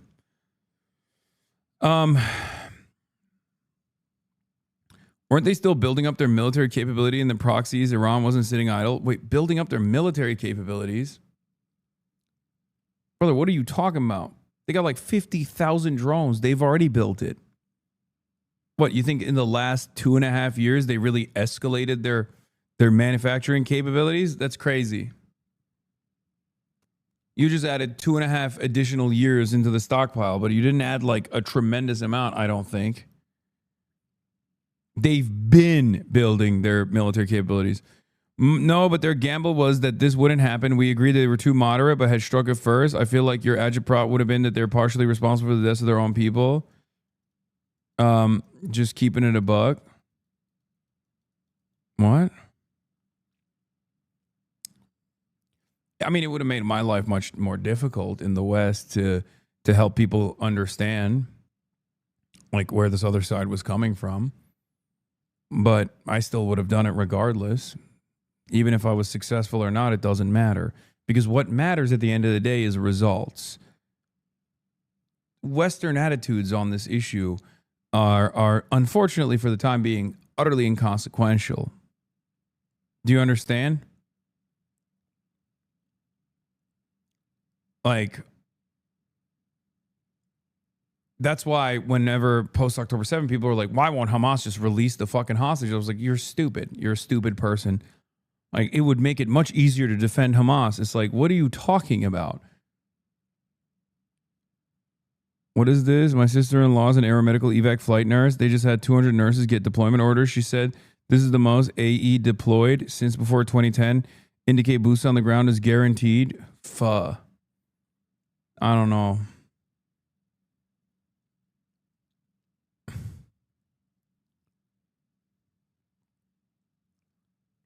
Doesn't this kind of delegitimize the Islamic Republic? Looks more like a monarchy now.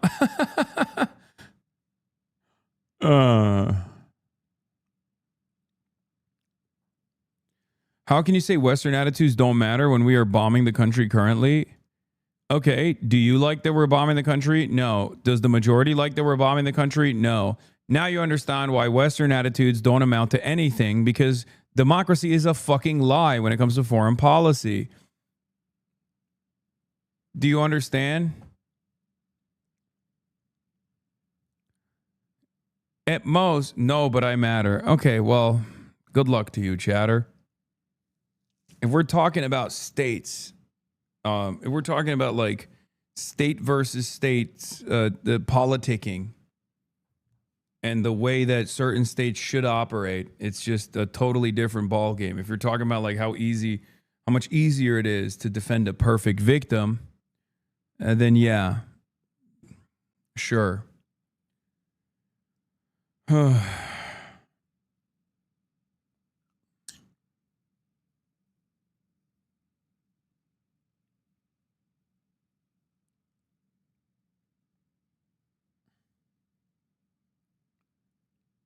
Western attitudes matter if and only if they result in political change. Exactly.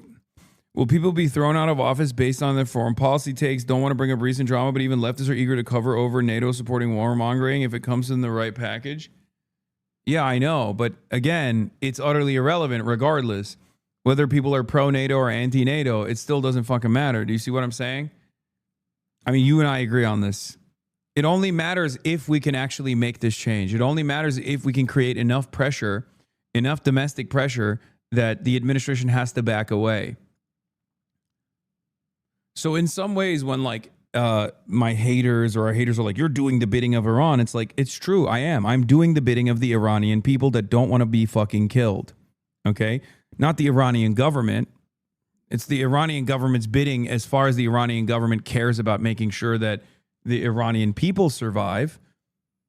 But yeah, I'm anti-war for that reason. I'm anti-war because I don't want to fucking kill Iranian people.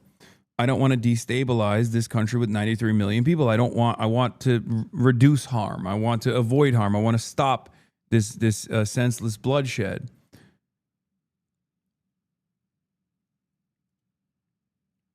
Stocks down, oil price up, down no longer 50K. Crude oil surges 20%, hits $111 barrel, stock futures fall. Can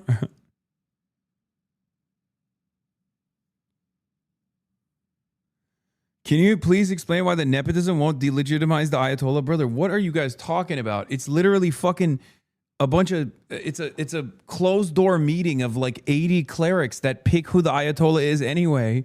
What are you like a Shia cleric? Like what? It's so funny. Chatters are like, excuse me, as a Shia theologian, I have to tell you, this is really rubbing people the wrong way. at the Islamic Institute of Ali in Tehran. No, white Californian law.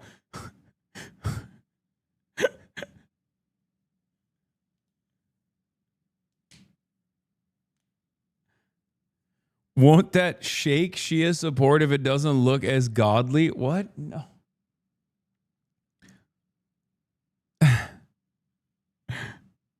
The British government is really undermined by the nepotism of King Charles. Okay. The amount of control that King Charles has over the British government is negligible in comparison to the amount of control that the Ayatollah has over the Iranian government. The Ayatollah has final say on everything, and it's not symbolic. Okay? That's a little crazy. That's these things do matter for sure. Like, obviously, the Ayatollah is not like, you know, Ali Khamenei is not sitting in a fucking bunker hitting all the missiles. I know they used the king to coup Australia before. I know they have some power, but that's like, it's, again, they're not as involved in the day-to-day affairs. They're not as involved in the day-to-day affairs of you know, British governance as like the Ayatollah is.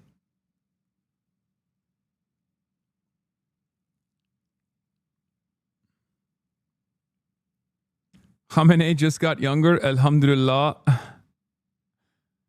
A phrase widely circulating on Persian channels. Khamenei just got younger, alhamdulillah. Oh, that's funny.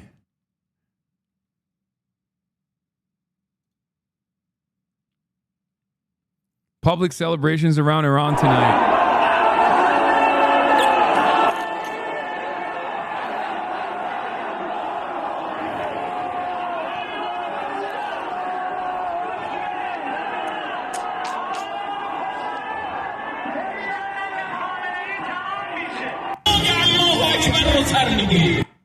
So loud, fuck.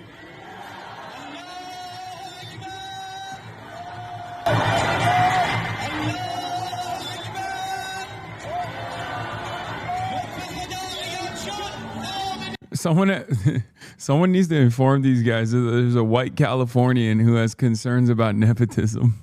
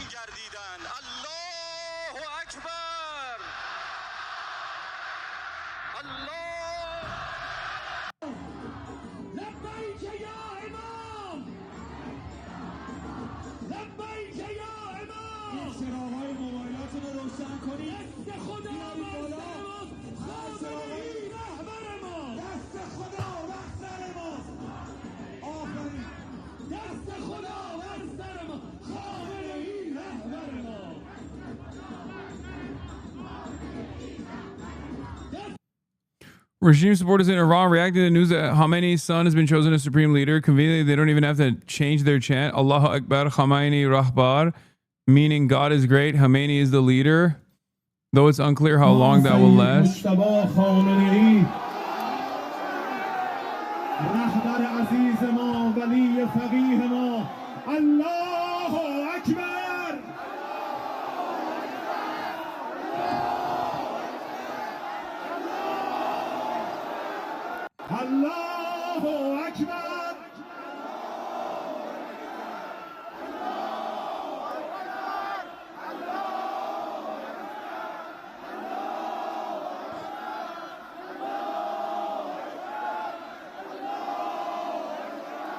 Why would they elect a man on International Women's Day? Don't they think about the optics?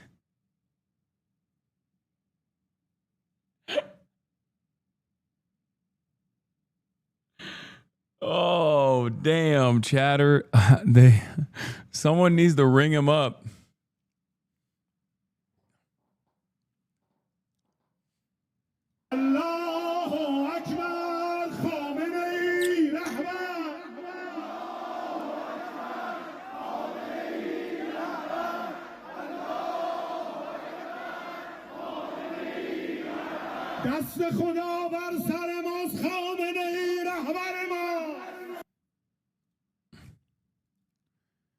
Meanwhile, Persian hogs in There LA. was also the 150 school girls that were killed. I mean, ultimately, you see this as worth it. Like, yeah, 100%. 100% is worth it. Yes. There was that school in Iran that was bombed, 150 dead. But you see this all as worth it. I mean, you think we should go to the end. Yes, it's worth it, and that's why we are here. We are gonna protest, even if it's. Bro, these guys are my neighbors, dude. It's kind of crazy. Like, they're also super pro-Israel, by the way, which is probably not shocking. You know, reactionaries of all different sorts. You know what I'm saying? They're on.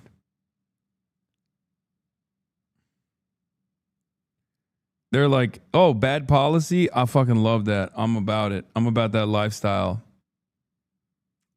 Just in, a Patriot missile malfunction over Bahrain and hit a residential area. Right after the news about the oil price surge, reports of Fujairah being targeted. Oh, shit.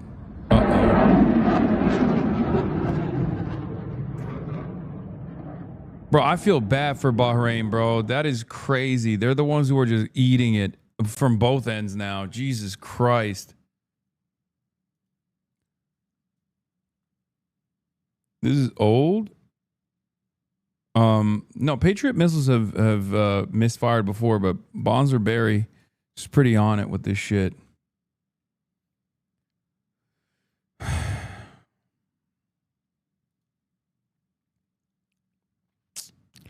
Usually, the leader of Iran can recommend a successor to the Assembly of Experts, and the members take it into consideration when voting. Imam Khomeini recommended martyr Imam Khamenei. However, Imam Khamenei did not have a recommendation and left the decision completely up to the Assembly of Experts, who independently from all institutions, parties, and figured chose and voted for Sayyid Mojtaba Khamenei. So it's not like his son succeeded him in a monarchy system. He was elected through a complex and thorough voting system. I mean, I don't know if this is, you know.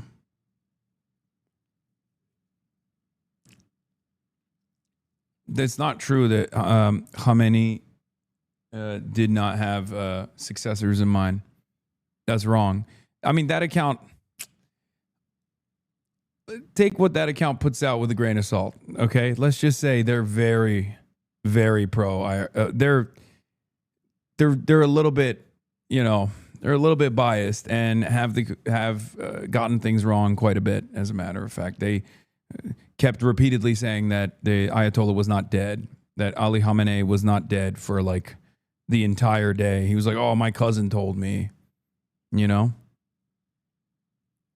Like, he's wrong. I know he's wrong. Khamenei put forth 3 suggestions.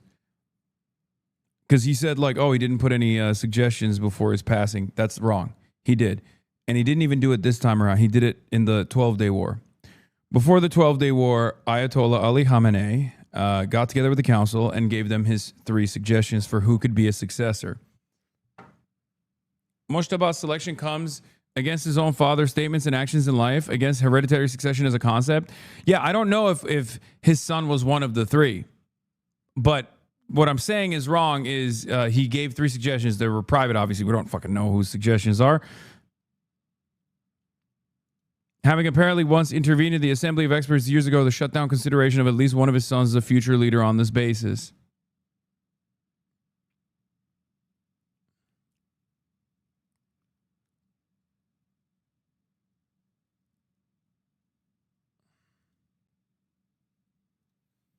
America forced the hands of clerics choosing Khamenei's son from an AJ analyst. This kind of act of defiance, telling the Americans and Israelis, you wanted to get rid of our system, well, in your face. This is a more radical person than his father who was assassinated, said Rami Hori, a political analyst at the American University of Beirut.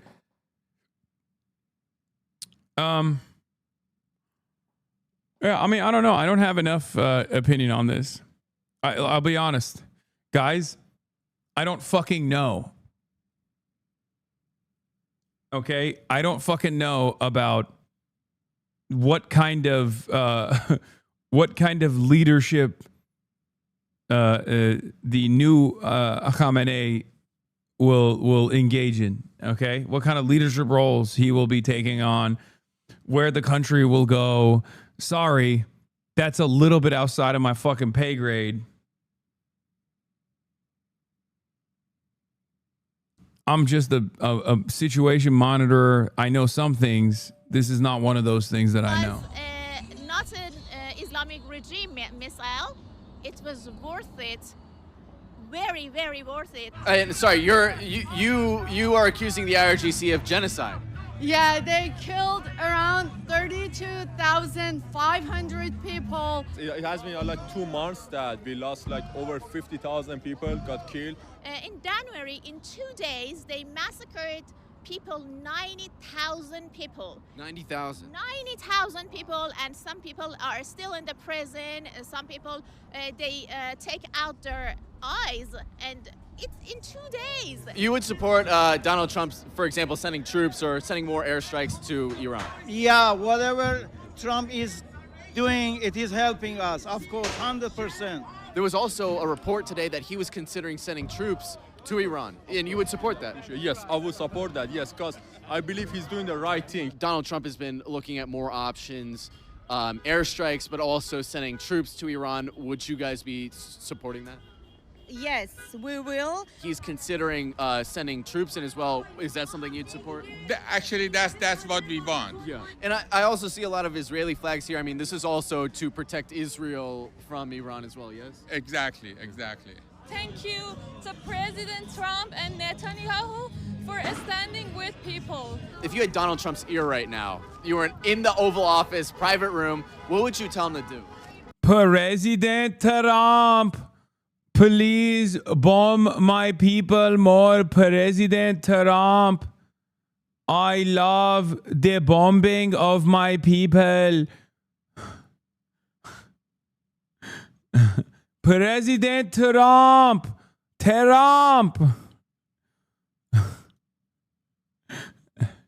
standing with Israel.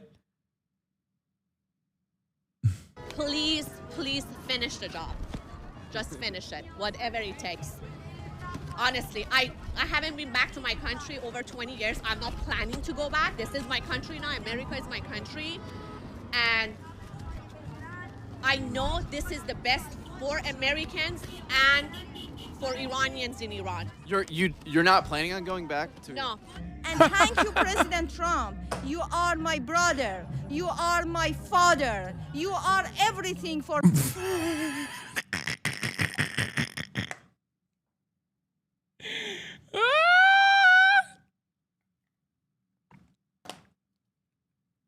myself, for my country, for my people. And thank you, Bibi Netanyahu, for supporting Persian people. And thank you, the soldier they killed in this war. And bro, I swear to God, I'm about to see my like dentist or some shit in here. It's like I can't. Like when I tell you, like, one, this is my neighborhood, like literally my neighborhood. I think they're in downtown LA, but like they all live in my neighborhood. They're all my neighbors. Okay, when I tell you like restaurant owners, dentists, you know, small business owners all around, people who sell furniture, people who sell rugs, like car dealership owners, like every single person that I live around is this person, okay?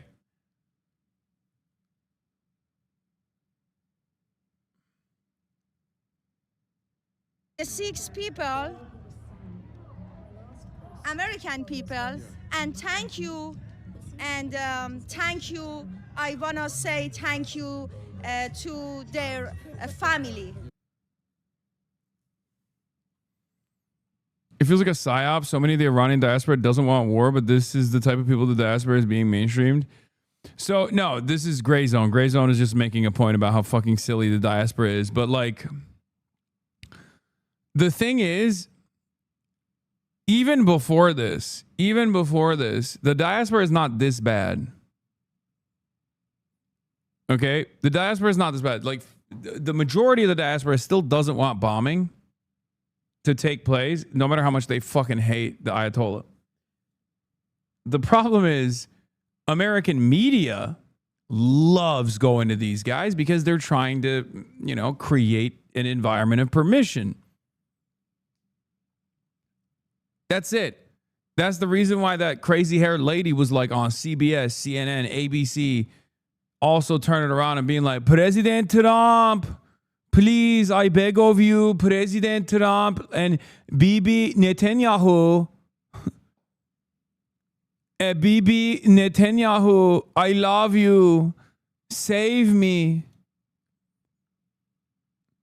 Trump says this war isn't about freedom. Hexas says this war isn't about democracy. Rubio says this war isn't about liberating Iran, but somehow the Iranian diaspora steadfastly holds the notion that Iran will come out of this war better and freer.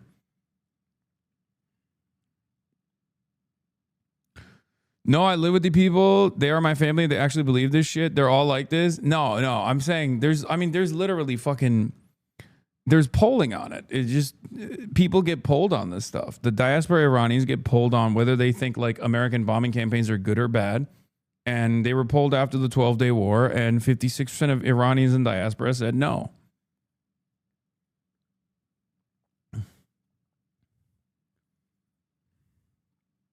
Also, those guys don't want democracy either. They just want the Shah. Like, that's the other side of the story. They don't want democracy. They want the Shah. Some believe the Shah will bring about liberal democracy. They're delusional. But those guys, they just want the Shah. They're extra delusional.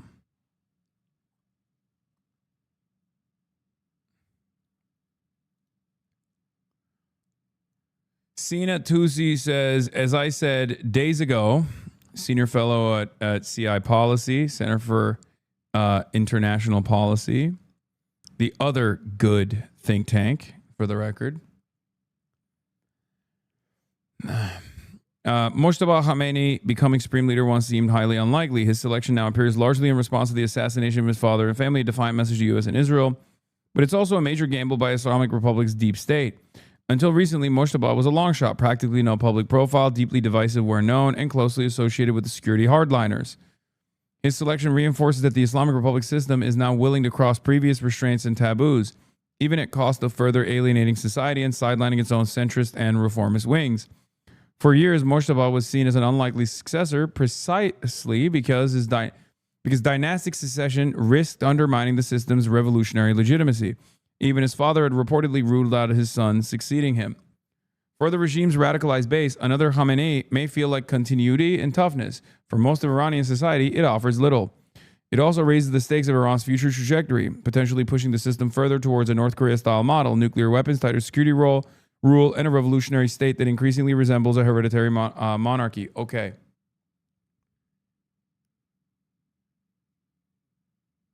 California Chatter vindicated? No, he's not talking about. No, California Chatter was talking about the like legitimacy as far as the base. No, the base loves this shit. And the people who don't like the fucking Ayatollah anyway also don't give a shit because they hate the Ayatollah. This just makes it even less likely that they will be on board with the Ayatollah.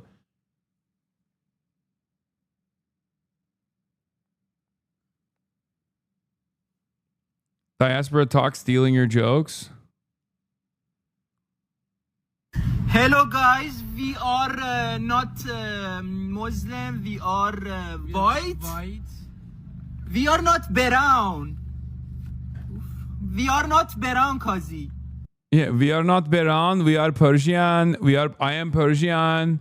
I am not Muslim. I hate Muslim. I am Persian. We are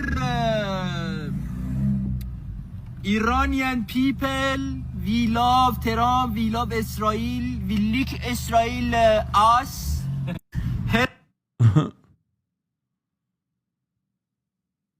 The Islamic Republic's base appears elated tonight at the announcement of Mojtaba's ascension, likely in part because they know this is the outcome Trump is most unhappy about. A more moderate successor would almost certainly have been framed as a regime bending under pressure. The younger Khamenei comes to power after not only his father, but much of his immediate family, including his wife and son, were killed by the U.S. and Israel.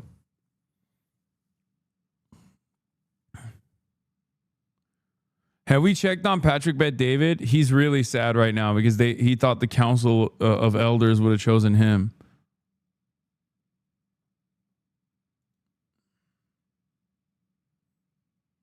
Mourir et quelqu'un vient prend votre main, vous va prendre ma vie dehors de.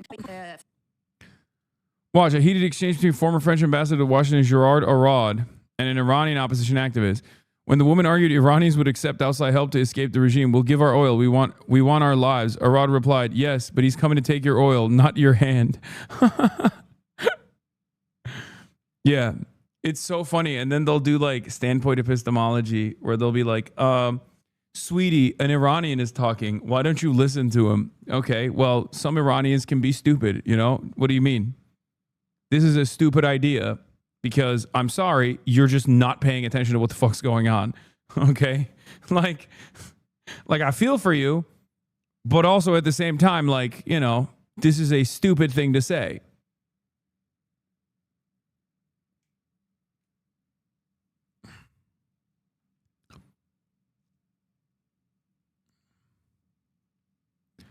Notice that only works in one direction? Yeah, if someone is like, I'm Iranian and I don't want to be bombed, everyone's like, shut the fuck up. We're not listening to what you have to say.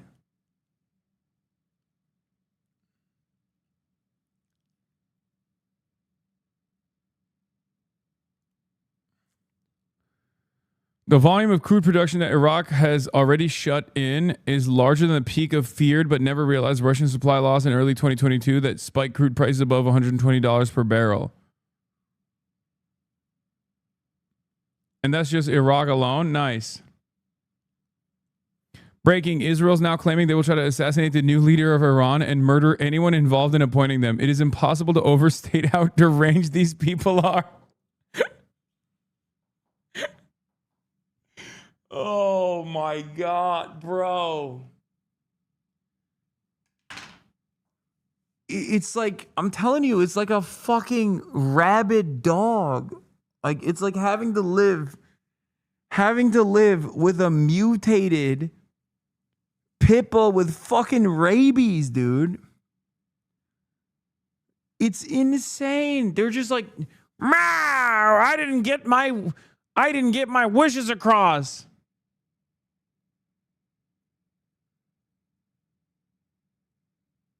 It is a lunatic state. Norm is right. It is truly a lunatic state. This is lunacy. Oh my God. Oh.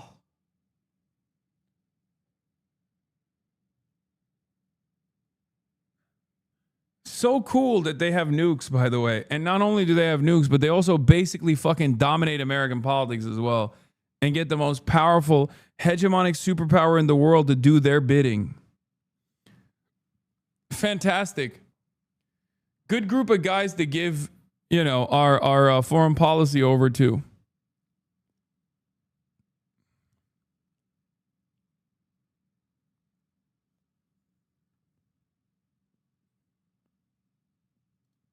This is your most normal Israeli politician, President Trump.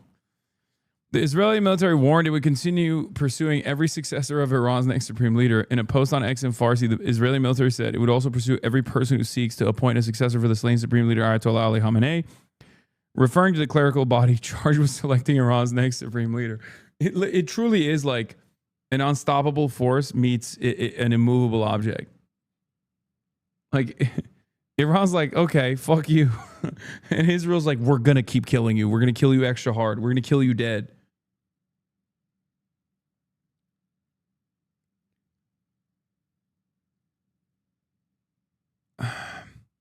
Uh-oh. Trump saw the oil prices. Wait, Trump now says $100 barrel oil is a very small price to pay and calls anyone who disagrees a fool. Short-term oil prices, which will drop rapidly when the destruction of the Iran nuclear threat is over, is a very small price to pay for USA. Oh, they are dumb. Oh, they're stupid. Oh, they're this stupid. I can't believe it. It's unbelievable. Oh my God. He truly is JD Pond. He truly is JD Pondon. It's not even a joke. He wants the fucking suburbs to scream. He wants to kill every American Treatlerite. He said permanent first world genocide. It's crazy. Nah, this is the one area where the fucking hogs and hogettes will not play around. Okay? They suck his dick on everything. This is the one area where I don't think they're gonna like that. That's why he kept saying over and over again, but the price of gas is so low. The price of gas is so low. Don't you love it, folks? Well, now the price of gas is not so low.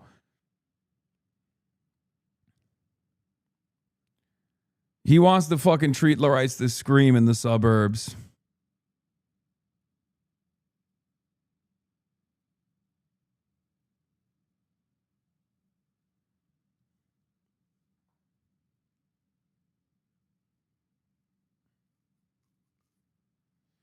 Midterms over. If they even happen in November, he's a dumbass. I mean, yeah.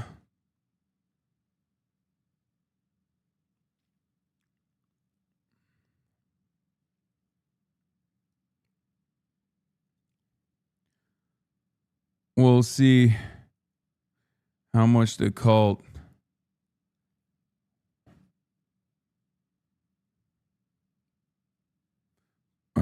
more at the pump, since this was the only thing he could point to whenever people brought up affordability. It's an incredible thing to say. It's an incredible thing to say that you're going to war, your sons and daughters are going to die for Israel. That's one thing. Americans are cattle. That stuff happens over there. It's not my problem, right? But it's an entirely separate thing to say you're going to pay extra. You're going to pay fucking $15. You're going to pay European style prices for oil, and you're going to like it, and it's all because of Israel. I don't think the base will appreciate that. His base defends him being a pedophile? Yes, chatter, because his pedophilia doesn't touch the gas prices. There's two areas where the base is like a little shaky. Affordability is a major issue, and Epstein files. This makes the affordability situation completely untenable.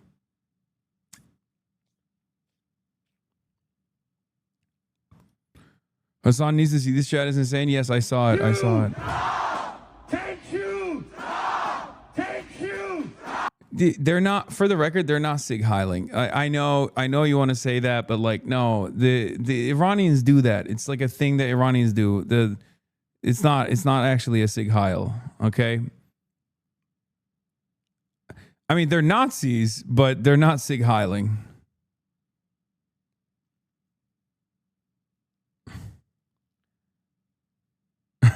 Like, when I watch this, I'm like, no, they're fucking Nazis, but not because they're Sig Heiling. They're Nazis because they're saying, thank you, Trump. Thank you, Bibi Netanyahu. Seamus's take on this: I don't think we deserve rights. I'm going to be real. Thank you. Thank you. Thank you. Thank you. Thank you. Thank you. Thank you. Thank you. Thank you.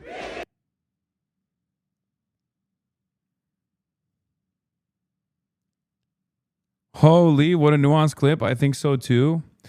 No, they're Nazis for sure, but not because they're Sig Heiling. Do you understand? They're Nazis because they're supporting Bibi Netanyahu and they're supporting Donald Trump. They're not actually Sig Heiling though. Like, Iranians do that. Don't do that thing where like Westerners always do this thing where they're like, oh, these guys are Sig Heiling. They do it with like the Yemeni too. Like, it's like, I don't know what it is, but it's a thing that people do. It has nothing to do with like fucking Adolf Hitler. Even the Ayatollah defenders were doing that in their celebrations. If you notice, like in the crowd.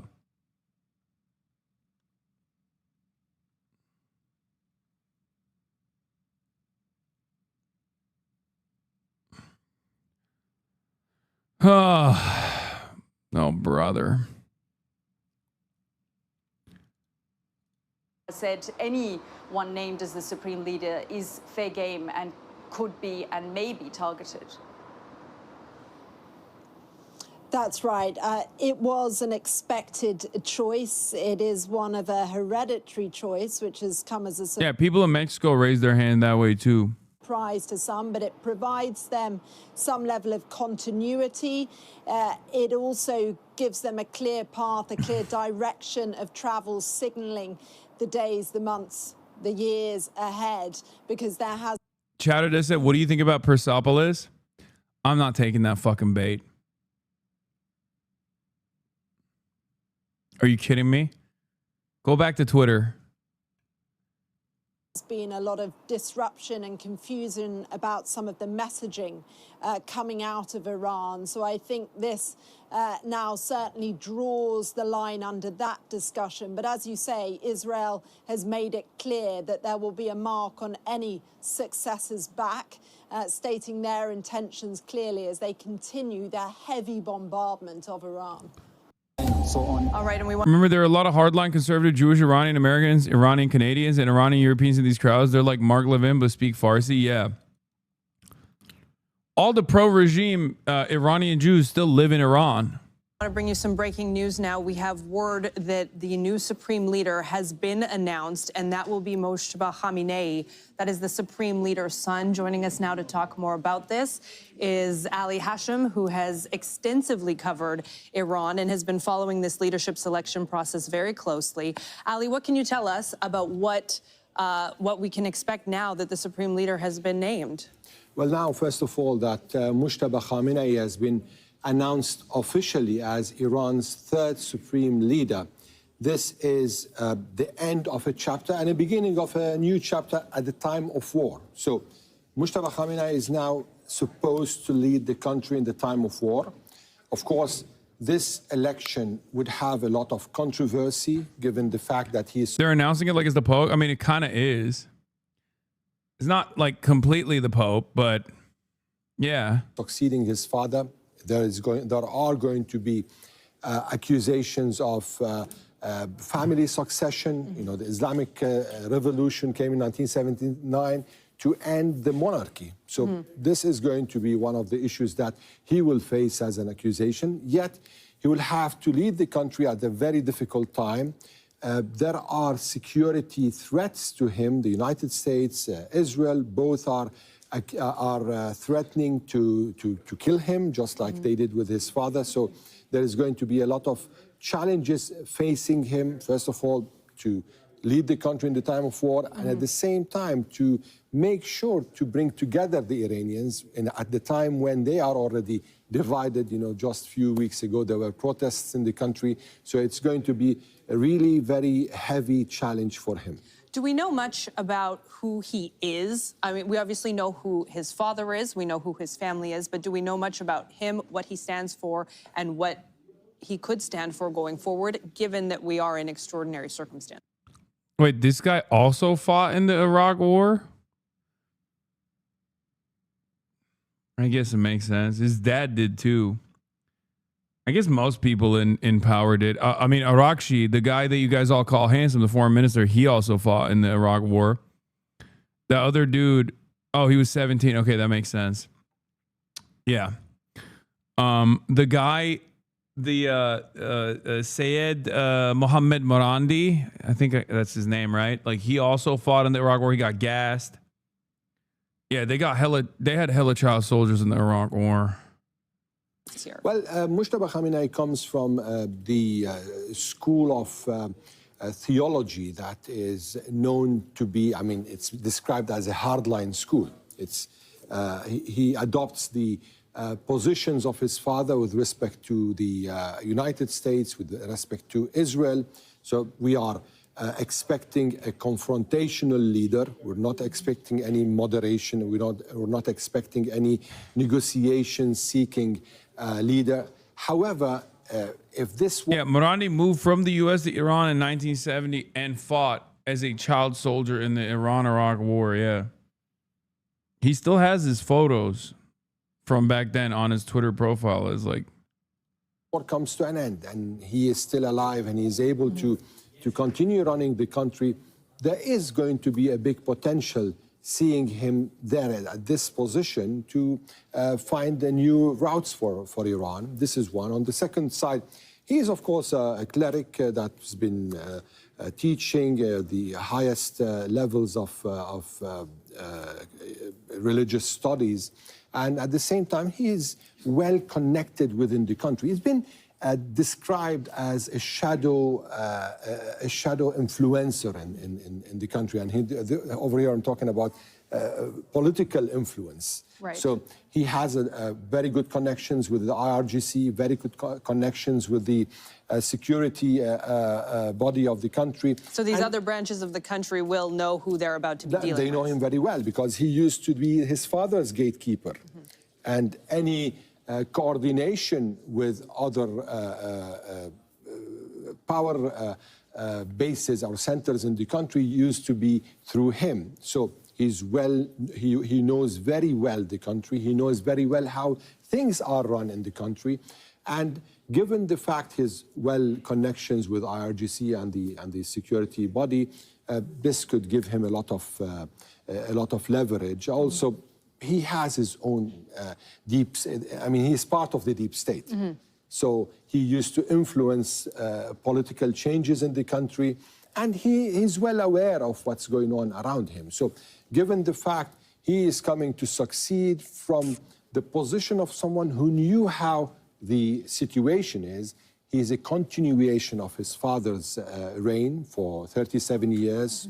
We'll see another Khamenei coming to power. However, we're seeing a younger Khamenei, probably with also some new ideas. He's not a copy of his father, but the influence may be there we've never heard him talking. Right. We've never seen him except in some very rare pictures. So we are yet to hear from him, and we are yet to see how he is going to deal with the new status quo. I mean, his country is in the middle of war. How is he going to deal in the situation of war?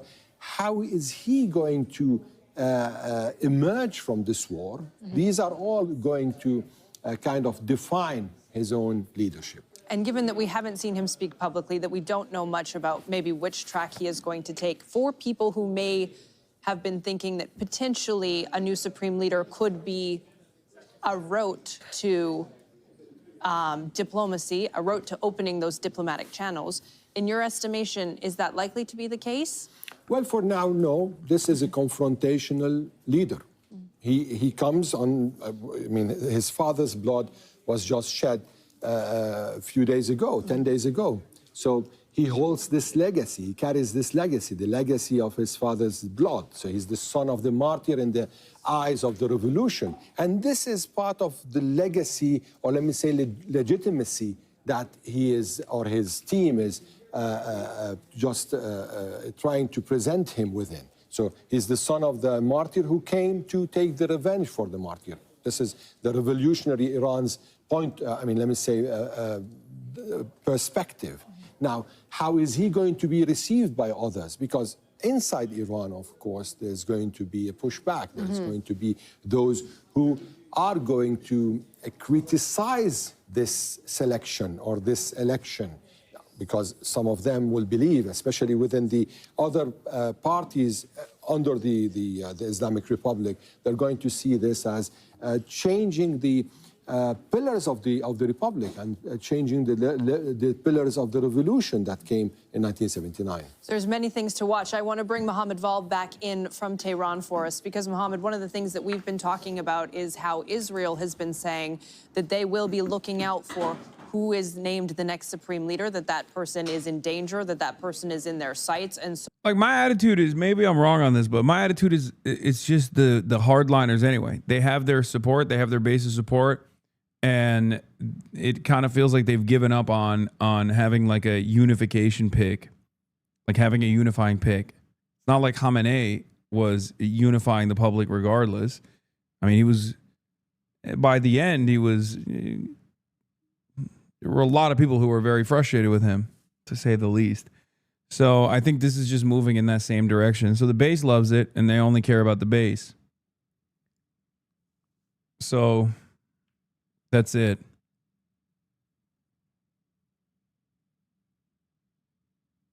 But we'll see. We'll see how he moves. So are the people who elected this new supreme leader. Especially because like that's like domestic policy. That is not something that is relevant right now, right? It's not relevant at all because the country is going to be unified regardless currently because America's blowing it up.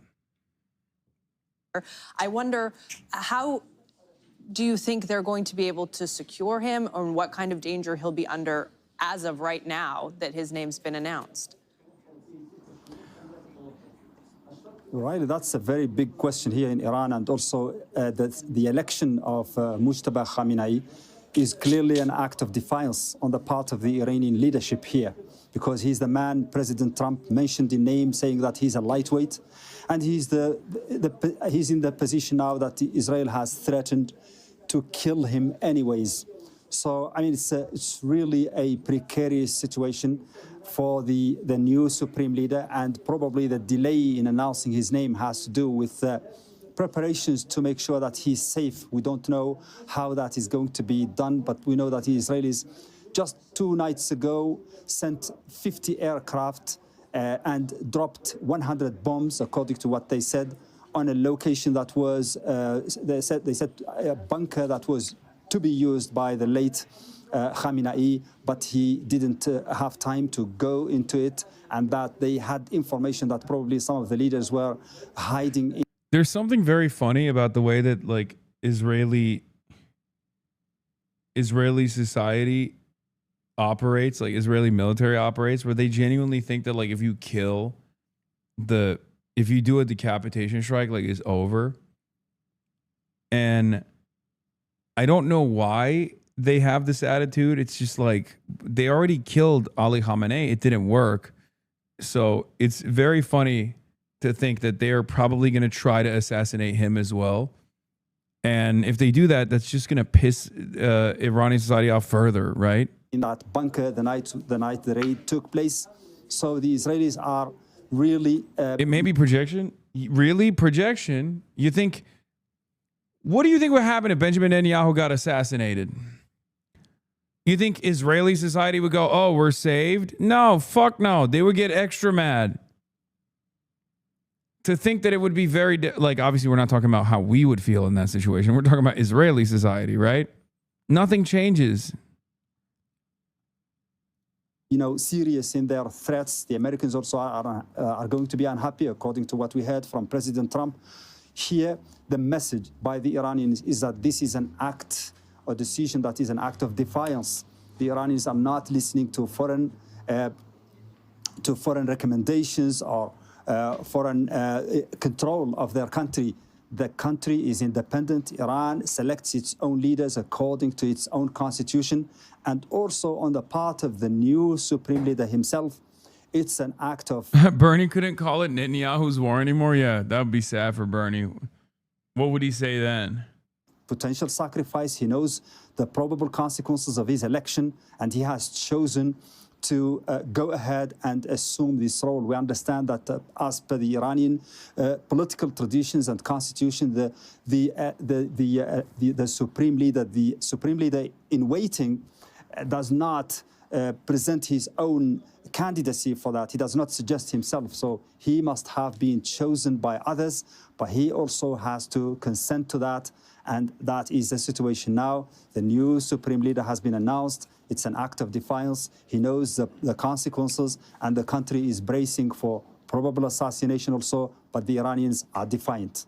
And Ali Mohammed makes a very good point that, number one, there's no evidence that the American president had any hand in making this selection as he wanted to do. And two, obviously, Khamenei will know now that there is a big target on his back. But I wonder how you think people in Iran on the streets of Tehran will react when they hear this news. Well, they're already hearing now. So, as I told you, there is going to be a lot of controversy when it comes to this selection.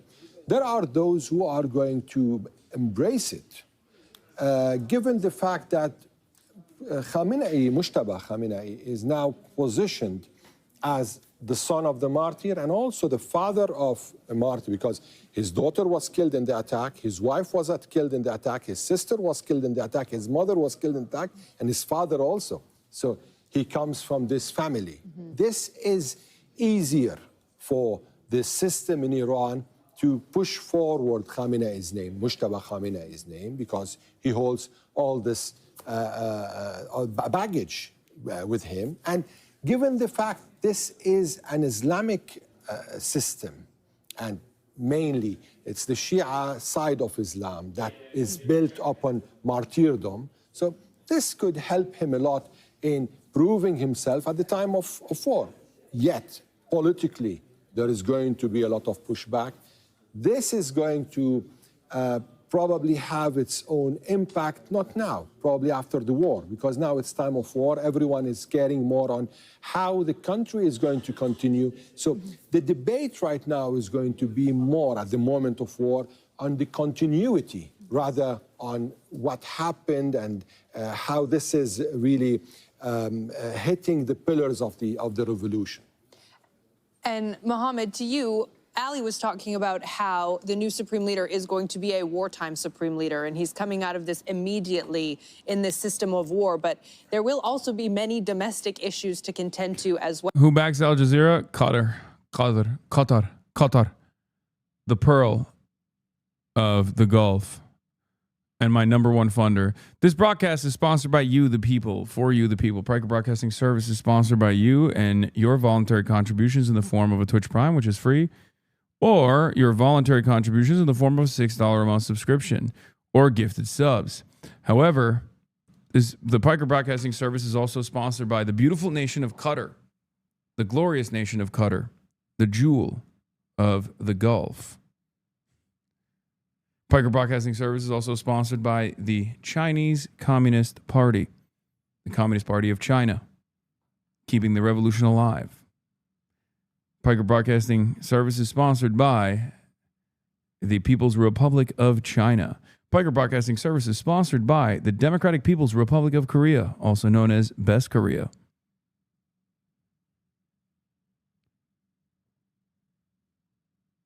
As an Al Jazeera employee, we do in fact fund you, good sir. I've never been paid by Al Jazeera. If anything, they dunked on me last time I did an Al Jazeera interview. It was crazy. Piker Broadcasting Service is sponsored by Cuba.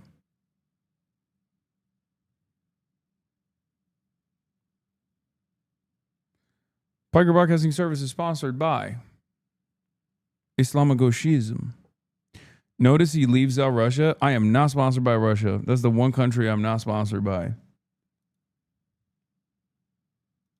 Well, so I wonder what are going to be the main things that he'll be dealing with within the country, not just from a period of war. Well, the primary on that list could be national consensus over him. He's a sort of unknown figure, even though he's very well known, but he's unknown in terms of his personality because he doesn't speak a lot, he doesn't attend a lot of meetings and gatherings and so on, but he is known to be one of the hardliners, and he's known to be very close to the Revolutionary Guard and to the Basij. So, I mean, for some people, particularly the reformists, they may not be happy with his election because they think that we are back to the square one. We have been trying to change the country to what we like, to the better, closer to liberalism and so on.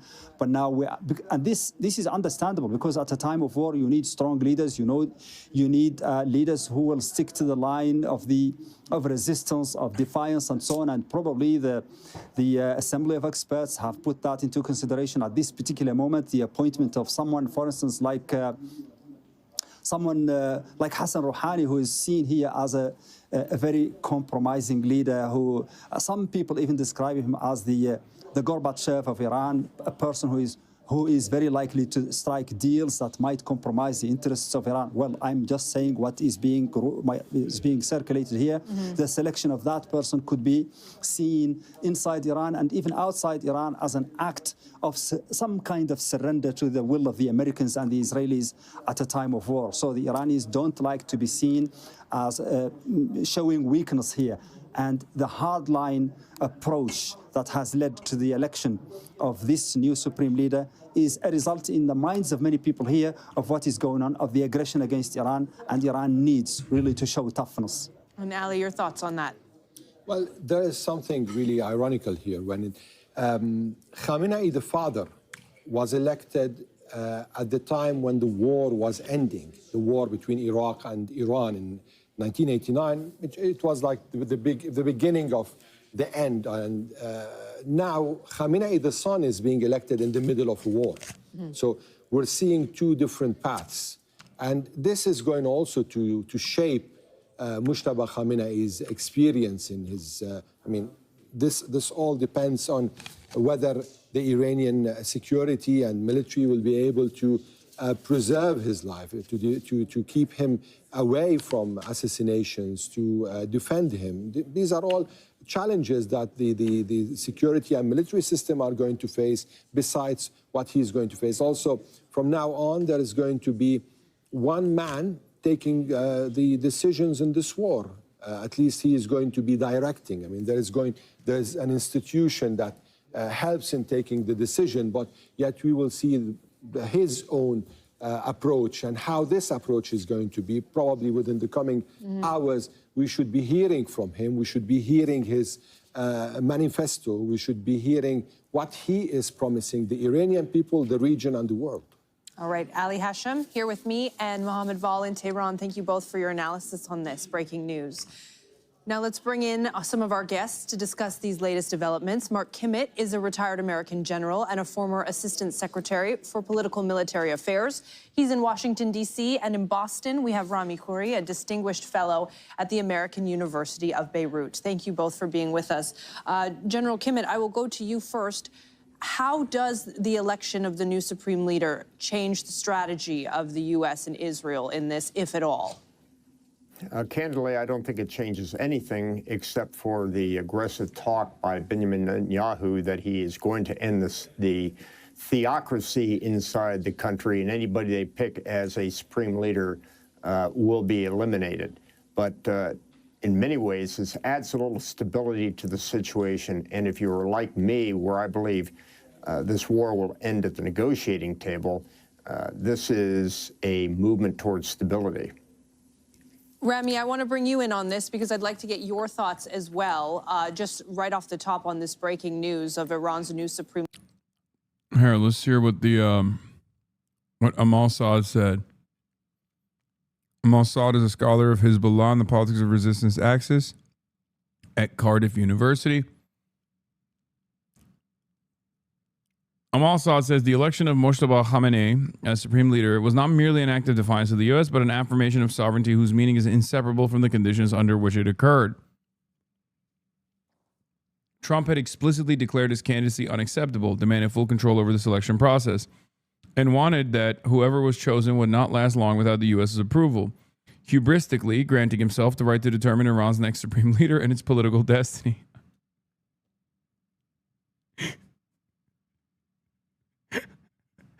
I think that's so funny that I'm just imagining him sitting with the council of clerics. Like, he was like, no, I get to pick it. It's so funny. It's so stupid. It's so American. It's just like we are such spoiled children. I mean, we're monsters at the end of the day. We're such a monstrous, bloodthirsty country, but it's kind of funny how stupid we are. Like, he literally is just like, oh, I got one in Venezuela, gonna do it again. Like, that's what, he's like a giant toddler with nuclear first strike capabilities. I can't believe it.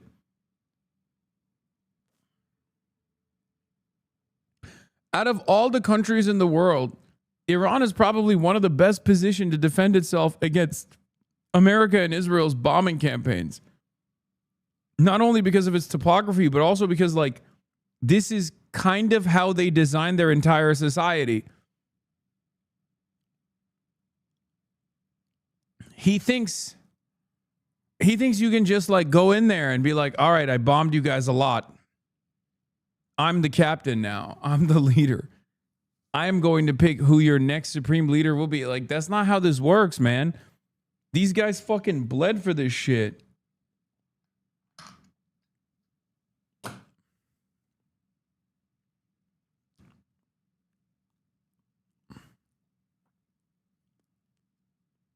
He probably envisioned the new leader as wearing a Trump hat and really liked the idea.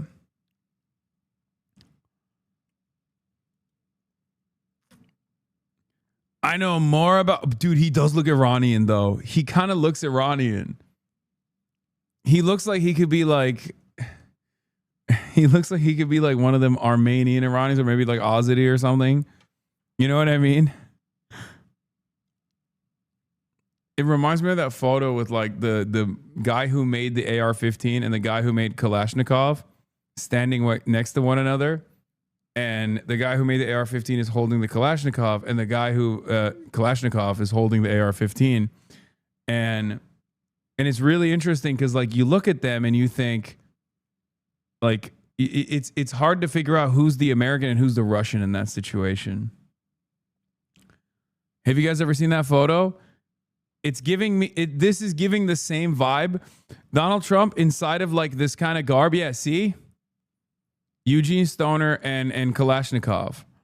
But if you actually look at, if you like, given their outfits, like as soon as he holds, this is the American, this is the Russian. Okay? But because the American is the one that's holding the Kalashnikov, you think he's like he could totally go for, he could totally be like a Russian, like a Russian politician or something. And Kalashnikov's holding the AR-15. He looks like he'd be like a hoorah. It's an M16, sorry, not the AR-15. Shut the fuck up, whatever.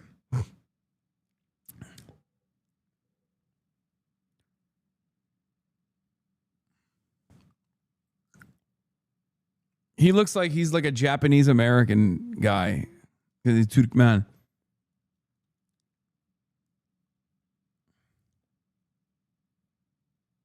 Yeah. It's really interesting that when you see Donald Trump in the garb, you're like, wait a minute. He could be fucking Iranian, you know?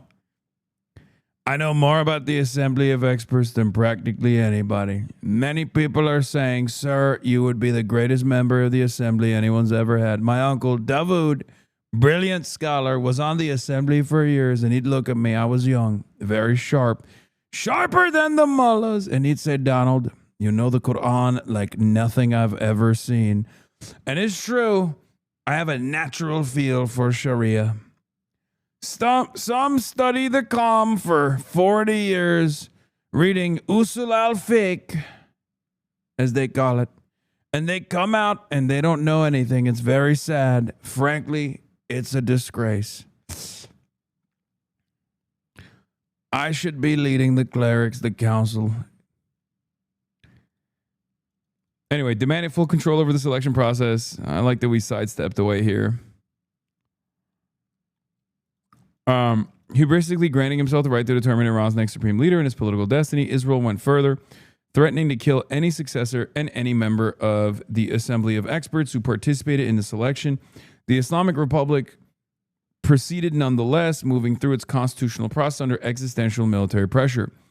The fact that several members of Mojtaba's own family were killed in the U.S. strikes lends further weight to this argument. The U.S.'s demands for control over Iran's succession was therefore not simply a strategic miscalculation, but a profound failure to understand what sovereign self-determination means for a hyper-independent revolutionary Islamic Shia republic whose raison d'etre has always been the pursuit of sovereignty against precisely this kind of imperial power. Exactly. Their sole point of existence is this. They fought back against Iraq, backed by the Americans. They fought back against America. They fought back against the Western powers. This is literally their whole fucking point. In this context, every statement Trump has made declaring the outcome unacceptable became retrospectively the condition of possibility for the act's sovereign meaning. What the U.S. set in motion is a cycle it cannot break because every supreme leader Iran elects under the threat of assassination will, by the very conditions of his election, become the living embodiment of the sovereignty it seeks to eradicate.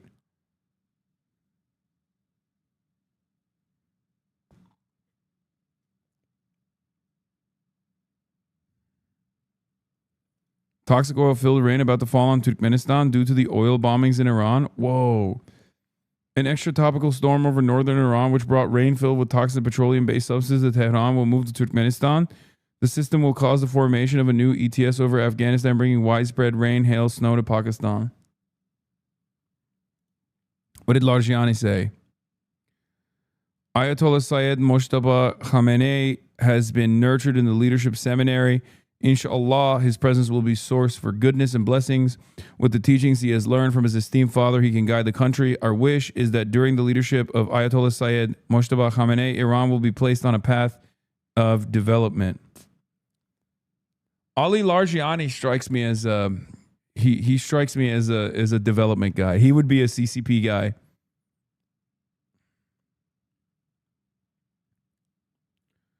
Why did the OG Khamenei look white? Brother, why do I look white? It's literally the same reason. It's actually pretty ironic that all the Persians, I am Persian, I am not Arab, I am Persian, literally do not look as white as you know, Ali Khamenei did. Because Khamenei was Azeri. Yeah, this is where Caucasian people were invented by Dr. Yaqub. He's white for an amazing reason. The Talmudic Turk? What a fucking name, dude.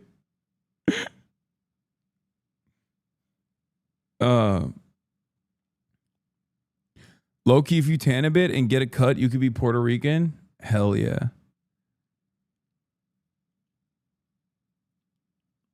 Yeah, Larijani is super white.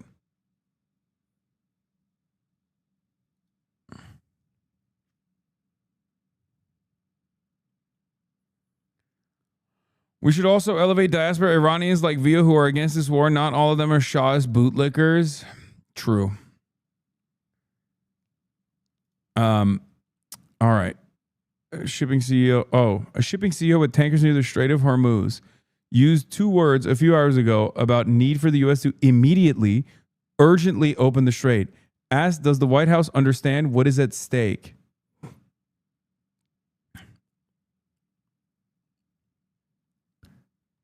The answer is no. Leader Mojtaba Khamenei, the son of the former Supreme Leader, being named. What are your... Donald Trump already gave an answer to that question.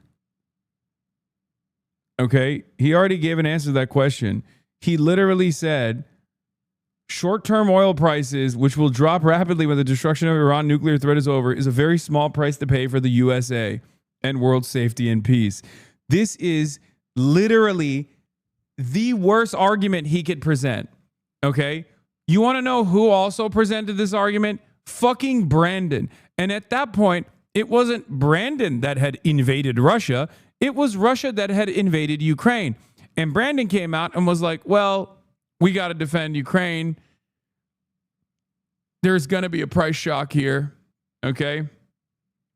But we got to do it to defend the global order.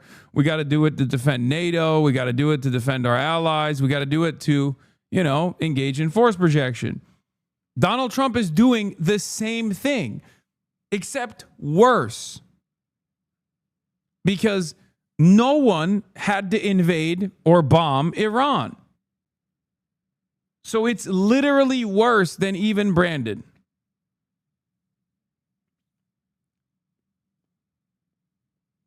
Fucking spectacular job, sir. Thank you. And it's not even because like Iran goaded us into it or something. It's because Israel got America to bomb Iran. Like, I can't believe it. It's unfucking believable. Oh, yeah, of course. I know this guy is Walter White, Saddam general. Saddam top Lieutenant Izzat Ibrahim al-Duri. He looks very Irish for an Iraqi man. Yeah.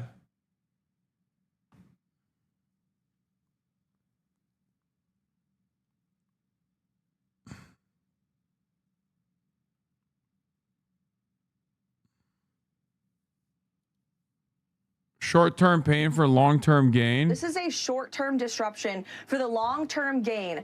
Short-term pain for the long-term gain. Short-term pain be for long-term gain. We're going to have some short-term pain with long-term gain. Short-term pay for a long-term gain. Some short-term pain, yes, but we've got some long-term gain. Short-term spike for a long-term gain. Some short-term pain for American consumers. We may have to deal with that in the short term. Short-term and temporary. Temporary, short-term pain. It's going to suck in the short term. Some short-term pain. Short-term pain. We have to focus on the short-term. Short-term. Short-term. Short-term. Short-term and long-term. Short-term left. Hopefully this is a short-term pain. Short-term is highly outweighed of the long-term benefits. Some short-term pain for the long-term gain. Short-term sacrifice for a long-term gain. This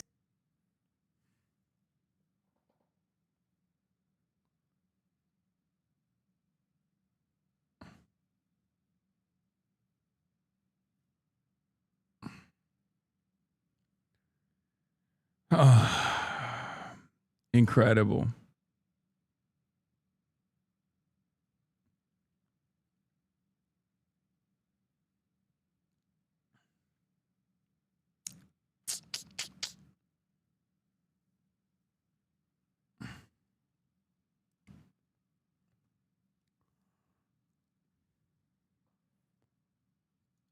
Yeah, you're going to like it, dude. It's going to be awesome. Your thoughts when you hear that name? Also, for the record, there is no fucking long-term gain here. And it's not even going to be short-term pain either. I'm not sure they won't try and push this guy. Oh, dude, yeah. There you go. Reza Pahlavi. Reza Pahlavi. He is the true leader of Iran. I am Iranian. Well, Riley, I think this kind of confirms what General Kimmett said, and this is a continuation of what Iran has had since 1979. This is the Wilayat al-Faqih, the ruling system, with clerical rule under a supreme leader, with the addition of the IGRC, the Republican Guard, the National Republican Guard, Revolutionary Guards. And these are institutions that are very well established, and the guards are the most important institution in the whole country, probably with the clerics. But they control business, they control guns, they control management of the system in many ways, and they're massive, and they control hundreds of thousands of people that they can bring to the streets. So I think this is a sign of continuity. Whether it ends up pushing for a negotiated resolution of ending the war, what will happen after that will be seen, because it'll be totally different circumstances. How much the Iranian people suffer, how much people keep threatening it. So these are unknown factors. But for the moment, I think this is kind of an act of defiance as well, telling the Americans and the Israelis, you wanted to get rid of our system? Well, in your face, here's a more radical. Iranians should choose their leaders naturally. Yeah, I mean, that would be nice, wouldn't it? Person than the guy who was his father who was assassinated. And so this is a sign of continuity, and we'll see what that brings. And General Kimmett, this supreme leader is coming in at a time when we're seeing attacks escalating to different civilian targets, things like oil depots, oil storage facilities. How is this advancing the escalation of the war? Well, first of all, I wouldn't consider infrastructure targets to be civilian targets. They're part of the economy. They're not civilians. But again, I think if you look at it from the Israeli side. But sorry, just to ask you on that. So what is a civilian target then? Is it just civilians? Primarily, yes. Yeah. Civilian military facilities, civilian, just generally human beings, as opposed to structures. Now, going back to your question about Mujtaba, I think there's going to be a dispute inside the Israeli-U.S. discussions about how do we react to this. Again, as somebody who thinks that Strait of Hormuz closed, biggest anthropogenic disaster possibly since Chernobyl. Global wars and instability is considered now by economists as stagflation. Job loss in February, 92K in USA. Oil up 38% in a week. Crypto and stocks dipped very hard Friday. Something is coming. It's already here. It's already here. It's not coming. It's here already. Civilian military facility. When he says civilian military facility, he means like Bossage, and he means like the police buildings and shit. He means like IRGC, not IRGC, but like that's what he's talking about. I mean, it sounds stupid when he says it, but that's what he's trying to say. Negotiations. He's talking about like Bossage headquarters. Negotiations that the Iranians have to come into, already providing concessions. This can't happen unless you have a supreme leader make those decisions. And with the stability that a new supreme leader brings, no matter how much you don't like him, at least we might be able to move the process forward. Do you think that that's likely to happen? Well, again, Rami knows this much better than I do, but the sensing is that he is closer to the hardliners than the clerics. The clerics did not want a dynasty and are against a dynastic control of the supreme leader's position. But given his hardliner positions, this sort of complements, for example, the bringing back of Vahidi, who founded the Iranian Revolutionary Guards Corps, dusted him off and put him back in to head the IRGC when his predecessor was disposed of. So I don't think you can make any declarative, definitive statements right now. I think we're going to have to wait a few days. I don't think it's an appropriate question. You know, I'm not going to answer it. Could there be possible for very good reason? Have to be very good reason. And I would say if we ever did that, they would be so decimated that they wouldn't be able to fight at the ground level. Welcome back. That's President Trump yesterday on Air Force. Look at our asses, dog. What the fuck?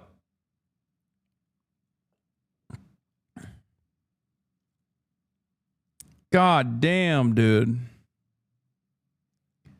God damn. And they're still cooking.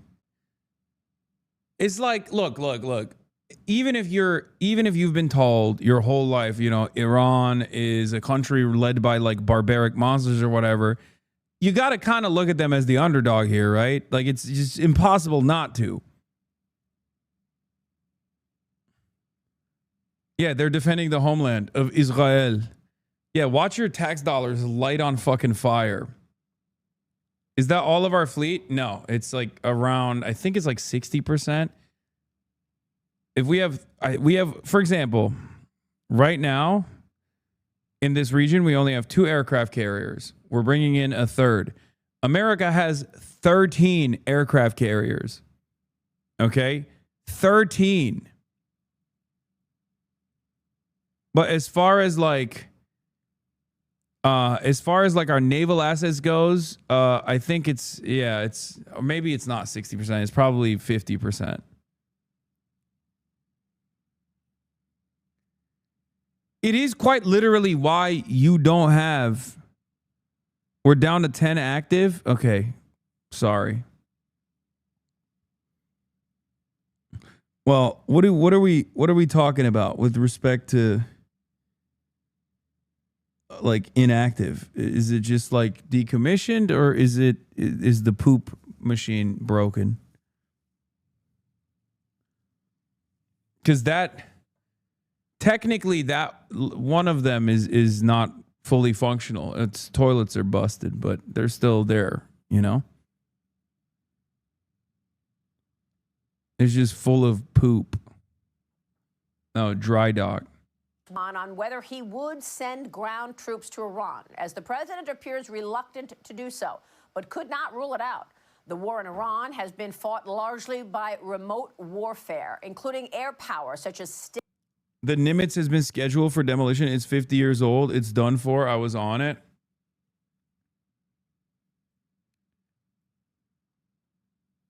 stealth F-35s and long-range missiles and kamikaze drones, cyber warfare and intelligence meant to destroy Iran's military systems from the air rather than occupying territory.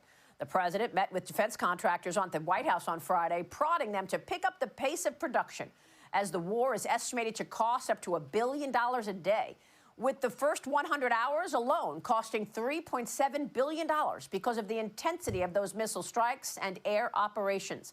Now, sources tell me to expect the Pentagon to request a defense supplemental package of up to $50 billion in the coming days and weeks. Joining me now in the Sunday Morning Futures exclusive is South Carolina Senator Lindsey Graham, the chairman of the Senate Budget Committee, which shapes the overall spending, as well as a member of the Appropriations Committee, which decides how money is actually spent. Senator, thank you so much for being here.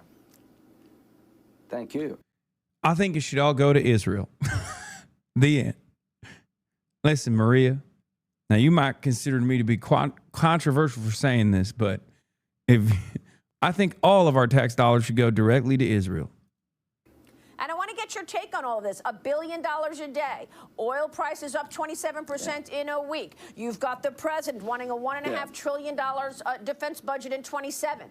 The idea that the Pentagon is about to come to you for $50 billion on these strikes to Iran. How are you going to answer? Best money ever spent. Was it worth to America to take down a...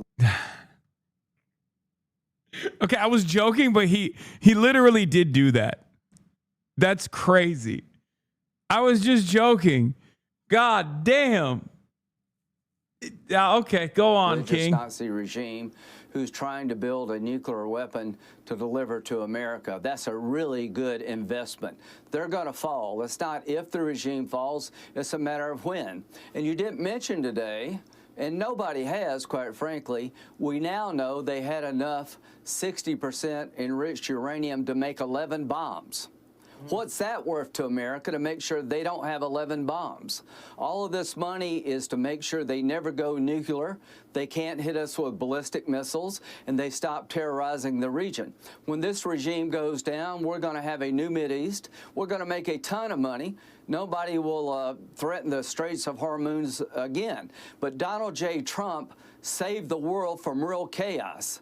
Witkoff, the negotiator, was told by the Iranians openly that they have stockpiled enough 60% enriched uranium, 460 kilograms, to make 11 bombs. Thank God Trump did this. Can you imagine a year from now? What would it cost America if Iran had 11 nuclear bombs to threaten us? They would hold us hostage. We would be held hostage in perpetuity by this terrorist regime. So the money we're spending is a good investment to take down a regime that's been the largest state sponsor of terrorism, has got American blood on its hands. And when this regime falls, it's not if, when. We're going to... I don't think this is convincing.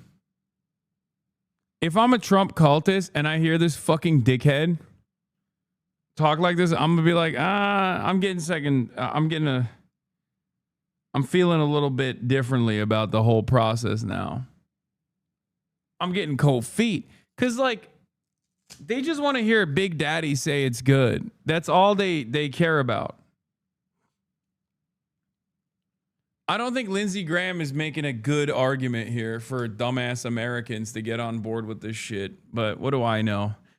I always thought that I understood how hogs move, but they've shocked me even with how much worse they can get. Gateway to peace, and the next thing that will happen is Saudi Arabia will recognize Israel, and that will be the biggest change in 2,000 years in the Mideast, and Donald J. Trump is the man to make it all happen. He's the first president in 47 years to call the question on the Iranian regime. They're religious Nazis. We negotiated with them. They would not give up their enriched uranium. You're the most popular news article on Breitbart? Wait, what? What did I do that's on Breitbart? What did I do now that they're coming after me for? Breitbart. Does anybody even look at Breitbart anymore? Hasan Piker articles. Just make fucking drones. Leftist streamer Hasan Piker gives advice to suicide bombers in his audience. That's awesome. 500. Let's see. Can we see the comments? Why hasn't he been arrested yet? Or like drone. Deport him and then drone him. We are going to get a great job flushing the terrorists, subversives, pedos, Satanists out of the woodwork, but then nothing happens. Paging Dr. Bondi. Paging Dr. Bondi. Same thing for companies to hire illegals. Why haven't they been punished?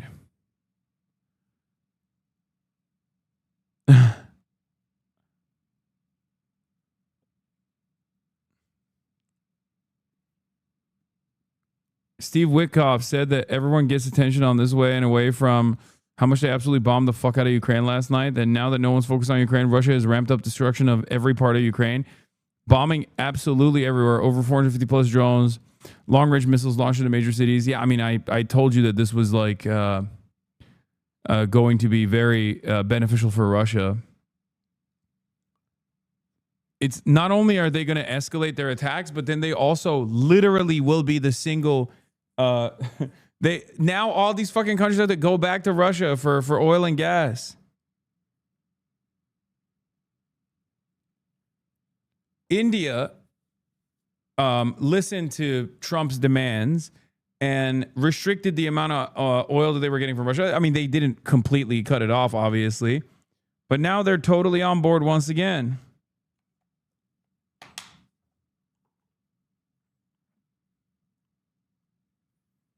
Hasan Piker was a fat nerd in high school. Now he's a gay, middle-aged Jew hater who hangs out on kids' video game social networks trying to convert them to communism. I'm pretty sure it's been a downhill roll.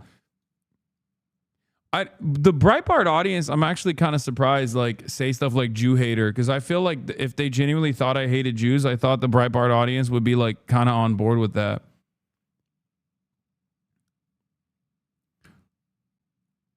It's kind of shocking.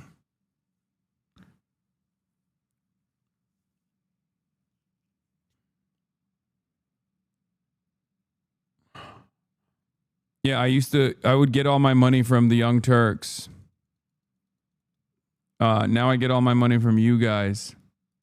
Being anti-war versus during Biden versus Trump. About your thoughts and opinions on all matters. So tell us what your priorities are. We actually care. Okay, great. Yeah, healthcare, cheaper college, cheaper housing. Okay, yeah, pass. Okay, can we stop doing wars? I feel like that's a broadly popular opinion, like war is bad. We can work with that. Hey, how about this? We'll pull our troops out of Afghanistan. Wait, how long were we in Afghanistan? Boom, just like that, we're out of there. Yeah, that's great. We fixed war. Done with that crap. Okay, but then let's actually stop the wars, right? Wow. Wow. What did I say? You don't think Israel should be able to defend itself? I'm saying let's stop letting them do a genocide. What? Sorry, I'm in a tunnel. We're letting this happen. What? This I'm is having trouble hearing we're letting this happen. Tom, that's a great idea. Lunch? Tom, lunch? I'm against people getting killed. This sounds to me like Russian talking points, and I don't blame you, but where do you get your news from? I'm against people getting killed. What are you actually saying? Nothing. Right, let's unpack what the term war even means, like historically in a broader context. What even is war? Oh, that's my time. You've been a great crowd. Thanks, everyone.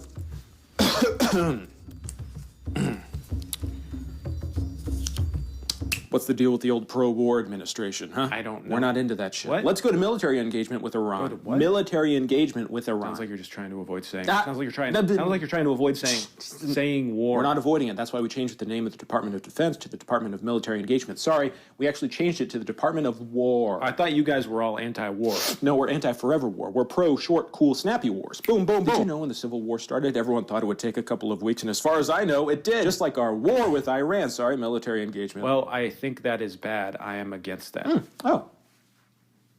Cock, what? Pussy. Okay. You wish we had the old trans-estrogen Pentagon military, don't you? You want woke helicopters and soy latte rocket launchers. I mean, come on. We're doing war the old-fashioned way, and I don't give a F what your opinion is about it. Okay. Please give us $40 trillion. Yeah, but you see, you're a libtard, so you don't understand. We're doing war the anti-gay way.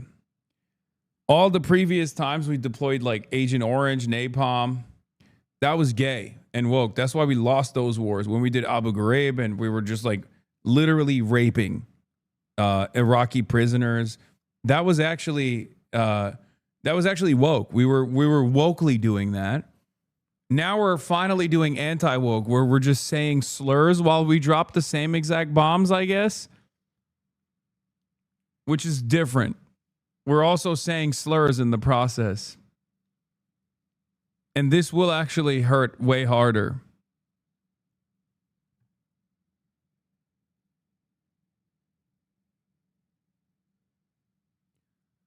This memo from last week, White House memo to congressional Republicans tries to address concerns about being at war with Iran, saying, oh yeah, Trump, dude, it is literally, this is so Russia. Special military, announced major combat operations against Iran. Special military operation that will last only 4 days.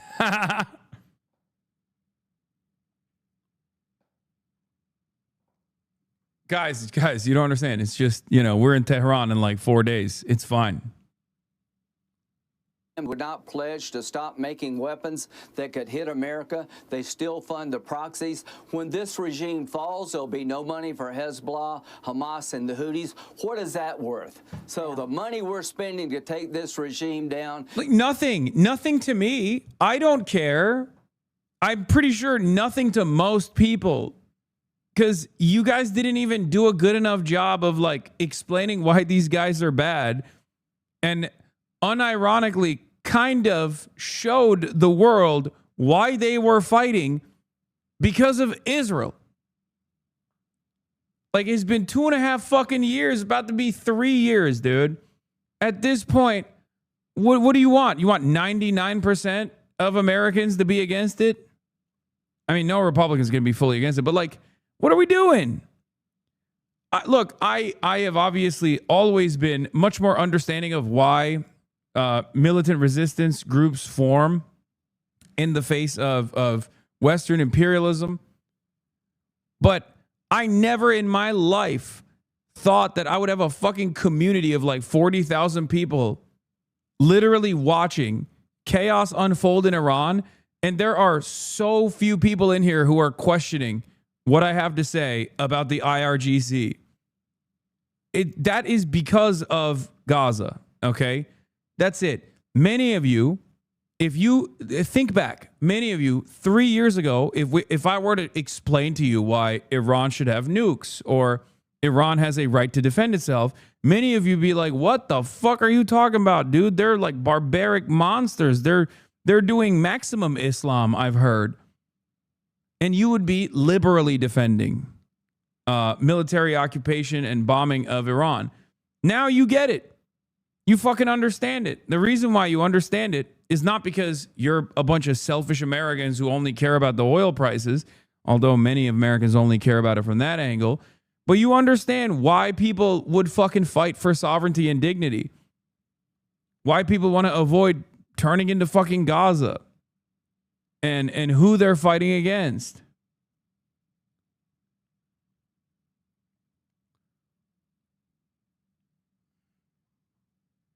That's it.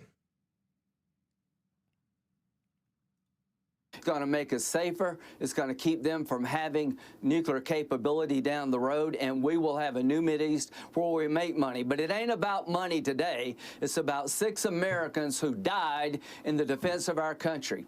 Now, to our Arab friends, you're being... Why? Why did they die? They were there already. Why? Why'd they die? Because you got literally primed by agents of Israel. You got notes from agents of Israel on how to better convince Donald Trump. And then Donald Trump followed along with Israel's agenda. And now it's actually not 6, it's 7. It's probably far higher than that. We don't know the true numbers. It's not going to stop at 7. Let's be real.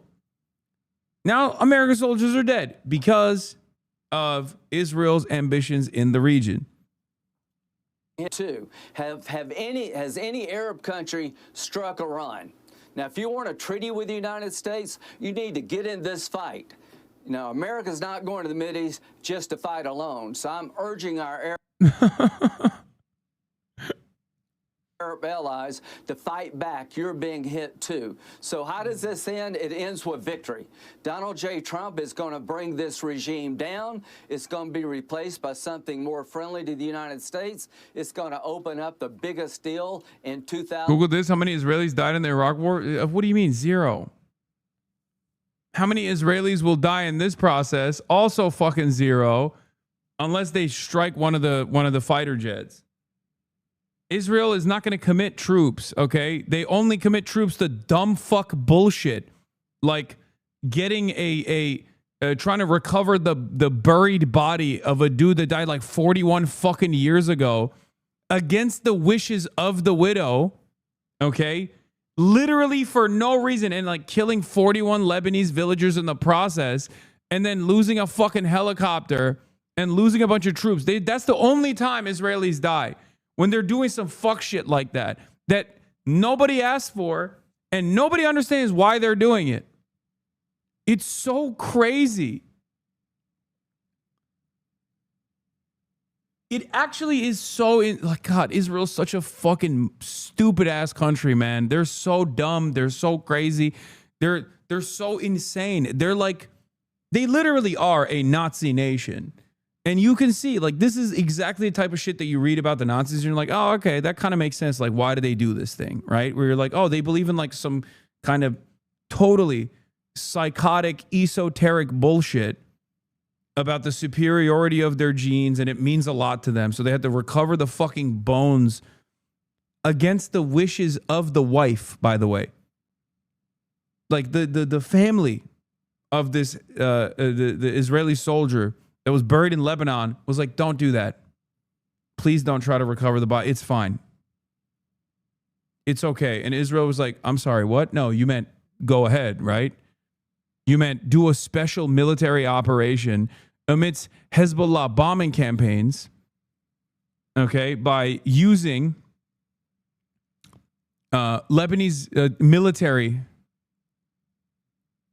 using the vehicles of the Lebanese military to go in and make it seem like we're actually the Lebanese military extracting or engaging in like the digging of graves here, and then get fucking ambushed by Hezbollah.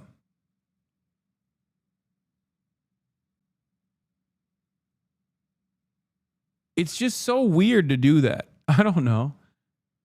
Don't you have other shit to worry about? Like, why are you using special forces for this? I genuinely don't understand it. Yeah, they got killed, dude. 2 Israeli soldiers were killed by Hezbollah in southern Lebanon. Initial reports indicate they were operating a D9 bulldozer when it was hit by an anti-tanker mortar fire. This is another 2 soldiers that got smoked. That's new. Another two Nazis that got fucking smoked in Lebanon.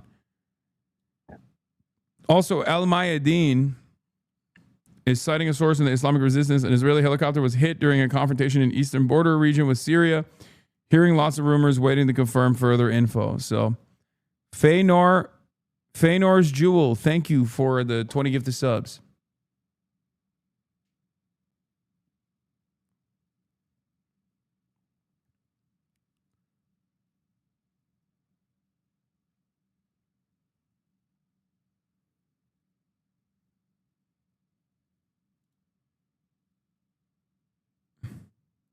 I'm supposed to believe this is necessary so women can wear their hair out in public.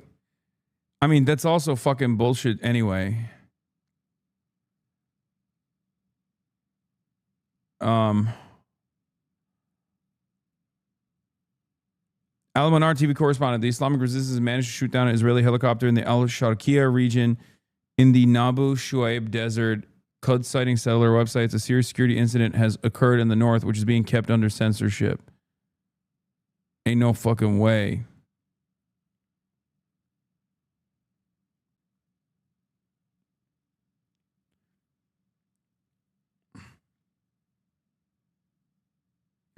Cuck Tapper defending Israel. Oh, hell yeah. Let's hear what he has to say.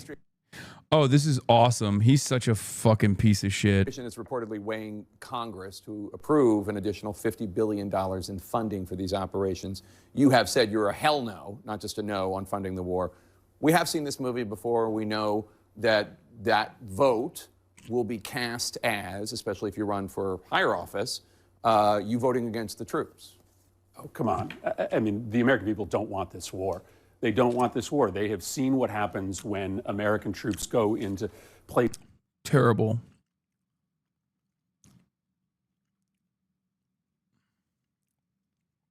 Thanks, Jake. Places like Iraq, places like Afghanistan, ultimately we get a lot of people killed. We waste a lot of dollars. The one thing the American people are clear about is that they do not want the United States dragged into another long-term war in the Middle East. If you support the troops, then you should be voting against funding this war so that we get our troops out of harm's way. Virtually nothing good happened from sending thousands of Americans to die inside Iraq in the 2000s. And if we don't learn that lesson, then shame on every single one of us. So, Gravity, thank you for 20 gifted. What the fuck? Why y'all peppering me with gifted subs? The administration. Send Jake Tapper.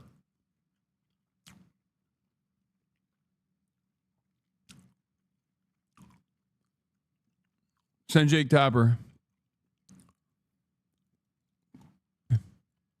I think this line is more politically popular with his brace than he wanted it to. It's extraordinary that people close to Trump admit these things to the media, even on background, basically saying that Netanyahu maneuvered him into war.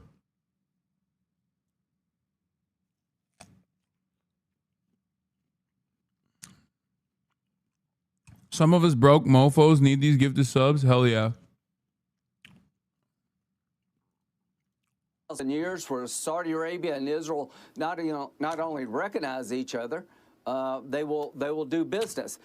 Trump's a man of peace and business. Finally, Venezuela and Iran have 31% of the world's oil reserves.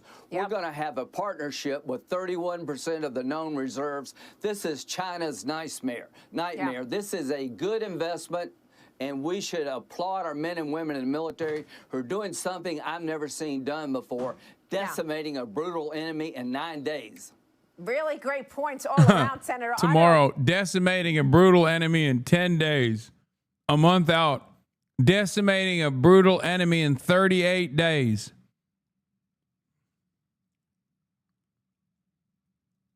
What is this? Another wow mouth? This motherfucker's making videos like crazy now. What's that? Where to start? Number one, how are you going to better secure the Strait of Hormuz so that we don't see more spikes in the price of oil? Number two, are you telling us you want the United Arab Emirates and the Saudis to lash out and strike Iran right now? I want them to get in the fight. We sell them weapons. Iran is striking their country. Impact in Tel Aviv? Oh no.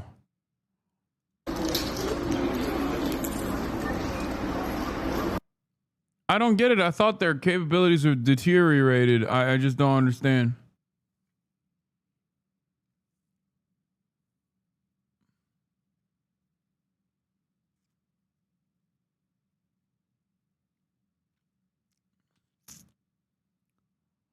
Did you cover the story of the Kurds that refused to fight compounds being attacked the same night military helicopter landed?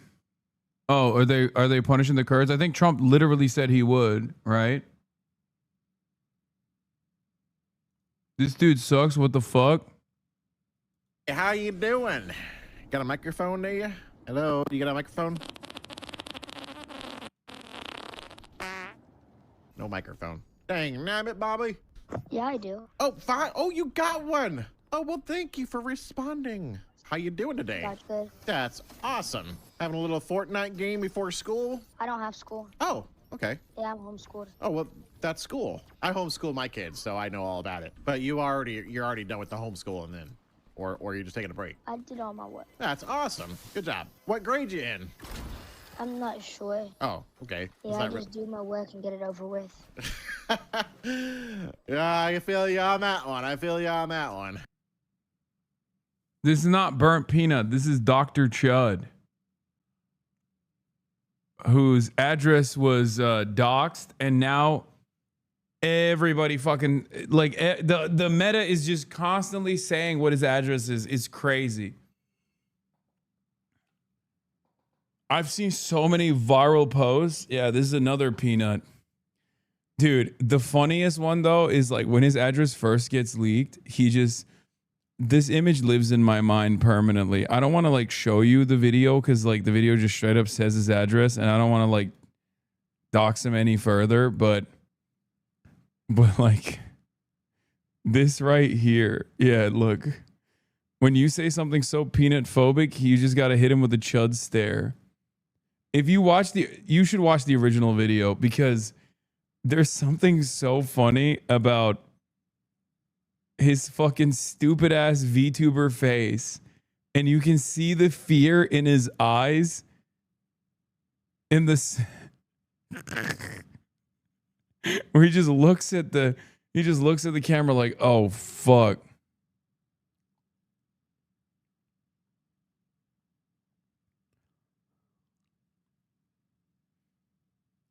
And then he just says his wife's name. He's like, if that's not where you live, that's where your wife lives. We're here with the address edited out. I can argue. Like how you like. Wait, does this actually have the address edited out? Hold on. You live at 41 Linden Drive. Okay, it is. It's not like super edited out.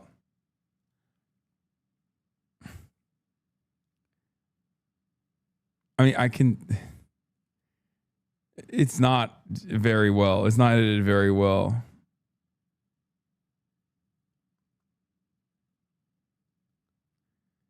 I don't want to play it. I don't want to risk getting fucking banned. Anytime fucking Twitch gets a lot of requests to ban Asmongold, he fucking turns around, like Twitch turns around and bans me instead, okay? So I don't want to fuck around. I just do it and get it over with. I move on with my life. So I can play some Fortnite. Yeah.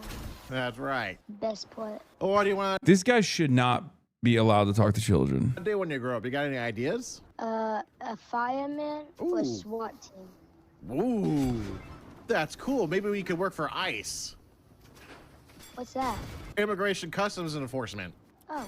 Yeah, they round up all the illegal aliens and send them back to undocumented workers and send them back to, that means that when they entered the country illegally, they find them, arrest them, deport them so they can come back into the country legally. Ooh, so Yeah. people be illegal. Yeah, I guess it's not proper to say illegal aliens anymore. I don't know the proper lingo, I guess. That's what they used to be called. And it's not that they're bad people or nothing. No, this country's built on immigrants. It's just they say to come into the country legally the right way. Of course we want immigrants in the country. We're made from immigrants, right? Immigrants is a good thing. No, but yeah, it's another form of law enforcement. Like you said, for the SWAT team or the firefighter, it's like the cops for, it's like border patrol, but for the nation, Yeah. Yeah. Yeah.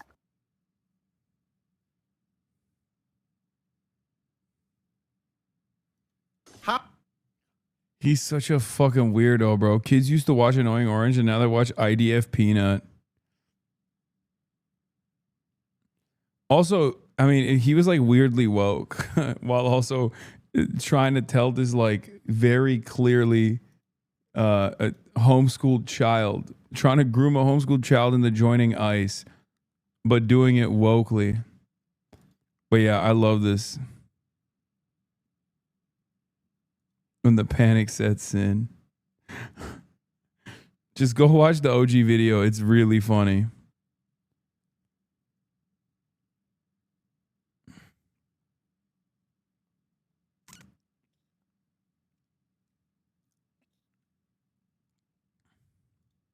Good capability about the Strait of Hormuz. What if they're He's trying to avoid the racism allegations, which is also why he rebranded. He kept saying the N-word. Wait, what? As a peanut, he was just like, he's like fake Texas. He's fake Texan. He's not actually from Texas, but he acts like he is when we know where he's actually from. You know what I mean? We know where he's actually from.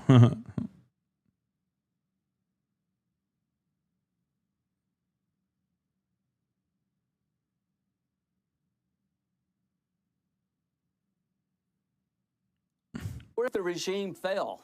Then you never had anybody in Iran in the future that wants to close the strait. What if you had Iran with people who don't want to build a nuclear weapon to kill us all? What if you had Iran in the future that doesn't support Hezbollah, Hamas, and the Houthis? That's where we're headed. Donald J. Trump is going to bring this terrorist regime down. We're going to have partners in Iran, and we're going to open up a gateway to peace. This won't fix itself. Every other president has talked about doing it. President Trump is in the process of doing it. They're going to lose, and we're going to win. Israel and the United States, you just wait to see what comes in the next 2 weeks. The next 2 weeks meaning what? We're going to blow the hell out of these people. This regime is in a death row now. It is going to be on its knees. It's going to fall. And when it falls, we're going to have peace like no other time. We're going to have prosperity unlike. It's so funny that these guys are like, they say death to America. And then turn around and say this. Anyone could ever imagine. Peace brings prosperity. You can't do it by talking. The Democrats criticize this operation. They didn't do a damn thing. These men and women in the military should make us all proud. And they have already. Number 3, real quick, are you going to support the president's request for $1.5 trillion budget defense in 27? And will you respond yes to a potential supplemental defense package of $50 billion from the Pentagon? Yes to both. We need it. We want the strongest military to end the wars quickly. Look what we're doing here. We've lost 6 soldiers. God bless them. We're devastating. The Economist, for some reason.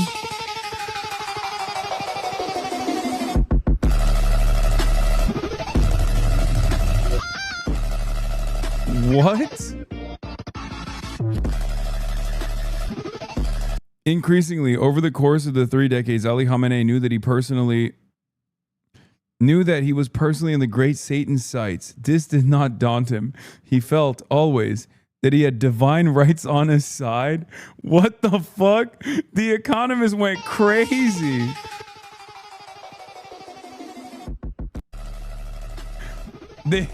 That's crazy.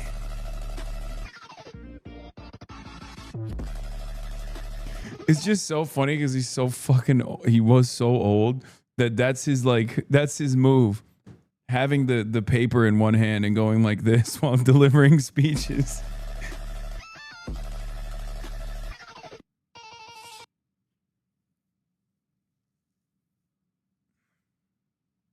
Yeah. Unlike the actual Aura farmers,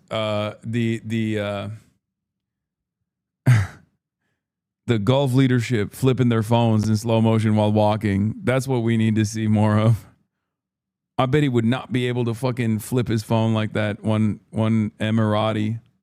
I'm not looking for a fair fight. If we get in a fight, I want to win it. I want to Hasan, win. please, you promise? I did not promise watching a fucking Dr. Witnesser burnt peanut video. Quick. I'm in Miami. You see this hat? Free Cuba. Stay tuned. Yeah. The liberation of Cuba is upon us. It's just a matter of time now. You see this hat? Make Iran great. President Trump said the only way to make Iran great is for the people to take over. We're marching through the world. We're cleaning out the bad guys. We're going to have relationships with new people that will make us prosperous and safe. I've never seen anybody like it. This is Ronald Reagan plus. Donald Trump is resetting the world in a way nobody could have dreamed of a year ago. He is the greatest commander-in-chief of all time. Our military is the best of all time. Iran is going down, and Cuba is next.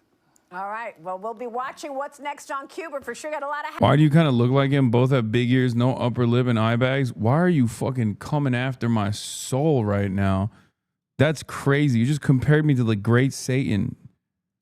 Jesus Christ. I want to take a closer look at what the American public is thinking about what's going on. Holy Toledo. In Iran. With us now, CNN Chief Data Analyst Harry Etten. Harry, what are you seeing?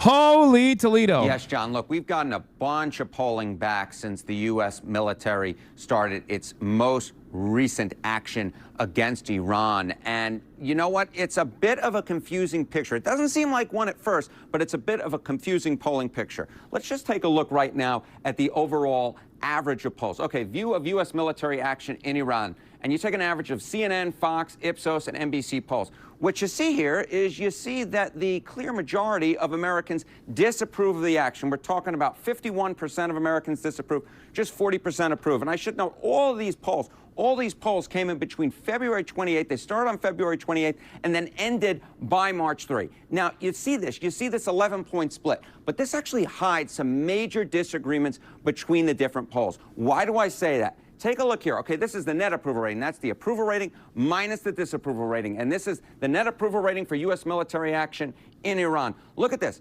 CNN, our own CNN poll, shows that the net approval rating is minus 18 points. Very similar to the Ipsos polling at minus 16 points. But then all of a sudden you see the NBC News polling, and look at this. You see it at minus 11 points, getting a little bit more popular. And then you'll look at the latest Fox News poll, and that's a split, a dead even split at 0 points. So yes, on average, the polling is showing that the move is unpopular, but that actually hides major disagreements between the polling. And I should note the polling questions pretty similar and all conducted at about the same time. So I'm not exactly sure what's going on, but there's another reason why, John, you should take these initial numbers with a grain of salt, because I want to go back to the June airstrikes, right? Net approval rating, U.S. military action in Iran after the June airstrikes. Initially in late June, look at this, underwater at minus 8 points. But by July, look at that. After the military option was deemed successful, it became much more popular. Now, we're just going to have to wait and see with this current military action in Iran, how exactly the polling shifts. But right now, I would really take the numbers with a grain of salt, keeping in mind that there's big polling disagreement and the numbers may change down the road. John, back to you. Harry, thank you very much for that. Yes, polling does often track what people think is a successful or not successful operation. One of the more interesting splits that we're seeing in the polling when it comes to the U.S. military action in Iran is that between the It's just carried by Republicans. It's unpopular. Bro, they're comparing you to Khamenei because of this fire writing. Wait.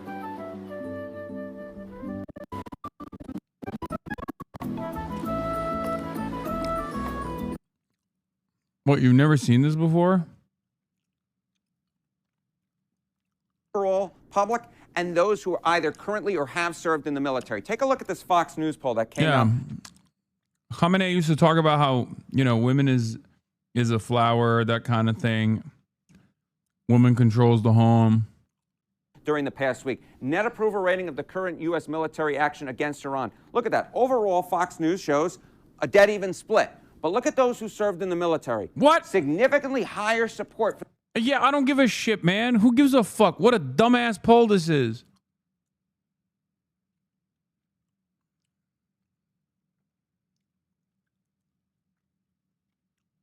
Who fucking cares, dude?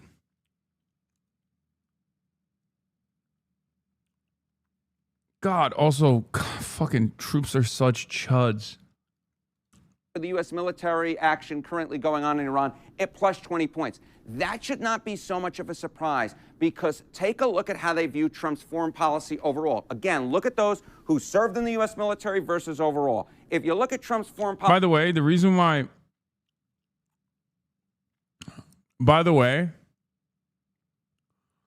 I think the reason why they're doing it is because they're also trying to manufacture consent. They're like, see, you dumb libtards don't want it, but the troops want it. Policy overall, the net approval rating on that per Fox News, those who served in the military, they like what's going on average. Look at that. The net approval rating plus 8 points for Trump's foreign policy. But look at those overall. Way, way down there at minus 20 points. We're talking about a nearly 30-point gap between those who served in the military and overall. And this split, when it comes to those who served in the military and overall, dates back to Trump's elections, all the way back to 2016. But let's look at the 2024 numbers. Look at this. 2024 results. Those who served in the military, Trump won them by, get this, 31 points. Kamala Harris actually won all other voters by 2 points. And that means, Johnny Berman, that means that Donald Trump only won in 2024 because of support from those who served in the military. Whatever happened to Trump when he ran on the campaign trail said that, you know, the whole MAGA thing, remember that? Yeah. Make America Great Again? It wasn't really supposed to be going after country after country after country. I don't recall hearing that much on the campaign trail, but just look at the number of targets. it's unbelievable that CNN is trying to do like troop polling here because they know, like, the first 4 minutes of this 8-minute video, Harry Enton is supposed to give you analysis, and normally you would bracket it off of Democrats, Independents, and Republicans. Instead, he came in and said, oh, among non-troops, it's unpopular, but among troops, it's popular. That is fucking disgusting. And it's not even troops, it's served in the military, so I assume it just means like vets, chuds. You want to know why they did that? Because it's actually deeply unpopular amongst the independents, it's deeply unpopular amongst the Democrats, it's only popular amongst the Republicans. So they don't want to show it like that, so they're like, well, troops like it. Oh, okay, if the troops like it, it's fine then.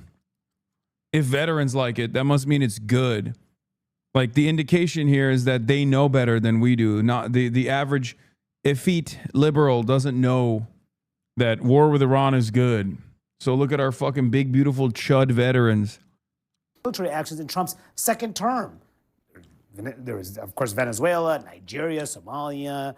I mean, the list goes on. And now Cuba.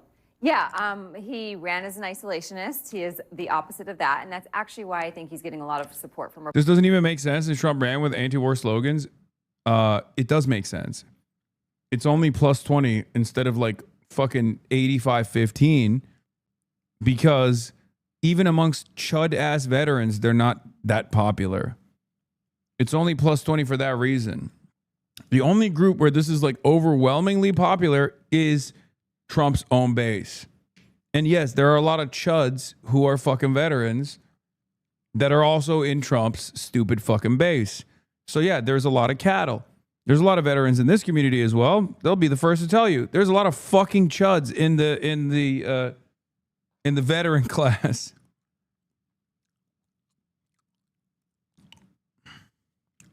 on the Hill, because this is this traditional neocon conservative belief of American interventionism, and he's doing exactly that. And going past, beyond just your More typical than that. neocon. Yeah, that's no question about it. I think a lot of people will be surprised a year ago thinking to see this, what's happening right now.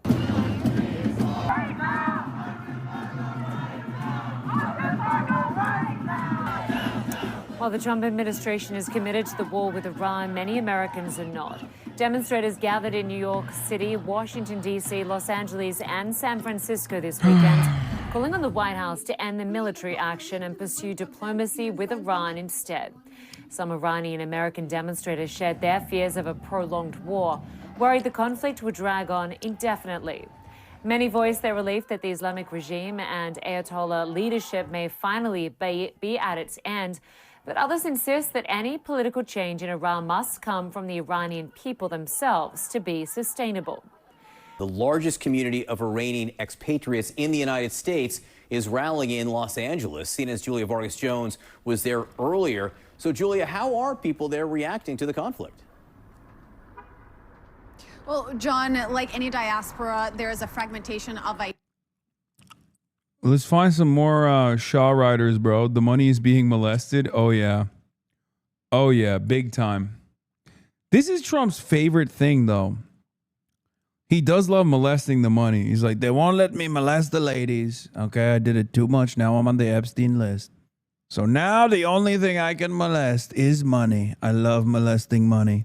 But today, what we saw here in the streets of Los Angeles was a celebration. Truly, people are thanking President Trump and Benjamin Netanyahu of Israel for these strikes in Iran. They see this as a pivotal moment, an opportunity for the regime to fall. But we have spoken to a variety of people here in what is known as Tehrangeles. Take a listen to what they said. Almost the same time I'm fighting against this regime, I was an anti-war activist. So that's very complicated.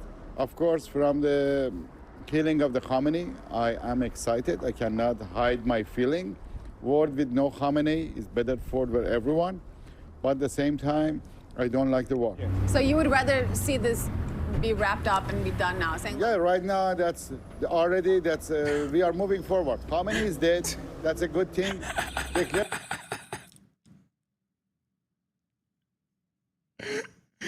Enough. Really?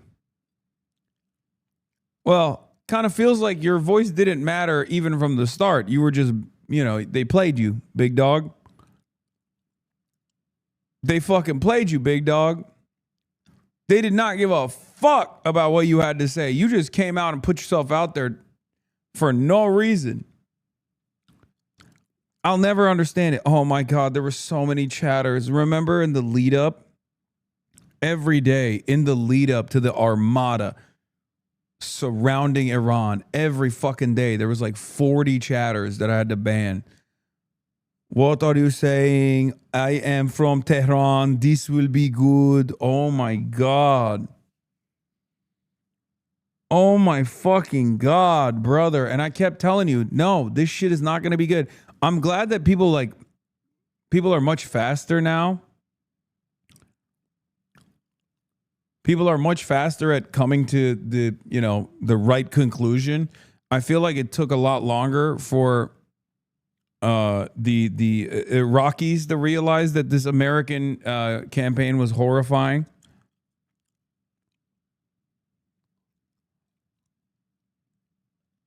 Victorian leap. President Trump, although we're thankful to him, it took him a little bit of long time, and the Iranians lost a lot of lives. And I think now he has to finish it. I never had so much mixed feeling in my life that I have right now. Because on one level, I want my country to be free and liberated. On another level, I am very sad when I see so many people of my countrymen are killed. And John, we're here in a street where business after business has signs in English and in Farsi, not even close to a better visualization of how split this community is. Right here, we have pictures that activists say are of people who were killed by the regime in Iran with the word "Stop War" graffitied over it. That's how fragmented it all is here in this enormous community in Southern California, John. Yeah, it really is very possible to have very complicated emotions all over this. Really interesting to hear from the people that you were speaking with there. Julius Vargas Jones, thank you so much for sharing your reporting.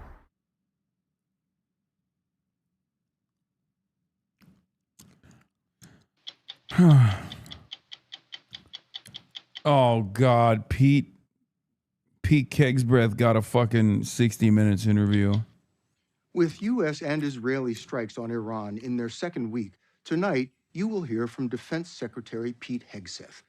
According to the Pentagon, more than 50,000 members of the U.S. military are involved in the execution of what it calls Operation Epic Fury. Our CBS News colleague, Major Garrett, spoke with Hegseth about the war with Iran.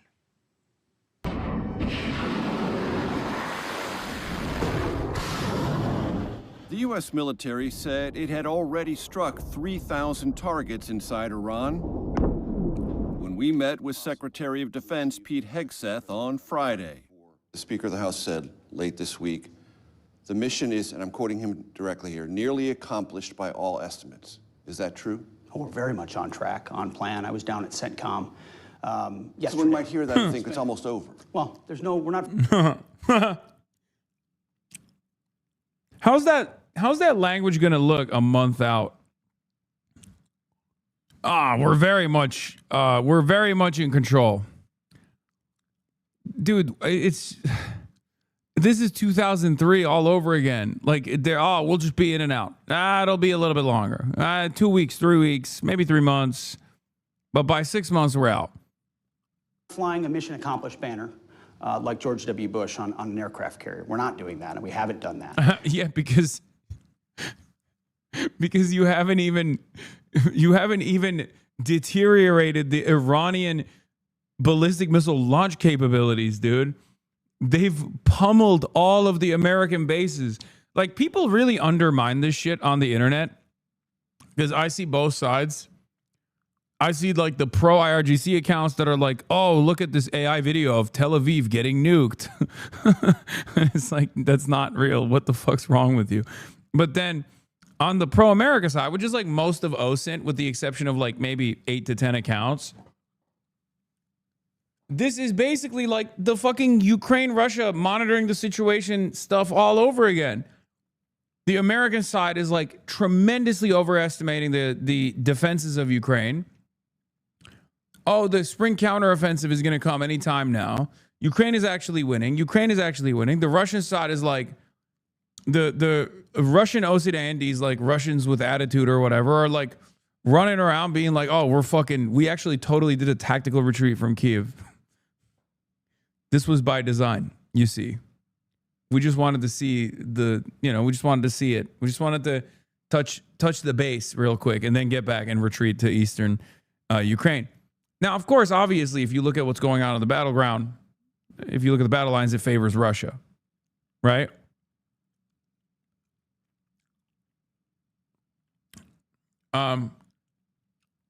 In this situation, I would say that like the Iranians are outperforming the expectations by a very wide margin. But it's, again, same shit. It's the same fucking shit. It's so strange that like the American side are like, you don't understand, our dicks are so hard. Oh, dude, in and out, dude. What the fuck? It's not that big of a deal. Oh, we've actually destroyed the Iranian launch capabilities. Like, they're done. We're actually destroying their missile silos. They're done. It's like, well, you have no evidence for this. The only evidence presented by the Israeli side or the American side is quite literally whatever we see from the Iranian news, which is like dead children. And the only evidence you have is your drone footage, and your fucking drone footage is dog shit. Like half of them are blowing up like single-use TELs that they have, thousands of. Like, these motherfuckers are whipping these things up in the back of a K-truck. They're putting launchers on the back of a K-truck and then taking it out of the cave systems and just launching fucking ballistic munitions. So it's very strange to posture like this when the Strait of Hormuz is closed.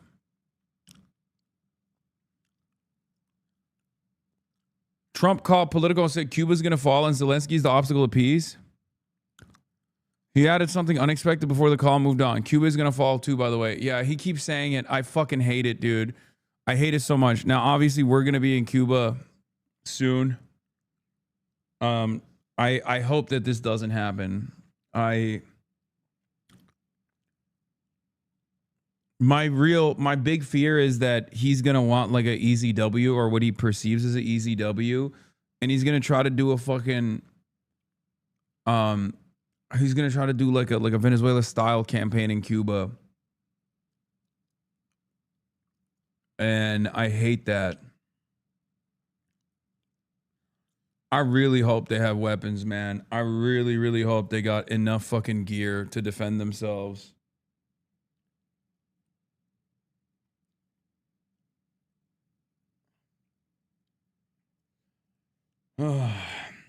Please don't go to Cuba. No, I'm going to Cuba. Motherfucker, I'm definitely going to Cuba. Unless they start the military campaign, I'm going to go to Cuba. What terrorism Cuba has ever done? Nothing at all. Like, there's not even anything you can say that Cuba has done. We've done terrorism to Cuba nonstop.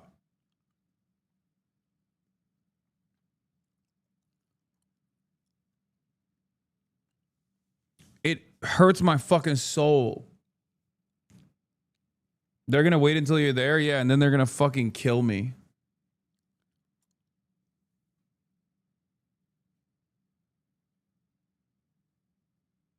Yeah, Cuba does terrorism by sending doctors everywhere, which the American government literally made illegal. The American government has gotten Jamaica and numerous other countries in Latin America to send away their doctors. They closed the fucking Cuban embassy in Ecuador. This whole like operation, Comprador Shield in South America is entirely designed around like making sure that every single Latin American country has right-wing neo-Nazis in charge. What would their excuse be for Cuba? What would there be that message to the U.S.? Nothing. He's hoping for a decapitation strike, probably.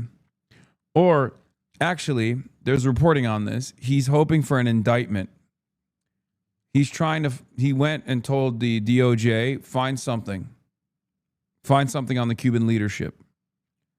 And the DOJ was like, there's nothing. Like there's literally nothing we can do. So they're trying to like craft a case, like a fake bullshit case against the Cuban leadership, drug trafficking charges or something like that, but there's no evidence whatsoever for it. Like nothing that they can lean into.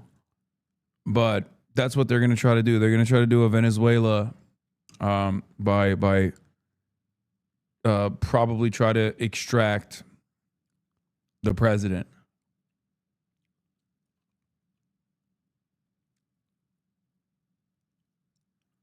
Bro, I was just trying to watch the WBC earlier, and they had some fucking dickhead behind home playing the anti-communism for Cuba sign, but made sure it was on the Fox broadcast. It's true. Both progressives and true America First conservatives should support this deal. Diplomacy and business deals with Cuba is the right path. Restoring America's freedom to travel and allowing Americans and Cuban entrepreneurs to work hard and profit is smart policy. Oh, 100%.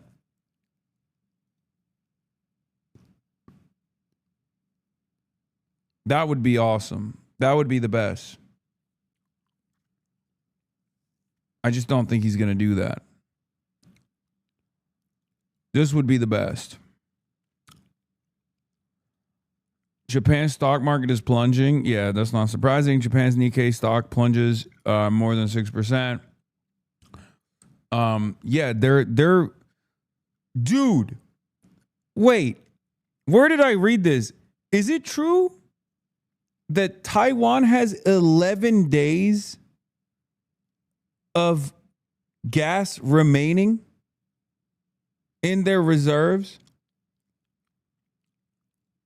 Like 11 days. So in 11 days, Taiwan's out of fucking gas completely.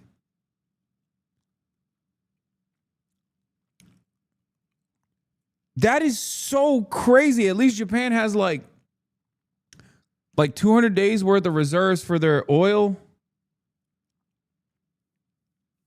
No, it's nutty. What do you do? New Zealand has about a month. And what do you do then? You're just done? There's just no more gas? Like, okay, no more production. What's happening in Japan and Taiwan?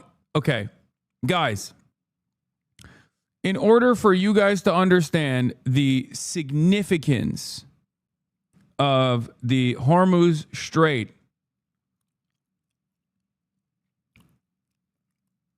Taiwan calls in one China privilege. Yeah. Taiwan has 11 days of natural gas storage. It will shut down by next weekend. All those China is done in 2 weeks videos were just wrong about which China. There's only one China. Yeah, Taipei Times. Taiwan crude oil and gas reserves above minimum.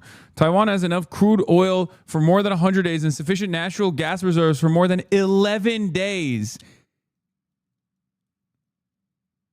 Both above the regulatory safety requirement. Wait, how is that? What? Am I crazy?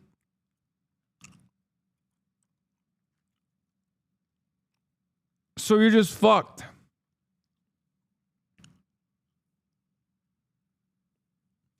The UK only has 1 or 2 days or weeks left.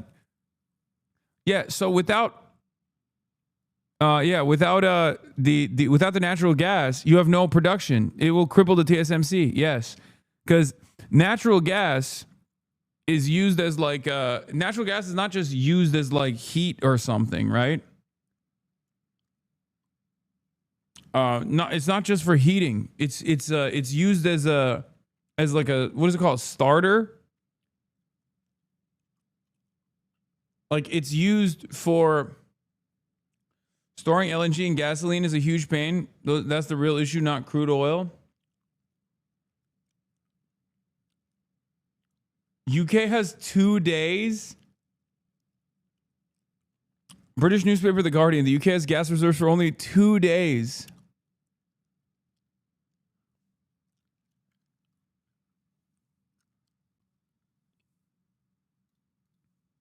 Overall energy supply for this month is secure. The government is continuing efforts to ensure sufficient supply for next month.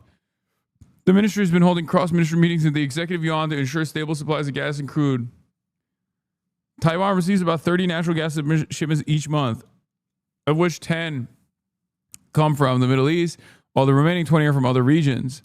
State-run CPC Corp Taiwan has implemented a dual stabilization mechanism, including oil price smoothing measures and lowest price principle among neighboring Asian economies to keep domestic fuel prices within a controlled range.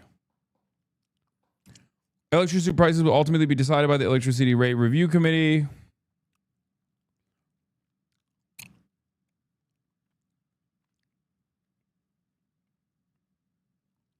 They got a few months of reserves, man. No way, 2 days. So the reason why, I mean, obviously, depending on what time of the year, you have more need for gas, depending on which time of the year you're in, right, for heating.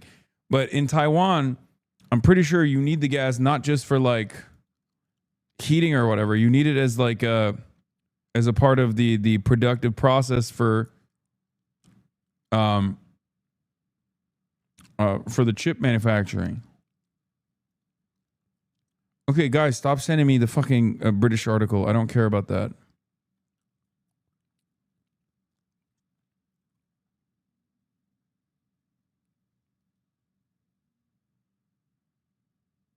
Strait of Hormuz has been closed for 8 days. Everyone thinks about oil is about what oil becomes. 90% of the world's sulfur comes from refining oil and gas. Close the Strait of Hormuz, and you don't just lose 20 million barrels of crude per day. You lose the feedstock for sulfuric acid, the single most produced chemical on Earth. Sulfuric acid is how we extract copper. It's how we extract cobalt. Without it, you can't make transformers, EV batteries, or the substrates inside every data center on the planet. I don't know how legit this is. Is this legit? Seems like a random PhD, MD PhD in the chemical industry.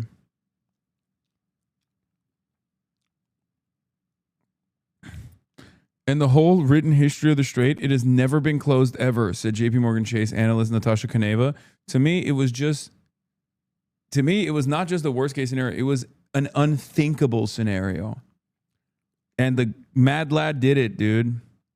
The fucking mad lad did it.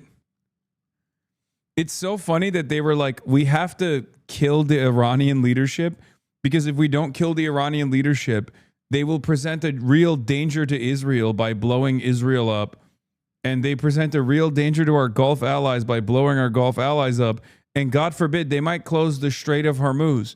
Well, congratulations, because you made them do it.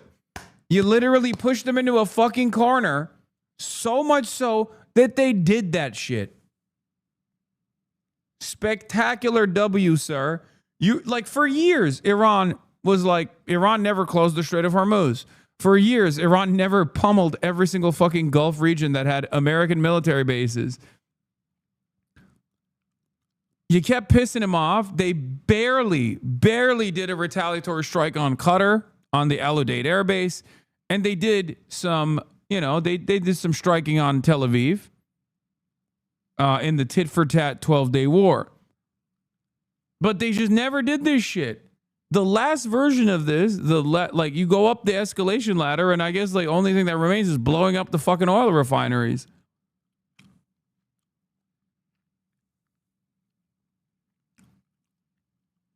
It's just so weird. And everyone that has been for the last couple of days talking about how, the Gulf nation states are very mad at Iran, they're wrong. Okay? No, they're mad at America because they didn't give Iran billions of fucking dollars. Okay? They gave America billions of dollars. Why did they give America billions of dollars? So what is going on right now does not happen.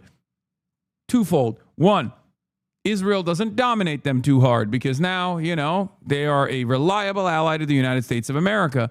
Two, they get to have American protection from other regional actors, whether it be Iran or even Israel. Both of those things are gone now. It was literally for this reason.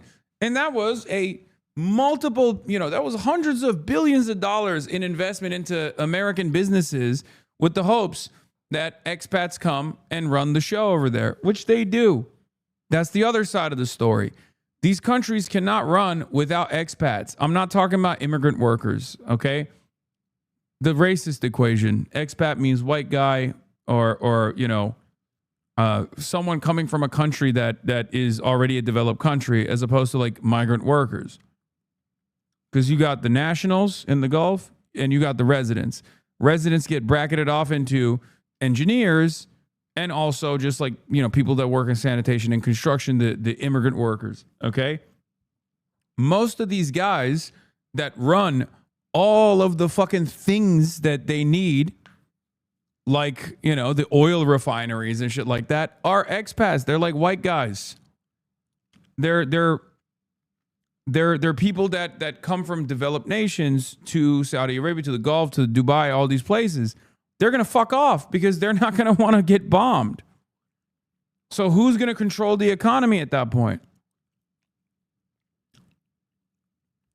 Then you're gone. You're like, okay, well, this was fine. I have a fairly decent life here, but I have kids here. And what is this? And woman, Hasan? Yeah, men and women. Thank you, Qatari Cat. It's true. Men and women that go to the Gulf to work there. So they're going to leave. They're going to fucking leave. Because, yeah, it's Happy International Women's Day. You're right. Bodies in spaces. All of the Hank Hills will evacuate. Exactly. And their wives. So then you have no business whatsoever. So with the exception of like the UAE that basically demanded that this happen, right? With the exception of the UAE that wanted this, was begging for this to happen, okay? Those sons of bitches over there. No one else in the Gulf wanted this to happen, and they're stuck between a rock and a hard place, and they're just like, well, what the fuck? We gave you so much money. You fucked us. You fucked us for Israel. We gave you money so Israel doesn't fuck us. We gave you money so we don't get bombed by Iran. Israel fucked us, and now we're getting bombed by Iran. And you fucked us too. You couldn't even defend your own goddamn bases. And you can write as many economist articles that you want to fucking write about how, they actually are petitioning the American government to blow up Iran harder or whatever. That is bullshit. These guys don't love Iran, but they recognize that they have to live with Iran, especially all the other Gulf nations that are not the UAE, because they're also terrified of Israel. And they want at least some kind of sovereign Iran to exist in the region so that someone can push back against Israel when Israel is doing all this fuck shit. Iran just reduced every plant construction in Dubai to a white elephant. Too blessed to be stressed. Expat brunch class are going to be on the first flights out. Oh, 100%. These sweeping residential skyscrapers are currently under construction in Dubai. The twin towers of the Benghazi Flare will rise to 34 stories and 40 stories respectively at Jumeirah Village Triangle. These projects will offer more than 1,300 new apartments when it completes in 2027.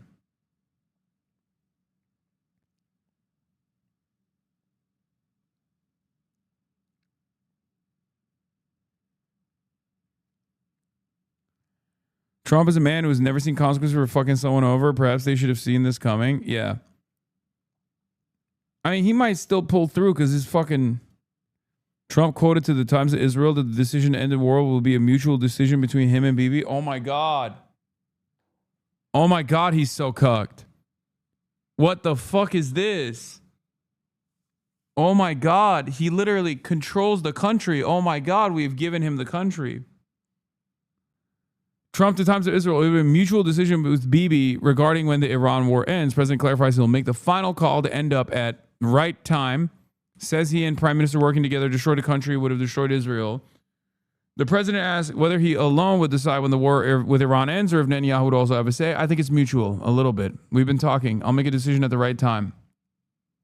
But everything's going to be taken into account. You have a surprising amount of Gulf viewers. Why is that surprising?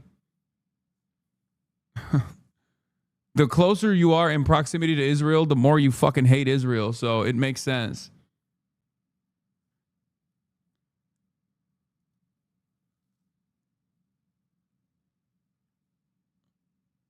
Oh, yeah, he's so cucked. He's been constantly complaining about Isaac Herzog must pardon Benjamin Netanyahu.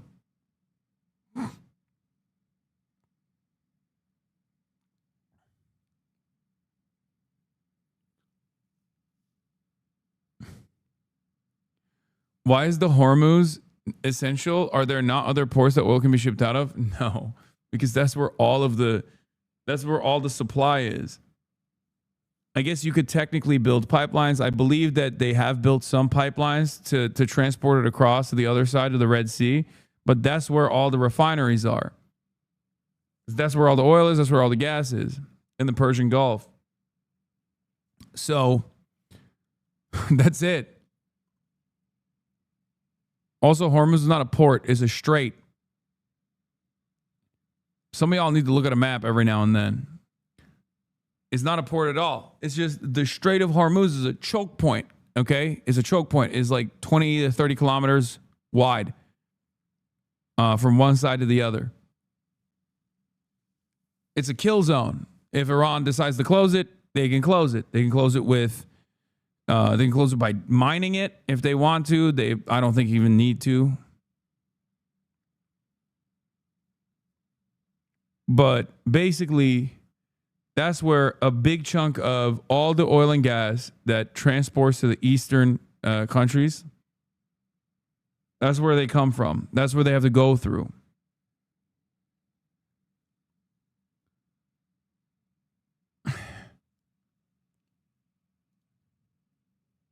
Yeah, this is where all the oil is, for the record. This is where all the refineries are. This is where Iran is, Big Daddy Iran. And on the other side of Saudi Arabia is obviously the Red Sea. So they could technically create pipelines and transport the barrels of oil, but it's just not as efficient because oil tankers are the most efficient mechanism of transport. It's much, you can put a fuck ton. You can move a lot of oil and gas with a tanker.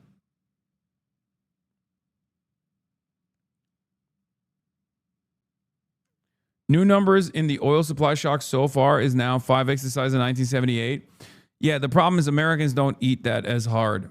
I mean, they do, obviously. It will still reflect in the American prices as well, but it won't be as bad. Because in 1978, we didn't have fracking. We have our own energy independence now.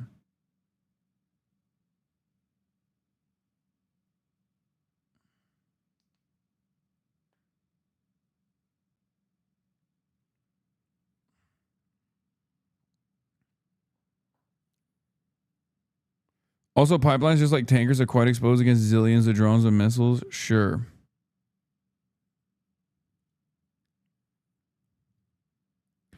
The footage no one will publish, Israel air defenses. This is from the 12-day war. This is old. But yes, they have defenses literally in residential areas. Yes, they don't want to show it. This is one of the only images you've ever seen that of a Lindsey Graham says he was received instructions directly from Benjamin Netanyahu saying they're going to completely collapse and destroy Iran. Oh my God. Before Trump said you can't have a nuclear weapon, you can't do this. Now we're finally doing something about it. So we're going to stick with it. I talked to Bibi this morning. They're all in. This regime's going to collapse. It's not if, it's when. And the day that happens, the world will be safer. You see this from reform in the UK and UAE? I know they do this all the time, bro. This is like The UAE is responsible for so much Islamophobia. The UAE literally funds Tommy Robinson. They're disgusting, dude. I don't even want to talk about it. They're psychotic, bro. I don't understand how the other Gulf nations don't just like slap them around a little bit to be like, what the fuck are you doing? Most expensive gas station in LA? Spotted in downtown LA. That's not the most expensive gas station. This is not downtown Los Angeles. This is Beverly Hills. Ironically enough. It's in Beverly Hills. So that all of the people saying, oh, President Trump, thank you, Bibi Netanyahu, thank you. You made my gasoline $8.21. President Trump, thank you so much. You kill my relative in Tehran, but it's okay. You make the price of oil so much. But now I can have Kubi Day in Tehran.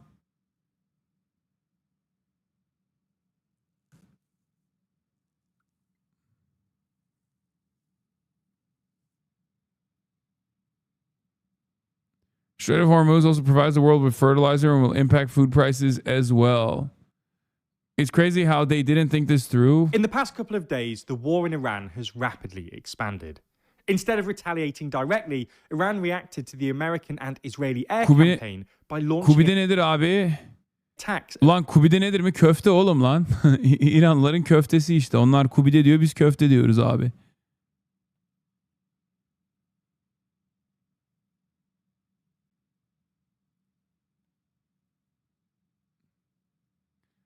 You are literally repeating shit that's essentially my family saying. It's so fucking accurate and annoying. Lamau.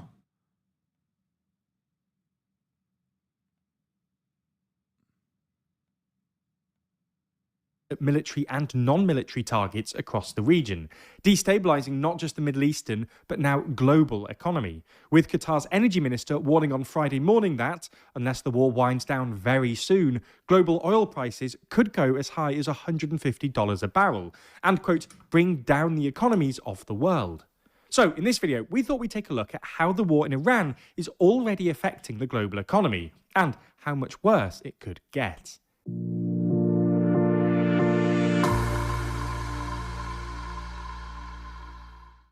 On the night of the 2024 US election, Donald Trump told his supporters that God had saved his life for a reason, alluding to the assassination attempt on his life a few months earlier. In the latest edition of Too Long, we explore how faith-fueled populism from Donald Trump to Vladimir Putin The fuck is this? off last week, and especially since it started to look like it might last a while, energy TLDR is shit. I know this because I watch it.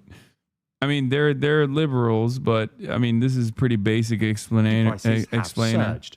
Brent crude, the global benchmark for oil prices, has gone from about $70 a barrel last month to over $85 at the time of writing. This sort of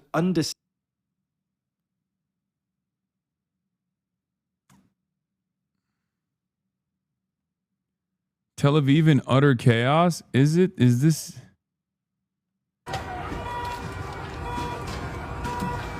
Is this actually real? I can't, dude, everything I see from Tel Aviv is fake usually. It sucks. States the severity of the increase as well, because oil is priced in dollars, and the dollar has also surged as investors flock to traditional safe assets to hedge against this new political risk. The so-called dollar index, for instance, which measures the strength of the dollar against a basket of other currencies, has risen by 3 points in the past week or so. Where my fucking Israelis at, bro? Where my Israelis at? What's happening, bro? What's happening on the home front? Are y'all in the fucking bunkers? What's going on? How's the mood over there? The 8 anti-Zionist Jews that are in the fucking from Israel that are in the community.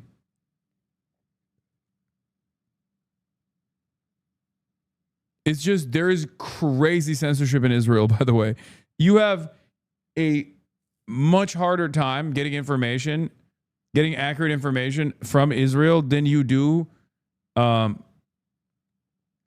from fucking Iran right now, which is wild because like they also obviously don't have internet in Iran either. Big dog, you got 14 in here now. Damn, the number of anti-Zionist Jews in Israel has increased. That's almost double, dude. What the fuck? I used to say 7. Now it's 14. Y'all doubled? That's crazy. Unless it's Mossad. Half is Mossad, half is the anti-Zionist Israelis.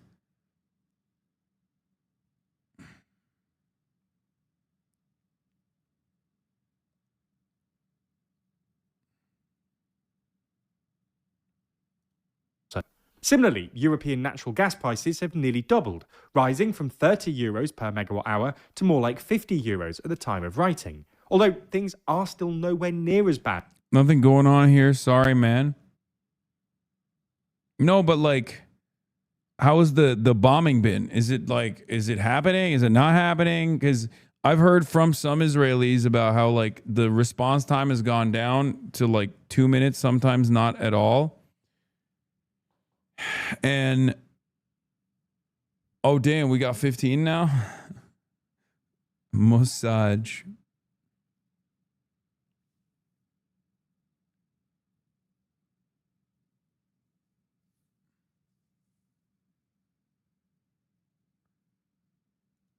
They were after Putin's invasion of Ukraine. Jet fuel prices have followed a similar trajectory, reaching a 4-year high on Thursday. This is largely because Iran has effectively shut down the Strait of Hormuz, a narrow waterway between the Persian Gulf and the Gulf of Oman that is the only sea passage from the Persian Gulf to the open ocean, and thus how most Middle Eastern hydrocarbon exports get to the rest of the world. To give you a sense of quite how important the strait is for global energy markets, last year about 20% of all oil consumed globally went through the strait, with the majority going to markets in Asia.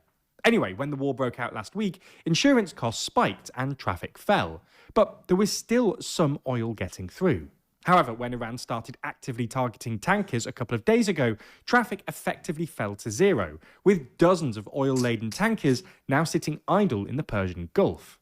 Trump has tried to get things moving again by offering insurance backstops and naval escorts, but this hasn't worked so far. To make matters worse, Iran has also started actively targeting energy infrastructure in nearby countries. Earlier this week, for instance, Iranian drone attacks halted all natural gas production in Qatar and forced a suspension of operations at Saudi Arabia's largest oil refinery, Ras Tanura. This has also caused other countries to preemptively stop production, because there's less damage to repair if infrastructure is hit when it's not actively carrying oil or gas. Iraq, for instance, which typically accounts for about 5% of global oil production, recently suspended exports via a pipeline that runs to the port of Ceyhan in Turkey and would have provided an alternative export route. To make matters even worse, the disruption to global energy markets has triggered a wave of so-called energy nationalism, with countries halting exports to guarantee domestic supply. Thailand suspended all oil exports on March the 1st. China ordered its largest oil refineries to halt diesel and petrol exports on March the 5th, and a couple of Indian refiners have also halted exports, presumably at the request of the Indian government. The risk... Please talk about the farmers, man.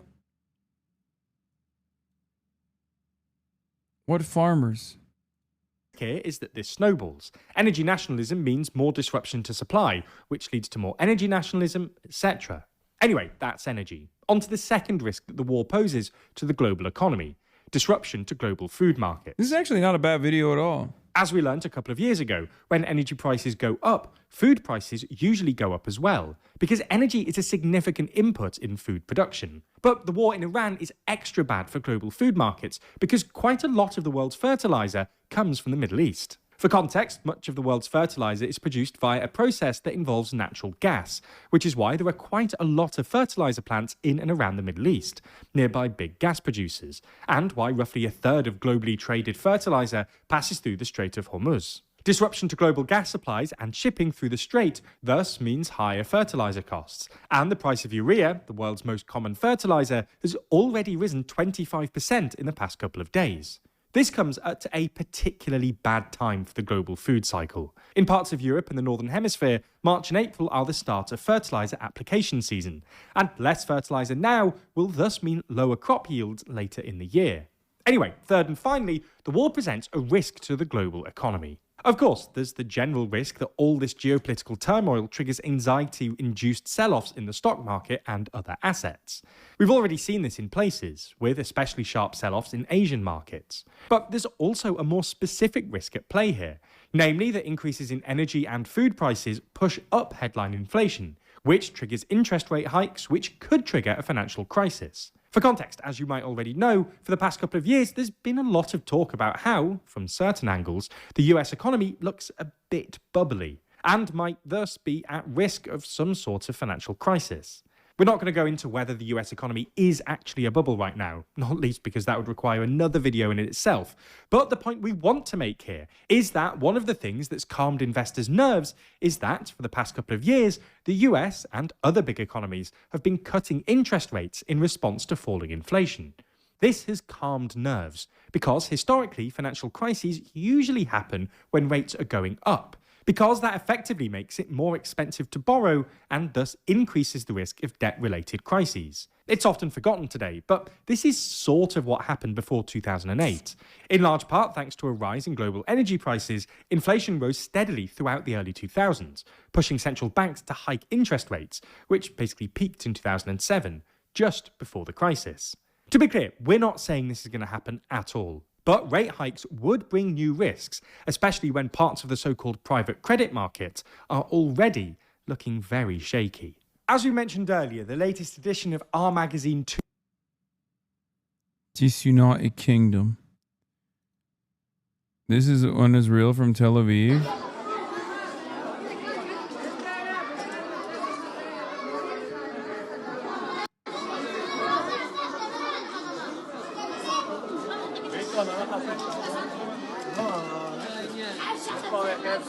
הם טוענים שכן אפשר לראות פה את הרסיס, אני לא רואה מאומה.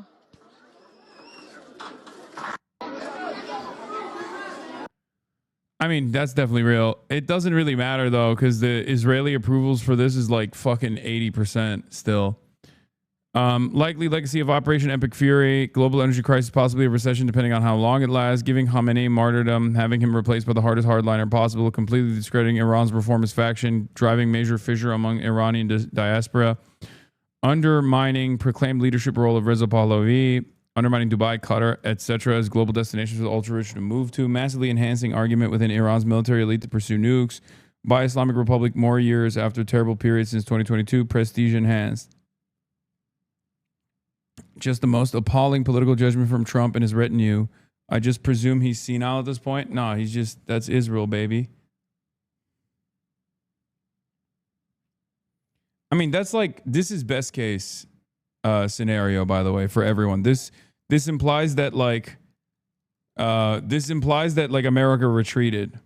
Worst case scenario is the worst is like nukes.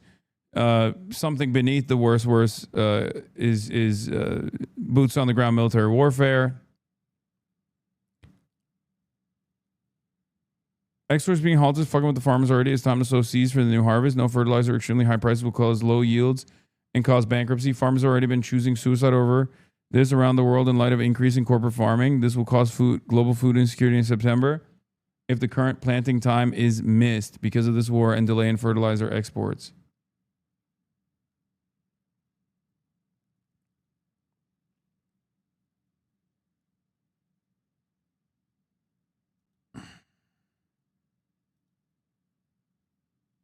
There should be an intense global diplomatic effort to make sure Trump doesn't use nukes. He's crazy enough to do it. We'll get frustrated and desperate as this thing drags on. And he has a lunatic end timers in his ear who will encourage him. Yes. Yesterday, RGC Aerospace Force was observed launching missiles from Esfahan missile base. The above ground structure of the base were bombed 3 times during the 12-day war, and the underground tunnels and tunnel entrances were bombed once by F-35s, 2 separate times by B-2 bombers and bunker busters in the past week alone. Yet somehow this base is still operational and continuing to launch missiles just 2 days after it was last attacked. Yeah, this is the thing I don't understand. We can literally see this fucking base, and it just still keeps blasting missiles into orbit. This is one of the fixed position ones, and I don't even understand how, like...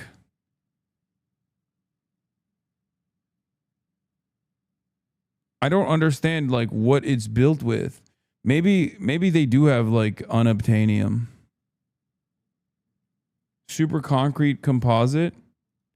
We can be clear with the American people that this is not a fair fight, and that's on purpose. Our capabilities are overwhelming compared to what Iran's are. And frankly, when you combine our Air Force with the Air Force of the Israeli Defense Forces, it's the two most powerful air forces in the world. The ability for us to be up over the top and hunting with more conventional munitions, gravity bombs, 500-pound, 1,000-pound, 2,000-pound bombs on military targets, that we haven't even really begun to start that effort of the campaign, which is going to showcase even more how we will execute on those objectives. The president said recently there will be no deal with Iran except unconditional surrender. What does that look like, unconditional surrender? How will you know it's real? It means we're fighting to win. It means we set the terms. We'll know when they're not capable of fighting. There'll be a point where they'll have no choice but to do that. Whether they know it or not, they will be combat ineffective.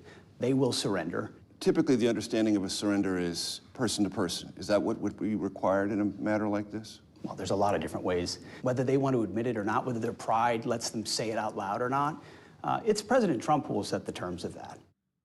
The president of Iran said yesterday that the U.S. demand for unconditional surrender is, quote, a dream that they should take to their grave. There was a very long war between Iran and Iraq, almost 8 years, and they never surrendered in that war. And I'm just wondering if that factors into your calculus or the president's calculus. I mean, there was a really long fight that I was a part of and my generation was a part of. I know that's in Iraq and Afghanistan, where a lot of foolish approaches were used. Wait, what? That literally is okay. Iran won the Iran-Iraq war. They remained intact. And Iraq and Afghanistan technically also won their subsequent wars against the United States of America. Neither of these arguments are good for you. Oh, you mean the 8-year-long war that Iraq lost, and then the 20-year fucking occupation of Afghanistan that ended up with a ginormous fucking L? This is war. This is conflict. This is bringing your enemy to their knees. Now, whether they will have a ceremony in Tehran Square and surrender, that's up to them. There are varying versions of how and why the war started when it did. Some normally enthusiastic supporters of the president have criticized him, suggesting Israeli Prime Minister Benjamin Netanyahu pulled the U.S. into a war that, to their minds, did not put American interests first. Do you want to address that criticism? All I know is I'm in the room every day, and I see how President Trump operates and what he's putting first, and it's America, Americans, and American interests. It has been said that the Israelis, through Benjamin Netanyahu, the Israeli Prime Minister, provided on February 23rd key information about intelligence they had developed about the likely whereabouts of Ali Khamenei and many in his inner circle. That the U.S. then checked it out through the CIA, confirmed that, and that was an opportunity that presented itself to the president. And that was the precipitating factor for this war. That's the way it's been reported. Is that accurate, Mr. Secretary? President Trump's approach has been our interest in advancing those interests from the beginning. And so the fact that intelligence was gathered, whether from Israelis or ours, and always checked by our intel agencies to make sure it's accurate. A lot of times the best way to start operations is a trigger-based or condition-based moment. And you can work together on whether that makes sense.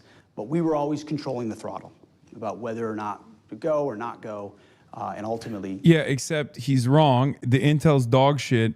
And last but not least, literally today, America came out and was like, oh, shit, you guys struck the oil refineries.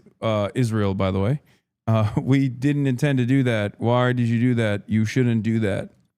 To advance American interests and protect American lives. Some might look at that sequence of events and say, well, that it was an opportunity more than an imminent threat. I mean, I think much of that discussion is silly and academic.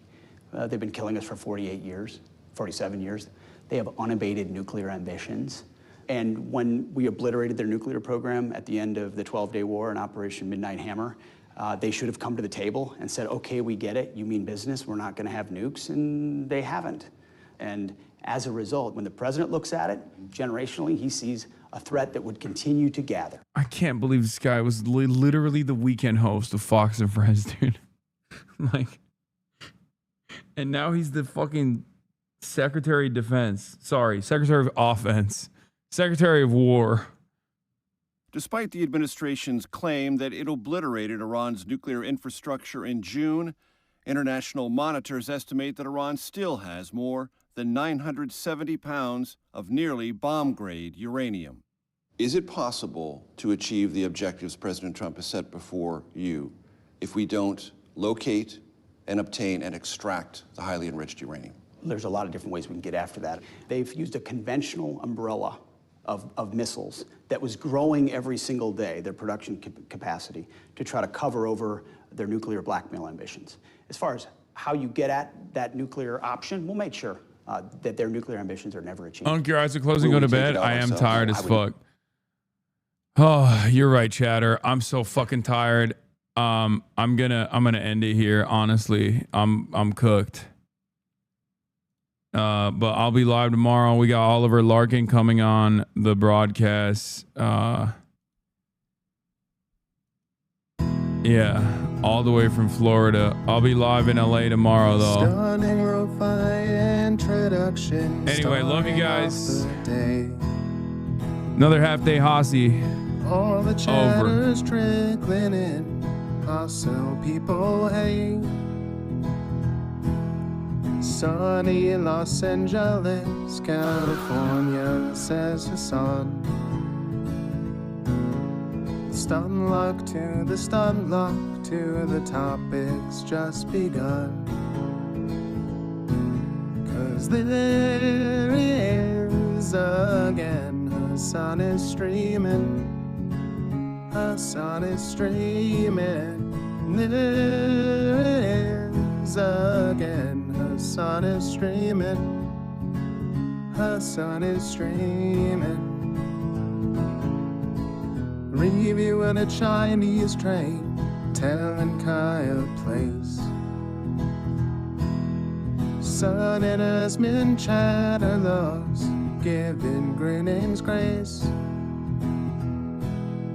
Zoran winning NYC, woke two back with the force. The Rogan of the left, to me a dumb himbo still of course. The Charlie Kirk assassination, the Fear and Online show.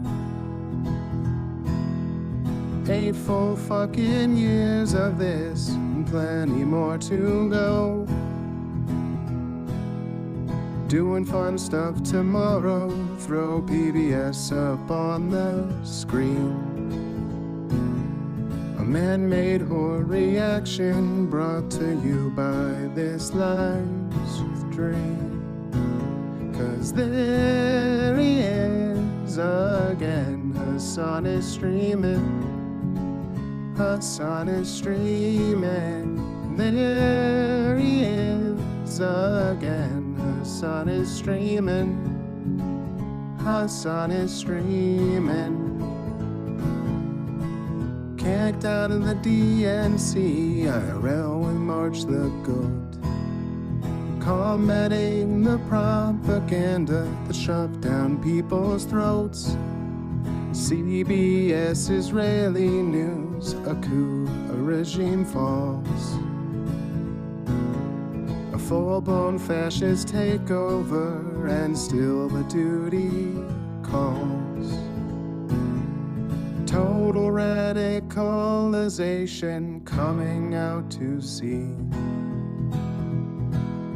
The system will always fail, it's up to you and me. On these daily streets, whether short or whether long, have helped millions of people keep it moving right along. 'Cause there he is again, Hasan is streaming. Hasan is streaming. There he is again, Hasan is streaming. Hasan is streaming. But hey, what can you say? That's PBS for you. But he'll play games real soon. Just you wait. Say hey, what can you say? That's BBS for you. But he'll move on real soon. Just you wait. Ba-da-da, ba-da-da, ba-da-da-da-da-da. Hey, what can you say? That's BBS for you.